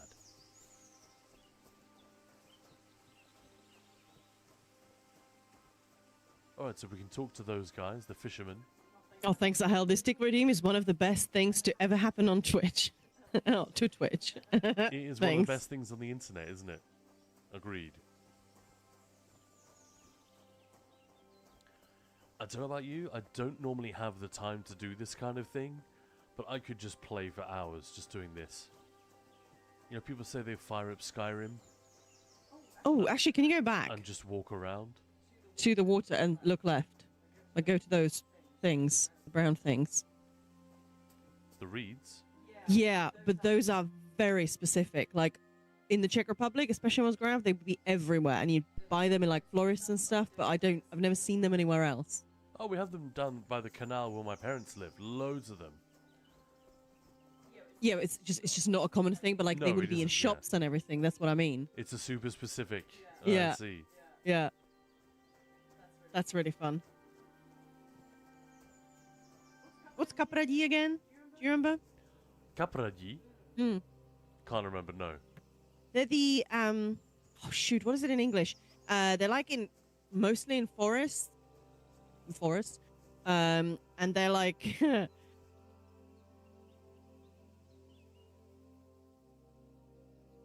they sort of have the leaf is like lots of little ones, just sort of tiny thin things going sort of from white to no, on the ground. It's like a bush thing, and they like at night they roll up. I'm probably describing it really badly. A thing that closes at night. Rolls up individual leaves. I'm just gonna look it up because Oh yeah, like into a spiral. Yeah. No, I don't know what that is. I don't know that. I don't think I've ever known the. Oh yeah, you have. It's called English word. fern. Yeah, you have fern. Not all ferns furl and unfurl like that, though, do they? Like this, to me, is a fern. That is a fern. That is Kapradí. But they don't curl up at night. Maybe they just curl up when they're young. Like in the center, they're curled up. Maybe that's what that is.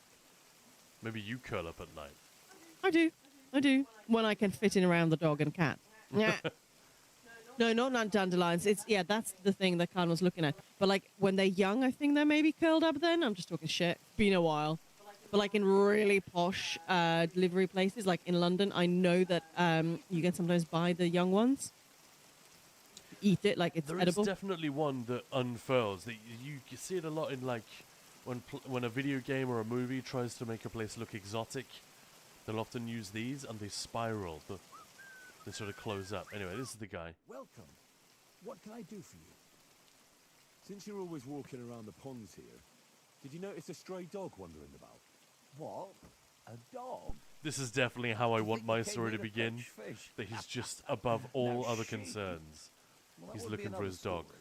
And why did you specifically mention sheep? A while back, I heard Siegfried the shepherd complaining about them. Or about the gamekeeper. Lost my lord, lost everything I own. Don't give a shit. My dog. I've already spoken. Yeah, with man. him. Is there anyone else around? Look, I'm interested in things that swim in the water. I get it. This Don't guy. ask the gamekeeper about things that run around in the forest. He lives here, on the other side of the pond. But be careful. He drinks like a fish. Thanks. We'll try and ask him. Otherwise, you haven't heard any talk of stray dogs around here, have you? No, if it doesn't have fins and scales. Where's I'm he not from? interested in it. The actor So doing one night, I was Henry. way down on the southern end of Rock Tower Pond, the big one. I've a spot there where I catch catfish.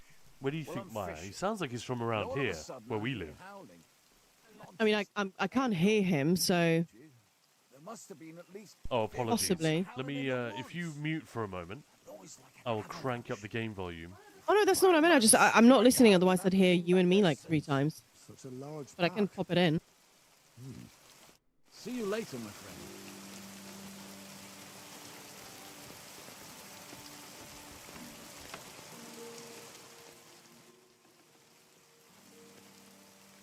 And of course, we're now done with the dialogue.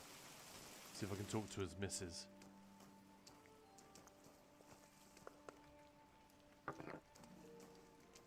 The atmosphere in the interiors is also really, really strong. The actor kind of looks like the character. That's really cute. Mm-hmm.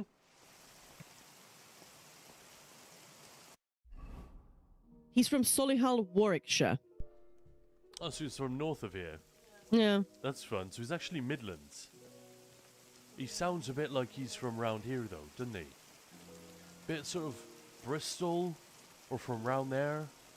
Yeah, he's got a little bit of Thing. that. It's probably putting on a voice. It's probably not his real accent.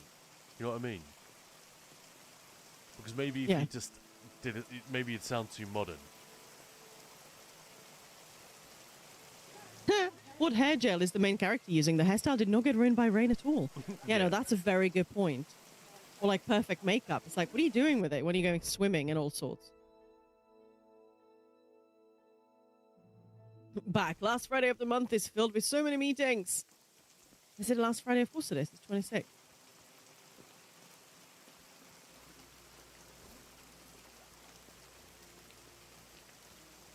I'm guessing we can steal. Yeah, look. Hide and hair. We can steal. The game will let you do a lot of things. That's part of the problem. Like, when those guys invited me over, hey, you want to sit and have a drink with us or whatever? And then they immediately start, like, serving up the food. You instinctively think, well, I could use a food buff. But then they try and beat the shit out of you. So either the system needs to be a little bit more sophisticated, like you can just say, sorry, I thought you meant I was allowed. Or ask, may I have some of your food? But it doesn't give you that option. Or they just need to telegraph a little bit more strongly, this is an illegal action. You know, with like a red colour. But it's funnier this way, and you're like, I'm going to have some meal, bonk. It would be funny if I could just reload, like, no, very soon before the mistake. And like I said, that's a small quibble. But yeah, like, as with so many of the games, I feel like it is difficult, for many very different reasons sometimes, for me to sort of do the game justice and give it a proper showcase in just an hour or two. I think Dawn of War, we did a pretty good job. I mean, fuck it. Let's do a full playthrough. Maybe not today, but, you know. I'd be so up for that. I'd have to be here, though, so it would have to be on the days that I'm here. Ted? Yeah, you'd need to comment on the check accuracy. Exactly. Huntsman. Hunting. It is sort of funny when there was definitely a Czech swear word. I was like, yeah, that's not pronounced quite right, but close. Because they can't roll their R's, Sakura. usually. Yeah. Sakura. Yeah, Sakura. Or there was a they say, Bora. And all the, like, names. It's like, no, that's how an English person would pronounce it. But I get it. You know, that's... Hunting. Oh, I'll give Ted a treat. I'm on it, Daenerys. Every time I try and start this, I'm sorry. Just chatting over each other. Hunting in the Middle Ages was not only a pastime, but also brought significant economic profit to the king and the nobility who owned the forests. The noble hunters also acted as forest managers, taking care of the game as well as maintaining and protecting the forest. It was forbidden to hunt deer, fallow deer, roebucks, wild boars, and indeed any other game in the forests. This is true, I actually know about this because of my degree. Violating this prohibition was punishable by a high fine or, in the case of repeated offences, even physical punishment. The same applied to unauthorised wood gathering and logging. Many poachers came from poorer social classes and had little to lose, so physical confrontations with the gamekeepers who caught them in the act were not uncommon. You have violated the law. Stop right there, criminal scum. There are lots of dogs. It's fun. Anyone who's not usually on this channel, perhaps someone who was like, hey, Kingdom Come Deliverance, I'll have a look. Do you guys know that particular line from another game, perhaps? One that Khan just did. Nah, no one knows it. It's very obscure. Zlata. Does that mean gold? Yeah, it's also a name. Goldie.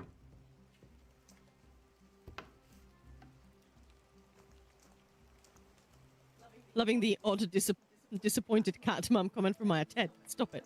I was actually giving him a treat, and he was sort of being a bit of a spacko about it, eating it really, like, not quite munching on it, and then he suddenly just attacked it with, you know, me holding it. It was like, dude.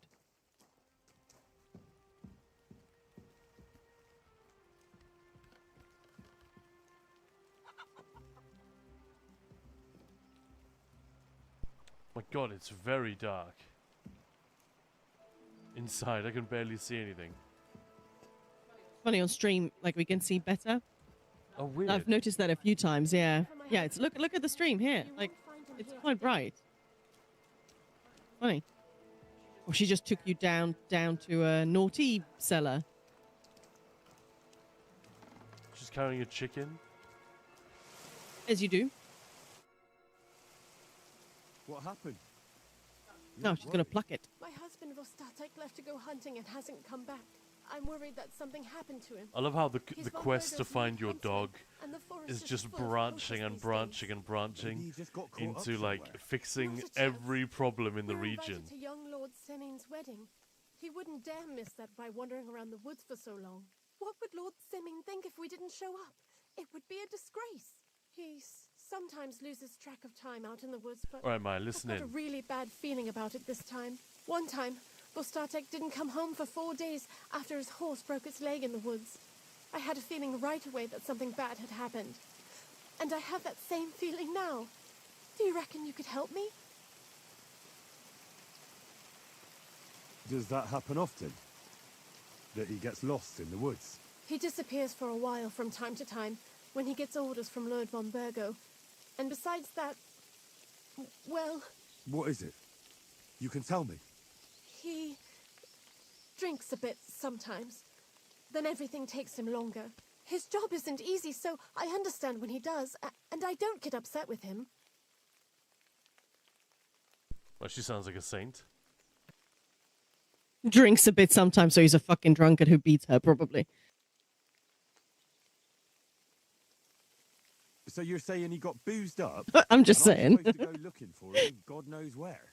No, I really think something's happened to him. I'll turn it back down again. Do you know where he might be? Also, Khan, as a guy with your academic background, are games like this perhaps a little extra interesting? Perhaps also because you have a check why? Yeah, absolutely. But, you know, what you study often, hopefully, you study because you're interested, right? I mean, in the first place. The nature of studying anything from that long ago, even just 100 years ago, actually, before the World Wars, there's actually relatively little about ordinary people. It's all about the aristocracy and the ruling class, and it's very, very difficult to get into stuff like this.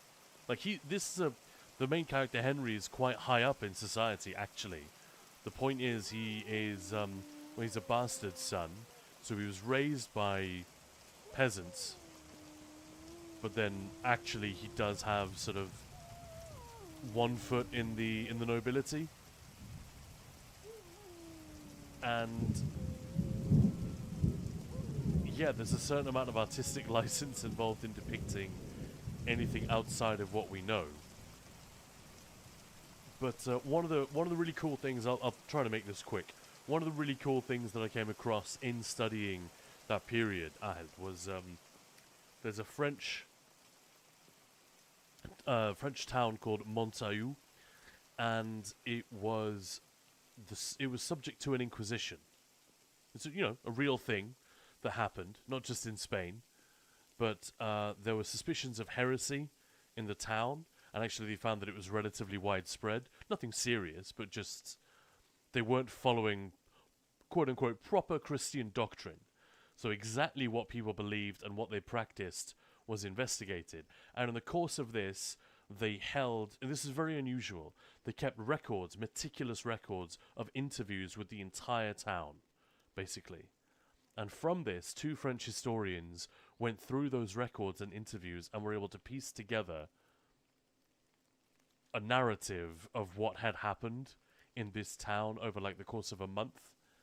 And it is an astonishing thing. Another important document is the trial of someone. It's a true story. It's been dramatized twice.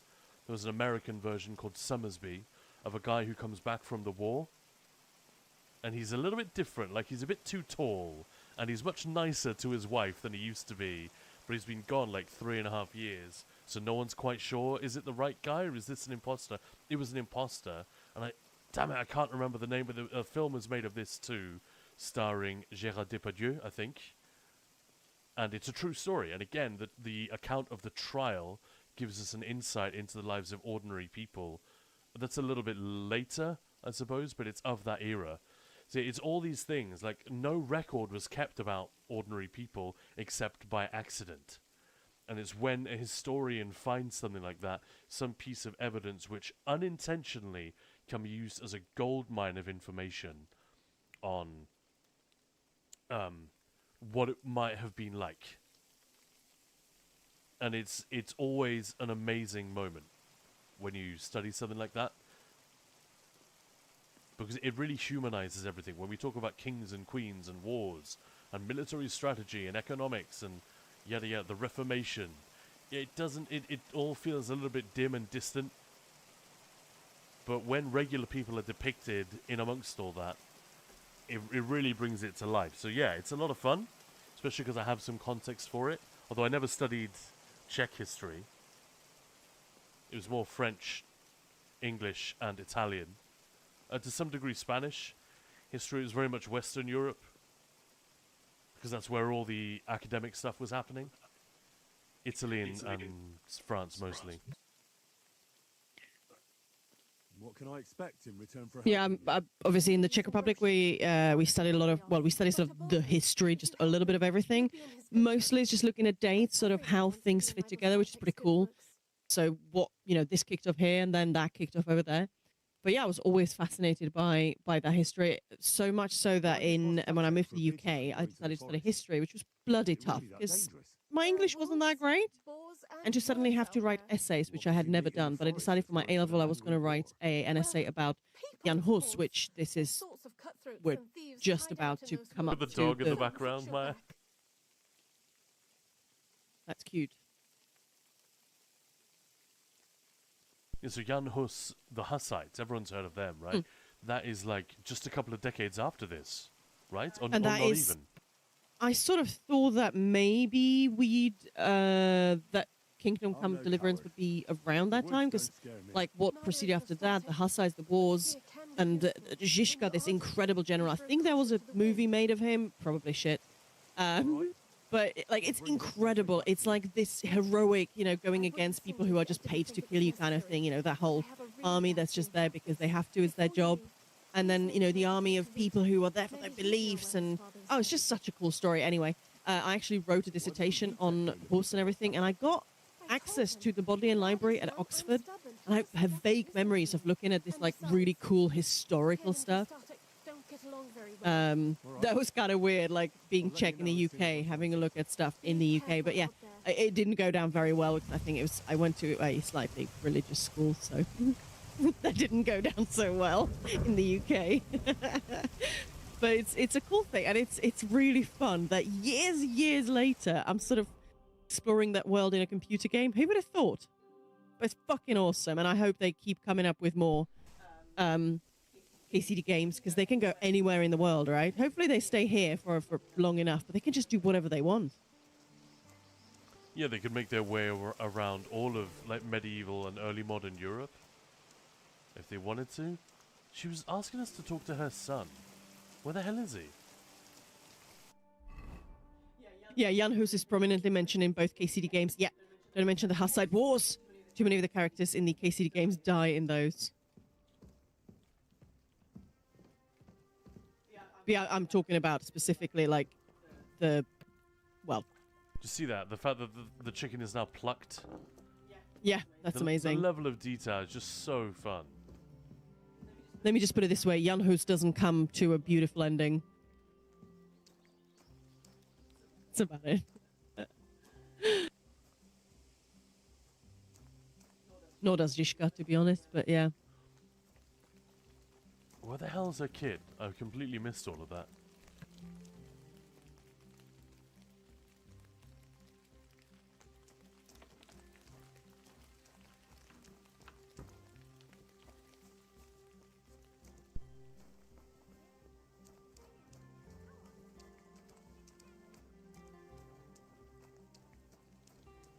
But you know what I mean? It's really fun to have studied something, be interested in something, and then go and explore that in the game. Yeah, have such an expensive and large scale labor of love video game made about that thing. It's very, very cool.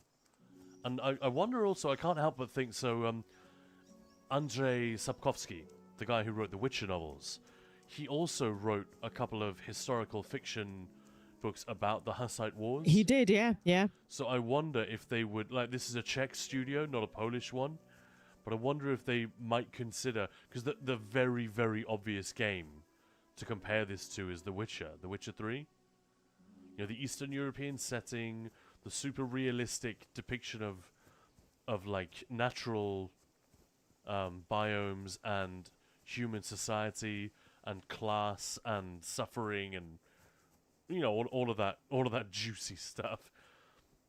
And I wonder if they'd be tempted to draw on any of his works and get him involved somehow. Probably not, because it would just be like, this is history. Why would we pay to license the historical fiction? But, you know, it's a story, which would give them something to work with. Might be, yeah. You never know. I think we've got those books, right?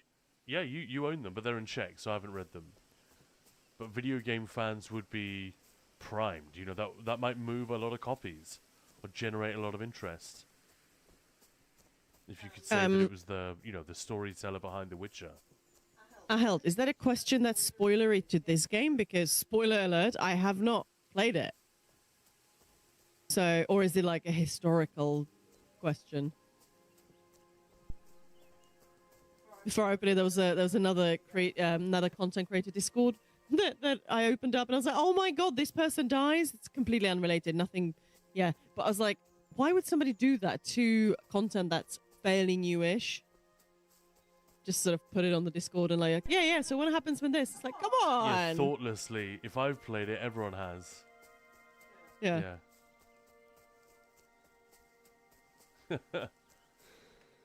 But I cannot say I recommend this game to you guys. I haven't played anywhere near enough of it, and that's not what Gamesfest is about.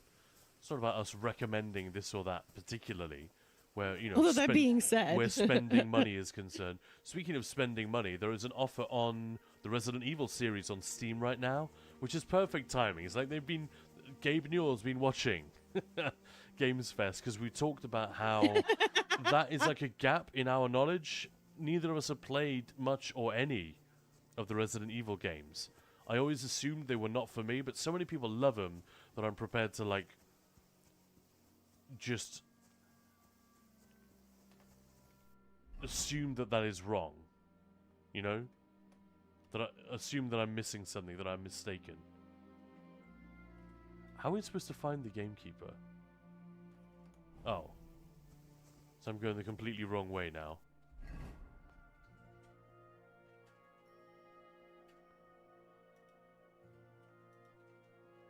Oh, there it is. It's a separate quest. God damn it. But yeah, walking through these, like, we used to go to, where was that? That was like literally a little hut. Like when people say I've got a weekend house, often they talk about like an actual house. This was like a shitty little hut thing. And it was in a small sort of, possibly a town, more like a village. And it was absolutely in the middle of nowhere. And this is what it looked like. When you went for a walk, this is what it would be. Because it was untouched. And there were little huts sort of in the forest where, you know, the forest keepers would be. But again, it was all just wood. Yeah, it's very similar to the UK as well, actually. Yeah. I remember commenting on that the first time we went to the Czech Republic together, and we sort of went beyond Prague. There are parts of the Czech Republic that are nothing like the UK. The more mountainous regions are spectacular in a way which is very different to anything over here. But a lot of the more pastoral, agricultural landscapes are really similar. The main difference is that the UK, at least the part of the UK where my parents live and where I grew up, spent some of my childhood, is extremely hilly. Not like mountains, but like huge downs, and yeah, pretty sure the Barrow Downs in the Lord of the Rings are probably inspired by some of the landscape around where I grew up in Wiltshire and Gloucestershire, I suppose. Well, we know we're going to be doing our Screamathon again next month. There might be 2 raid trains now. We'll see. Next month and the Screamathon. So next month's going to be freaking insane. But that's awesome, right? But we're going to buy that Resident Evil remaster, the first one. Yep. At least that one. We're looking at some of the others, like it's 75% off. Ooh, do we do it? But yeah, we'll definitely get that one because you guys asked for it. Well, I asked for your opinions, and you guys were honest about it and said, yep, do it. I would so watch that. And I'd love to see what you guys think and whatever else. And it'd be a nice way into the series. So yeah, we always appreciate those kind of recommendations. But as for this game, Kingdom Come Deliverance, I knew what to expect. I knew what was good about this game already. I have friends who've played it. I've watched it being streamed. I've read reviews. And I'm still blown away by the things that it does really, really well. Just do be warned, you know, before, if you see it on offer, if you want to check it out, just do be warned that, of course, it is meant to be very immersive. So be patient with the game, I think. I think that's a requirement. Hey, Tiago. Hello. Awesome. Just my personal recommendation, go for Resident Evil 2 Remake or Resident Evil 7 for first time getting into the series. Which one is with the mummy vampire? That's 7, I think, isn't it? So it's their village, right? Because I'm intrigued. I'm intrigued. Oh no, village is 8. 7 is like the Texas Chainsaw thing. No, part of what I want to better understand is the OG stuff. Okay. Like, what's the point? Like, because I've said this before. I'm not accusing the game or the franchise of anything, but I've looked at gameplay, marketing material, and thought, well, that doesn't look scary. That doesn't look interesting. That looks like horror for people who don't like horror. And everyone tells me, no, that's just the way it's marketed. It's not like that at all. It's really great fun. Check it out. So yeah. That's the only reason that I've never bothered. Also, there are so many games. It's not like I'm sitting around going, oh, I wish I had some games to play. It's like, how am I going to play through this mountain of things that I haven't completed or haven't even started yet? Now we've started so many games. I mean, I know I missed a lot of it being at work, but I'm so, like, itching to play quite a few of them. I held, will we be watching a movie on Discord then? A scary movie? Yes, we definitely have a couple of movie nights He's nothing but a drunkard. that we need to do. I think the first one's going to be, because we talked about the... Brain is gone. It's oozing out of my ears as we speak. The woods are a dangerous place. Do you really want something to happen to it? Your mother It's would like, be a widow, and you'd be an orphan. all I can think of is Mass Effect, but that's not it. It is a horror, space horror. Have him move into your cottage. Dead Space? No, it's a movie.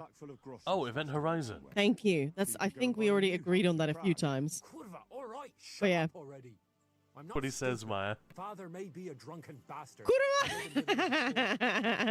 Still loves him. I'll help you. It always amuses me. I know that is like the word that's sort of out there in various videos and stuff, but it always amuses me when I see it or hear it. And he wanted to go and see if there were any wolves about. So I'd go down below the cottage, walk along the shore, and then turn north into the old forest. If he didn't get boozed up and forget, that is. Wouldn't be the first time. actually Dwayne The Rock Johnson's Doom. It's not an amazing movie, but I really like it. I really like that movie. Talk about him like that. I even like Is drink and doesn't care the other about one anyone else. Why would I that was talk about made. him in Obviously, any other way? Rock's not in it. A big drooling But I think that's still kind of fun. You're always at his beck and call. So I say we should let him deal with it. I know you don't agree, but Neither I of them quite are like good, it. but they both have things about them that I completely understand. Like the second one, is it called Revelations? Or that's probably we're talking about Resident Evil. I've just got Revelations in my head, or Doom Extinction, or some shit like that. But it's very forgettable. Doom but the Monkeys. They do quite a lot with the little amount of budget they had. That's what I find impressive. Yeah, it was made for like no money. And you actually go to hell. Yeah, and some of the acting is actually quite decent. And some of the effects and set pieces are very good, considering the tiny amount of money they had to spend. The script is awful for the most part, but it's a Doom story. Like, how good could it be, really? Wow. The Dwayne Johnson movie, I thought it was mostly interesting due to Rosamund Pike's character and the guy that she's hanging out with. That's a fun one.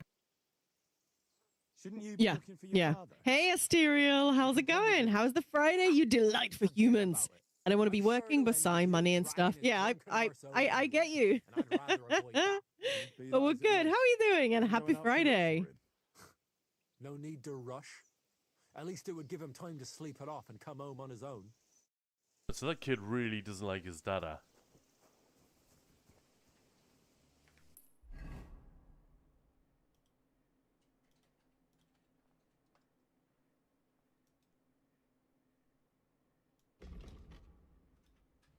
Who is your daddy and what does he do?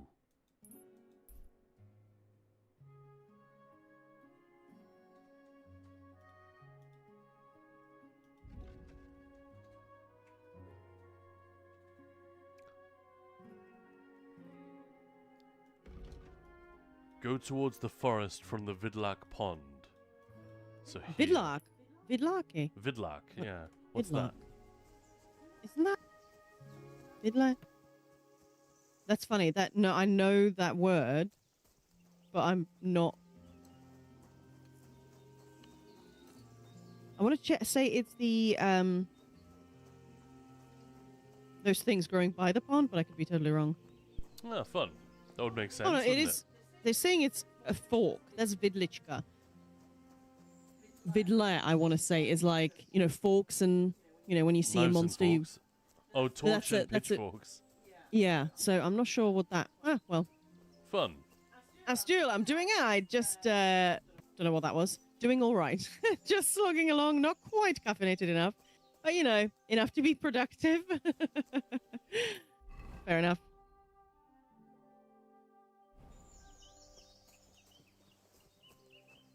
Mysterio, what do you think of this? If you ignore the bad reflection tech.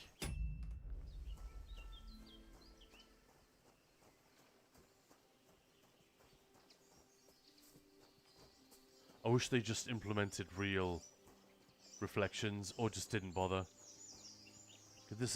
It's so bad.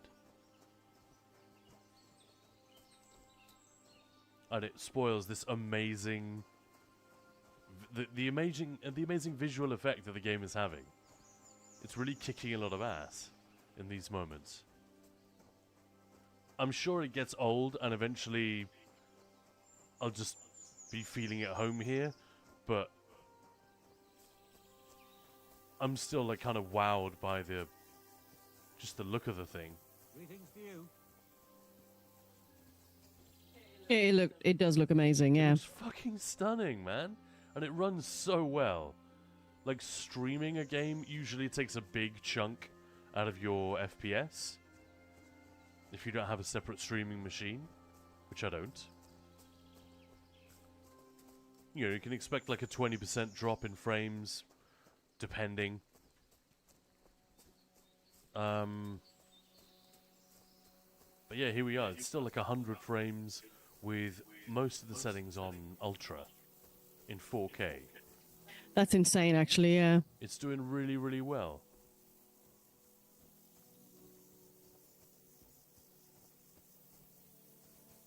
Right, so the gamekeeper went this way.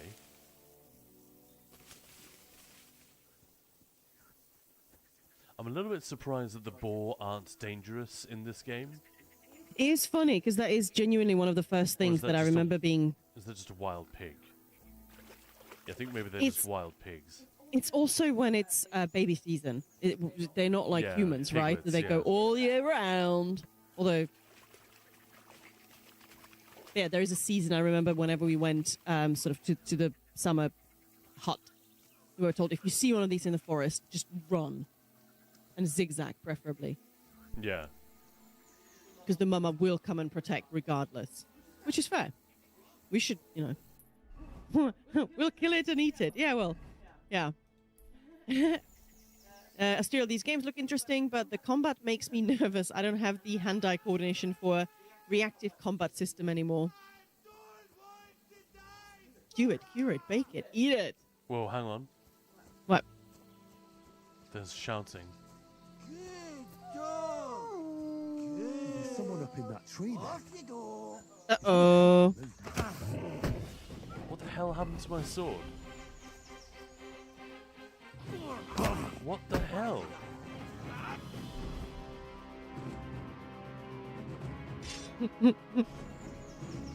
Do everything!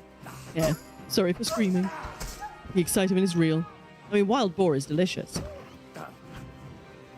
With,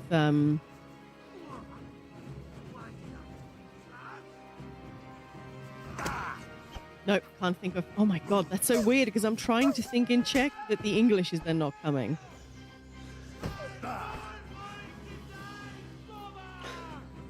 That guy needs to shut the fuck up. It's really annoying me. Rose hip. There's actually a Czech company that does cat and dog food, which is really nice. Like really good quality, and they have these treats that are wild boar and rose hip, which is like, that's like a traditional combo. But when you open the bag, it's like the smell of the rose hip is just incredible. It's for dogs. Just saying. With some gravy, baked potatoes. No, you'd have it with knedlíky. Gravy? Sauce, whatever.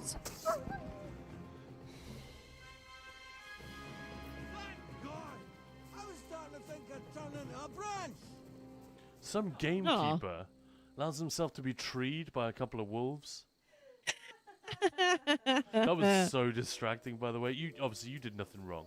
But with you talking and the wolves coming at me from different sides, I was like, what the hell's going on? And the fact that the game had decided to unequip my weapon, I'm sure that's my fault. But that's very weird. Anyway, we did it. Oh, Zhu. You can just say Zhu. Dark metal, to be fair. Like, I think we know what it is here. Ooh, I love animals.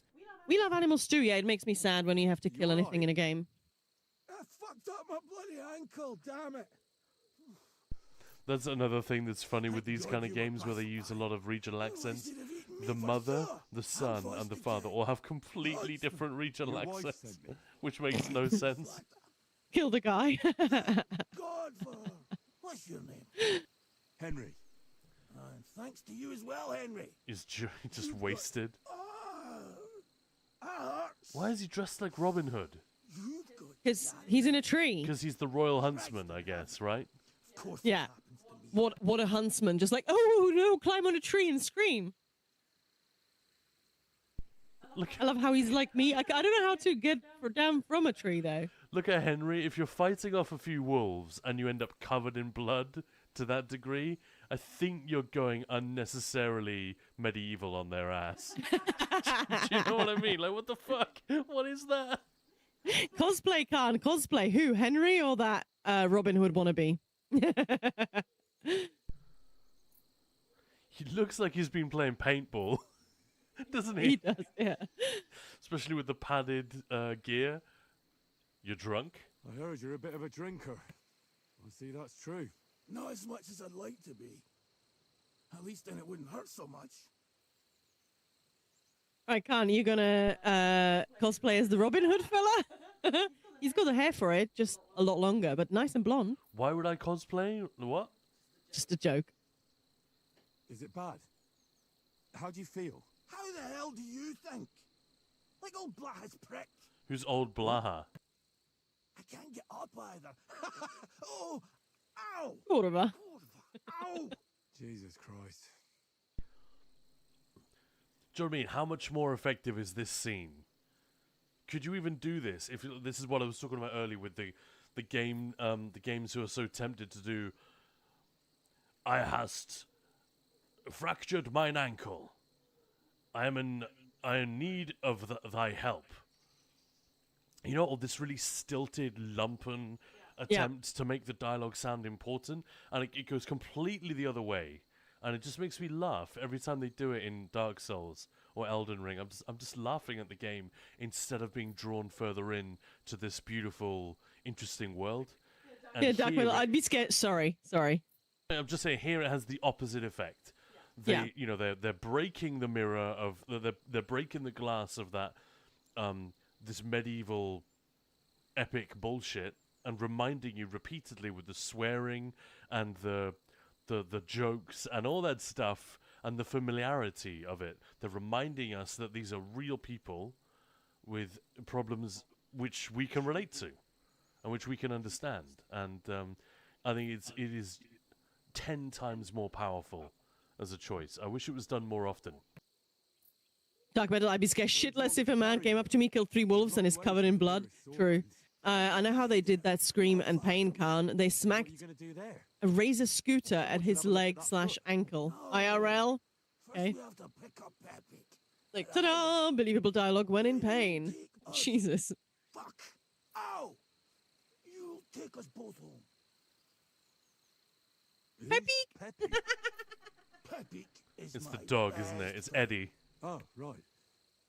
Wait, what? What's so hard to understand? You've got to get me there. I left Peppy tied up in the camp when the wolves came after me. You tied your dog up, you bastard. Was I supposed to let him wander off into the woods alone? I could be a dog. Or a horse. You mean a horse? Yeah. So, Pepik is your hunting dog? What? No, you idiot. Okay, well, that's better. Yeah, all right, He's my horse. Now enough chit-chat. We have to get to him. Where is that hideout of yours? Is it far? Well, then at least we won't have to carry him all the way home. But not all that close either. Yeah, I tied up my hunting partner. He was being a little bitch, so I tied him up. You directions as we go.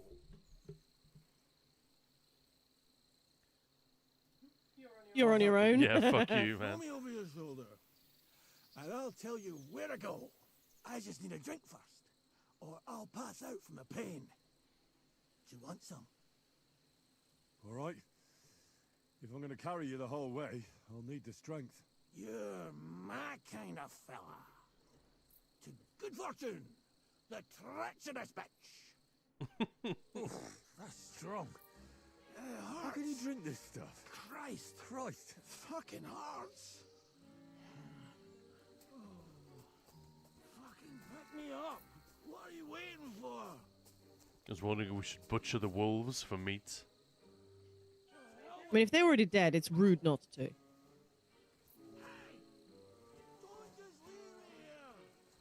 Like, I mean, don't I don't waste know where they are, anything. so I can't be bothered. You are drunk. fair enough. You had one too many. You had one. I know, what the hell? One too many. Oh, we're literally carrying him on the back. For Christ's sake, I can't see where you're pointing. Run away from the pond. Go around the bushes and keep going till you reach an old fallen tree. Yeah! The tree trunk's covered in moss.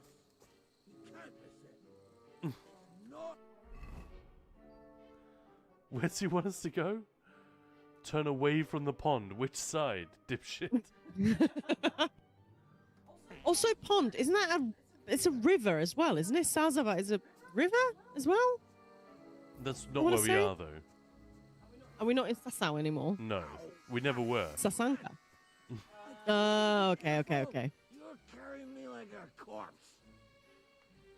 That's really disturbing, actually. No, it's all very distorted. I can't see. At least I wouldn't have to stare at your ass.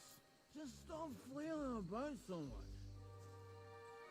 Reminds me of the beginning of Witcher 2 where Roach is carrying Triss. You remember? He's got her over his shoulder. And he's like, get your hand off my ass, or whatever. Roach? Yeah, Vernon Roach. Not Right, the horse. sorry. Yeah, for a second I was genuinely a little bit confused, yeah. Yes. Hey, Insomnia Aaron, how's it going? Hey! I know. Keep going in the same direction until you come. Oh, that's really horrible. Yeah, the stumbling about. And just the distorted vision. I'm like, hang on, what's wrong with my eyes? My eye! No, it's fine. It's the game. He's drunk. It's okay. Obviously, he's drunk. Hi, going good. That is awesome. And happy Friday.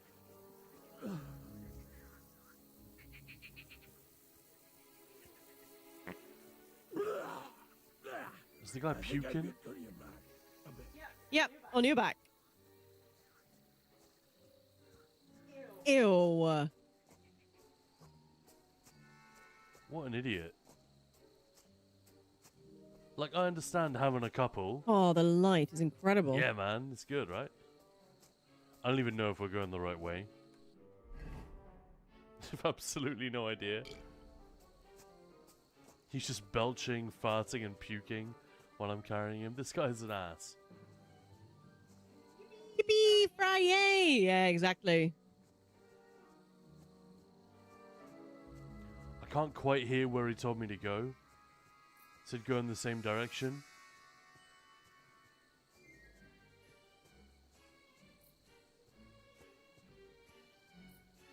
The silly music as well. I'm guessing it's not this way.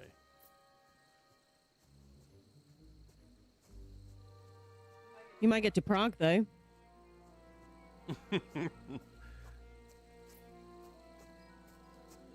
I love quests like this in games. The really like mundane and silly stuff. Oh yeah. They're often the best. Not the best, but they're often like the really memorable ones. Ah. This guy's an oaf.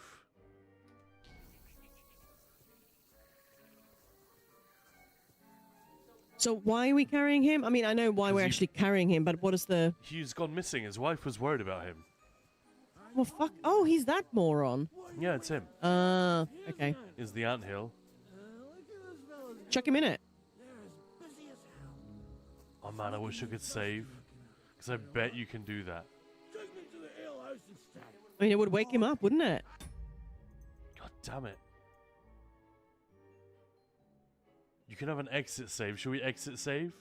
Chuck him in. Chuck him let's in. do it, just for funs. Alright, so I'm going to boot the game back up, guys. And we'll see if we can drop the drunkard on the anthill. And I'm sure we can, but my guess is that the game will react to it.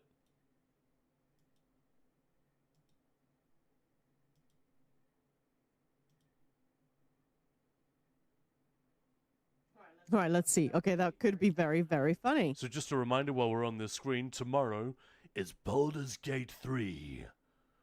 Dragon's Dogma 2 the day after that. It's going to be a crazy few days. Warhorse. We're back.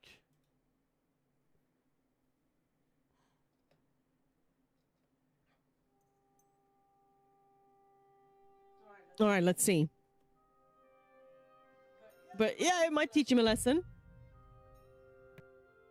Definitely wake him up, check in until.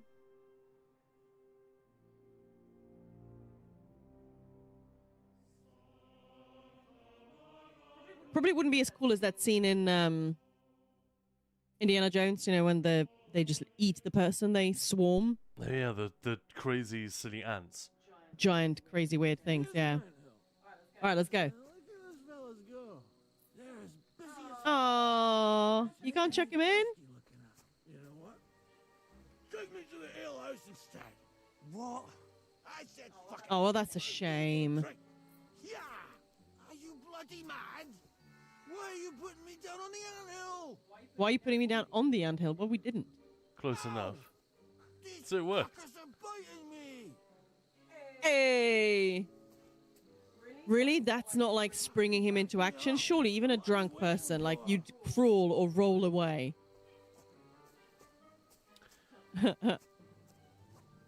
I like it. I like that we could chuck him into an anthill. That's brilliant. That is gold. Thank you for isn't that it? game. Right, keep an eye out for a horse, Maya. Horse. Good horse. Come on, Roach. Oh, wrong game. Never mind. It's getting dark. Ah, Kurwa. What's Do he? you forget that the horse is at home? Something. Hey, wait up. We can't go to the tavern. It was a great idea and all, but Yeah, Pepe. Pepe, is Charlie thirsty too? Maybe a whistle. Well, that's what I was thinking. Yeah, that would be nice. Take me He's tied up. along the No, but like he can neigh.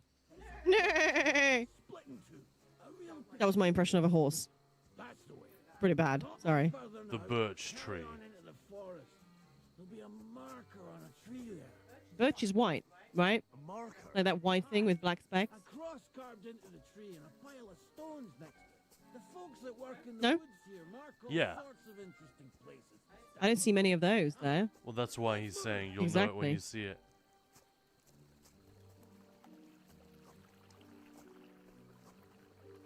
We're having Yeah, to- birch trees are something that are very common in the Czech Republic again. They're beautiful. Oh.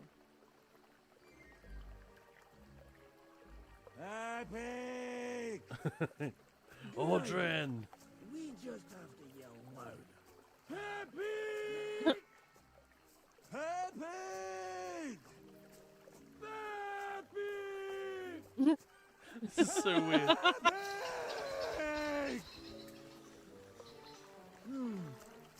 Nothing. Scaring the pheasants. Where could he have wandered off to? We haven't seen a birch tree. No, not yet. So Oh, pile of stones. And a Eh. cross. Oh, come on, man. Let me... doing this in the darkness, that's kind of yeah, you can't... Like, A when you're bold carrying a move. body, you can't even do the simplest thing. You see okay. that? My hideout is just a bit further to the north. Further to the north. You can put me down there. Yeah, I'm not loving that it's getting dark. You're right. It's creepy as hell. But at least you know there aren't any like magical monsters. Yeah, there are no drowners. Exactly. Otherwise, I grew up in a very different type of Czech Republic. The Vodyanoi. Yeah. I had to lower the blinds in the room where I'm sitting. Can't see shit. Yeah, really, really can't see with the blinds up. It's pretty dark on the stream as well, isn't it? It's fine.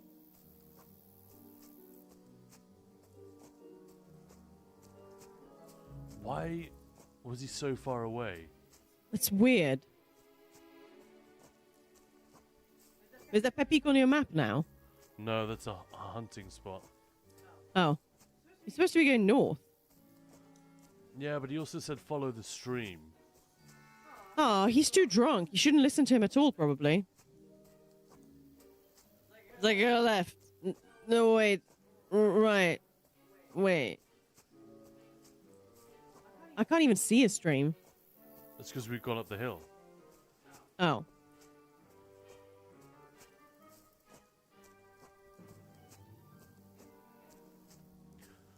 There is a little bit of sort of magic in this game insofar as you can drink potions that will make you see a little bit better in the dark.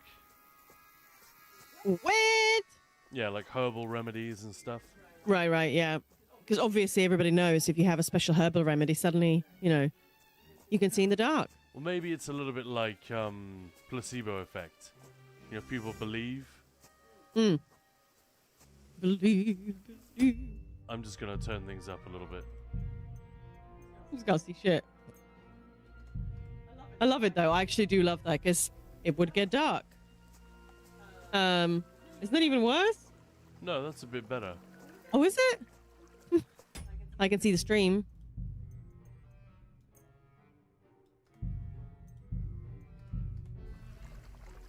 It's just gamma correction. It's not going to do a great deal.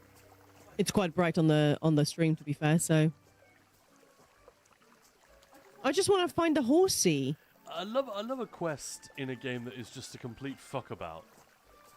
Obviously there are stakes, this guy could eventually have died.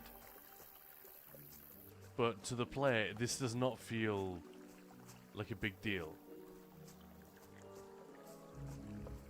We're just carrying a drunk man hopefully back to his horse.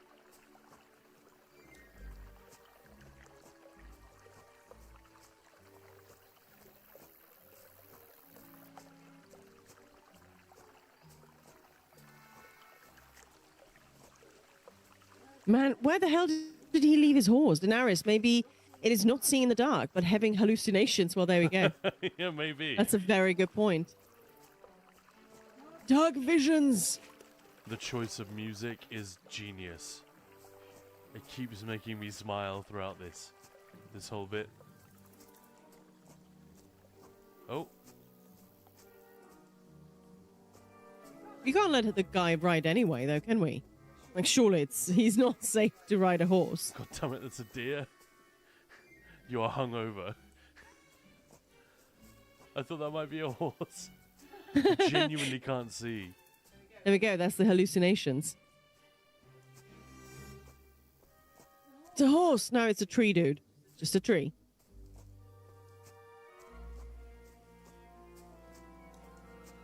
He just said continue north for a bit, didn't he?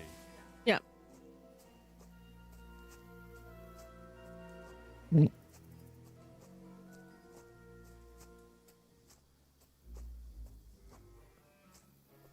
Hallucinations? What is this? Don't starve? Yeah.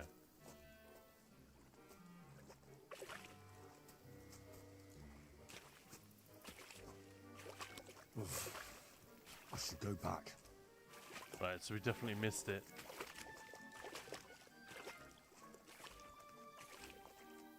Well, that's unfortunate. It might be unlucky that it got dark just as we were getting to this bit. Yeah, maybe we should do this later? Maybe? But how am I supposed to stop it? There's no like save game that we can load back to. Isn't there? Like, you just save and exit, right? Oh, like yeah, I suppose we could go back to that bit. You want to try that? I see something up ahead. Is that a horse? Nope. No. I don't think so. Alright, yeah, fuck it, let's try it. Now this is gonna look super bright. Here's the anthill. Look at this fella.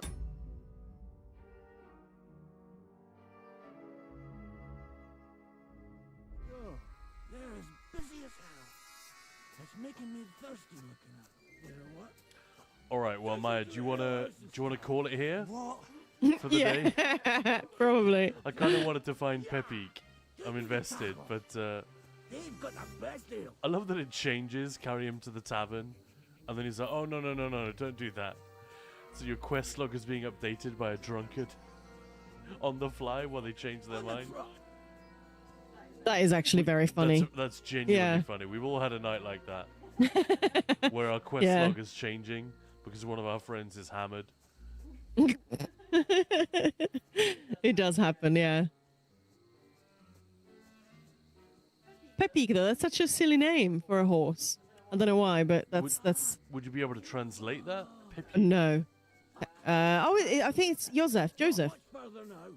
Actually, I think it's short for a... Yeah, so that's weird, right? Pretty sure it is. Like Peppo the dwarf. A marker? Like Joseph the dwarf. Peppo the dwarf, where's that from? Frasier. Oh, yeah. It's the murder case. I know that doesn't sound very Frasier, but it is. Yeah, the radio play. Yeah. All right, well, let's wrap things up. Thank you so much for hanging out with us today. We're not quite done, but just while we continue our search for Pepic, why don't we wrap up the stream with the usual messages of thank you for hanging out with Ninja Paws today. Thank you for support this month. Speaking of support, we've had one lovely sub from Briartog earlier today. If there are any more out there, if your sub is coming up to expire soon, or if you just want to signal to us that we should keep going with what we're doing, do let us know.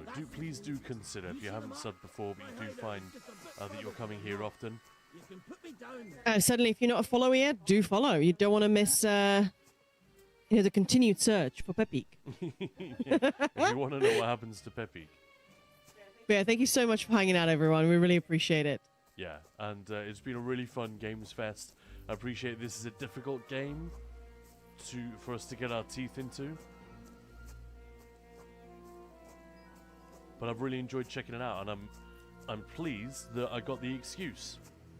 Because we said we were going to do this, it finally got me in gear to install the damn thing, play it. I'm so much more likely now to come back to it.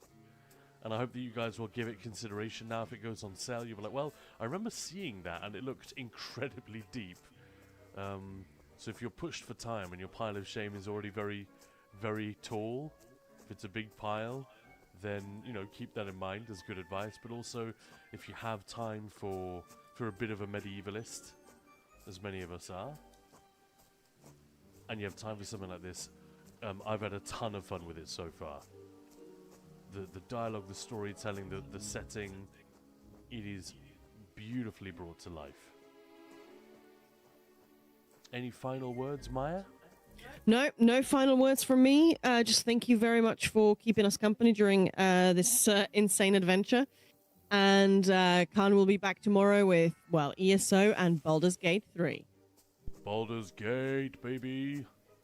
All right, so we're going to go and say hello to Manbenug, playing some ESO. Please do stick around, say hello to him, make a noise in his channel. And we shall see you all tomorrow. Yeah, please do us that favor, guys, actually. That's a really, really good one. Don't go anywhere. Stay for at least 10 minutes and chat. Post a few messages just to say hello and how you doing to Manbenug. It feels great when people do that.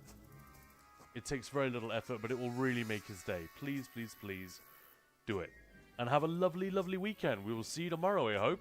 Come back again for more of Ninja Paws Gamesfest. Good night. You know what I mean. Bye.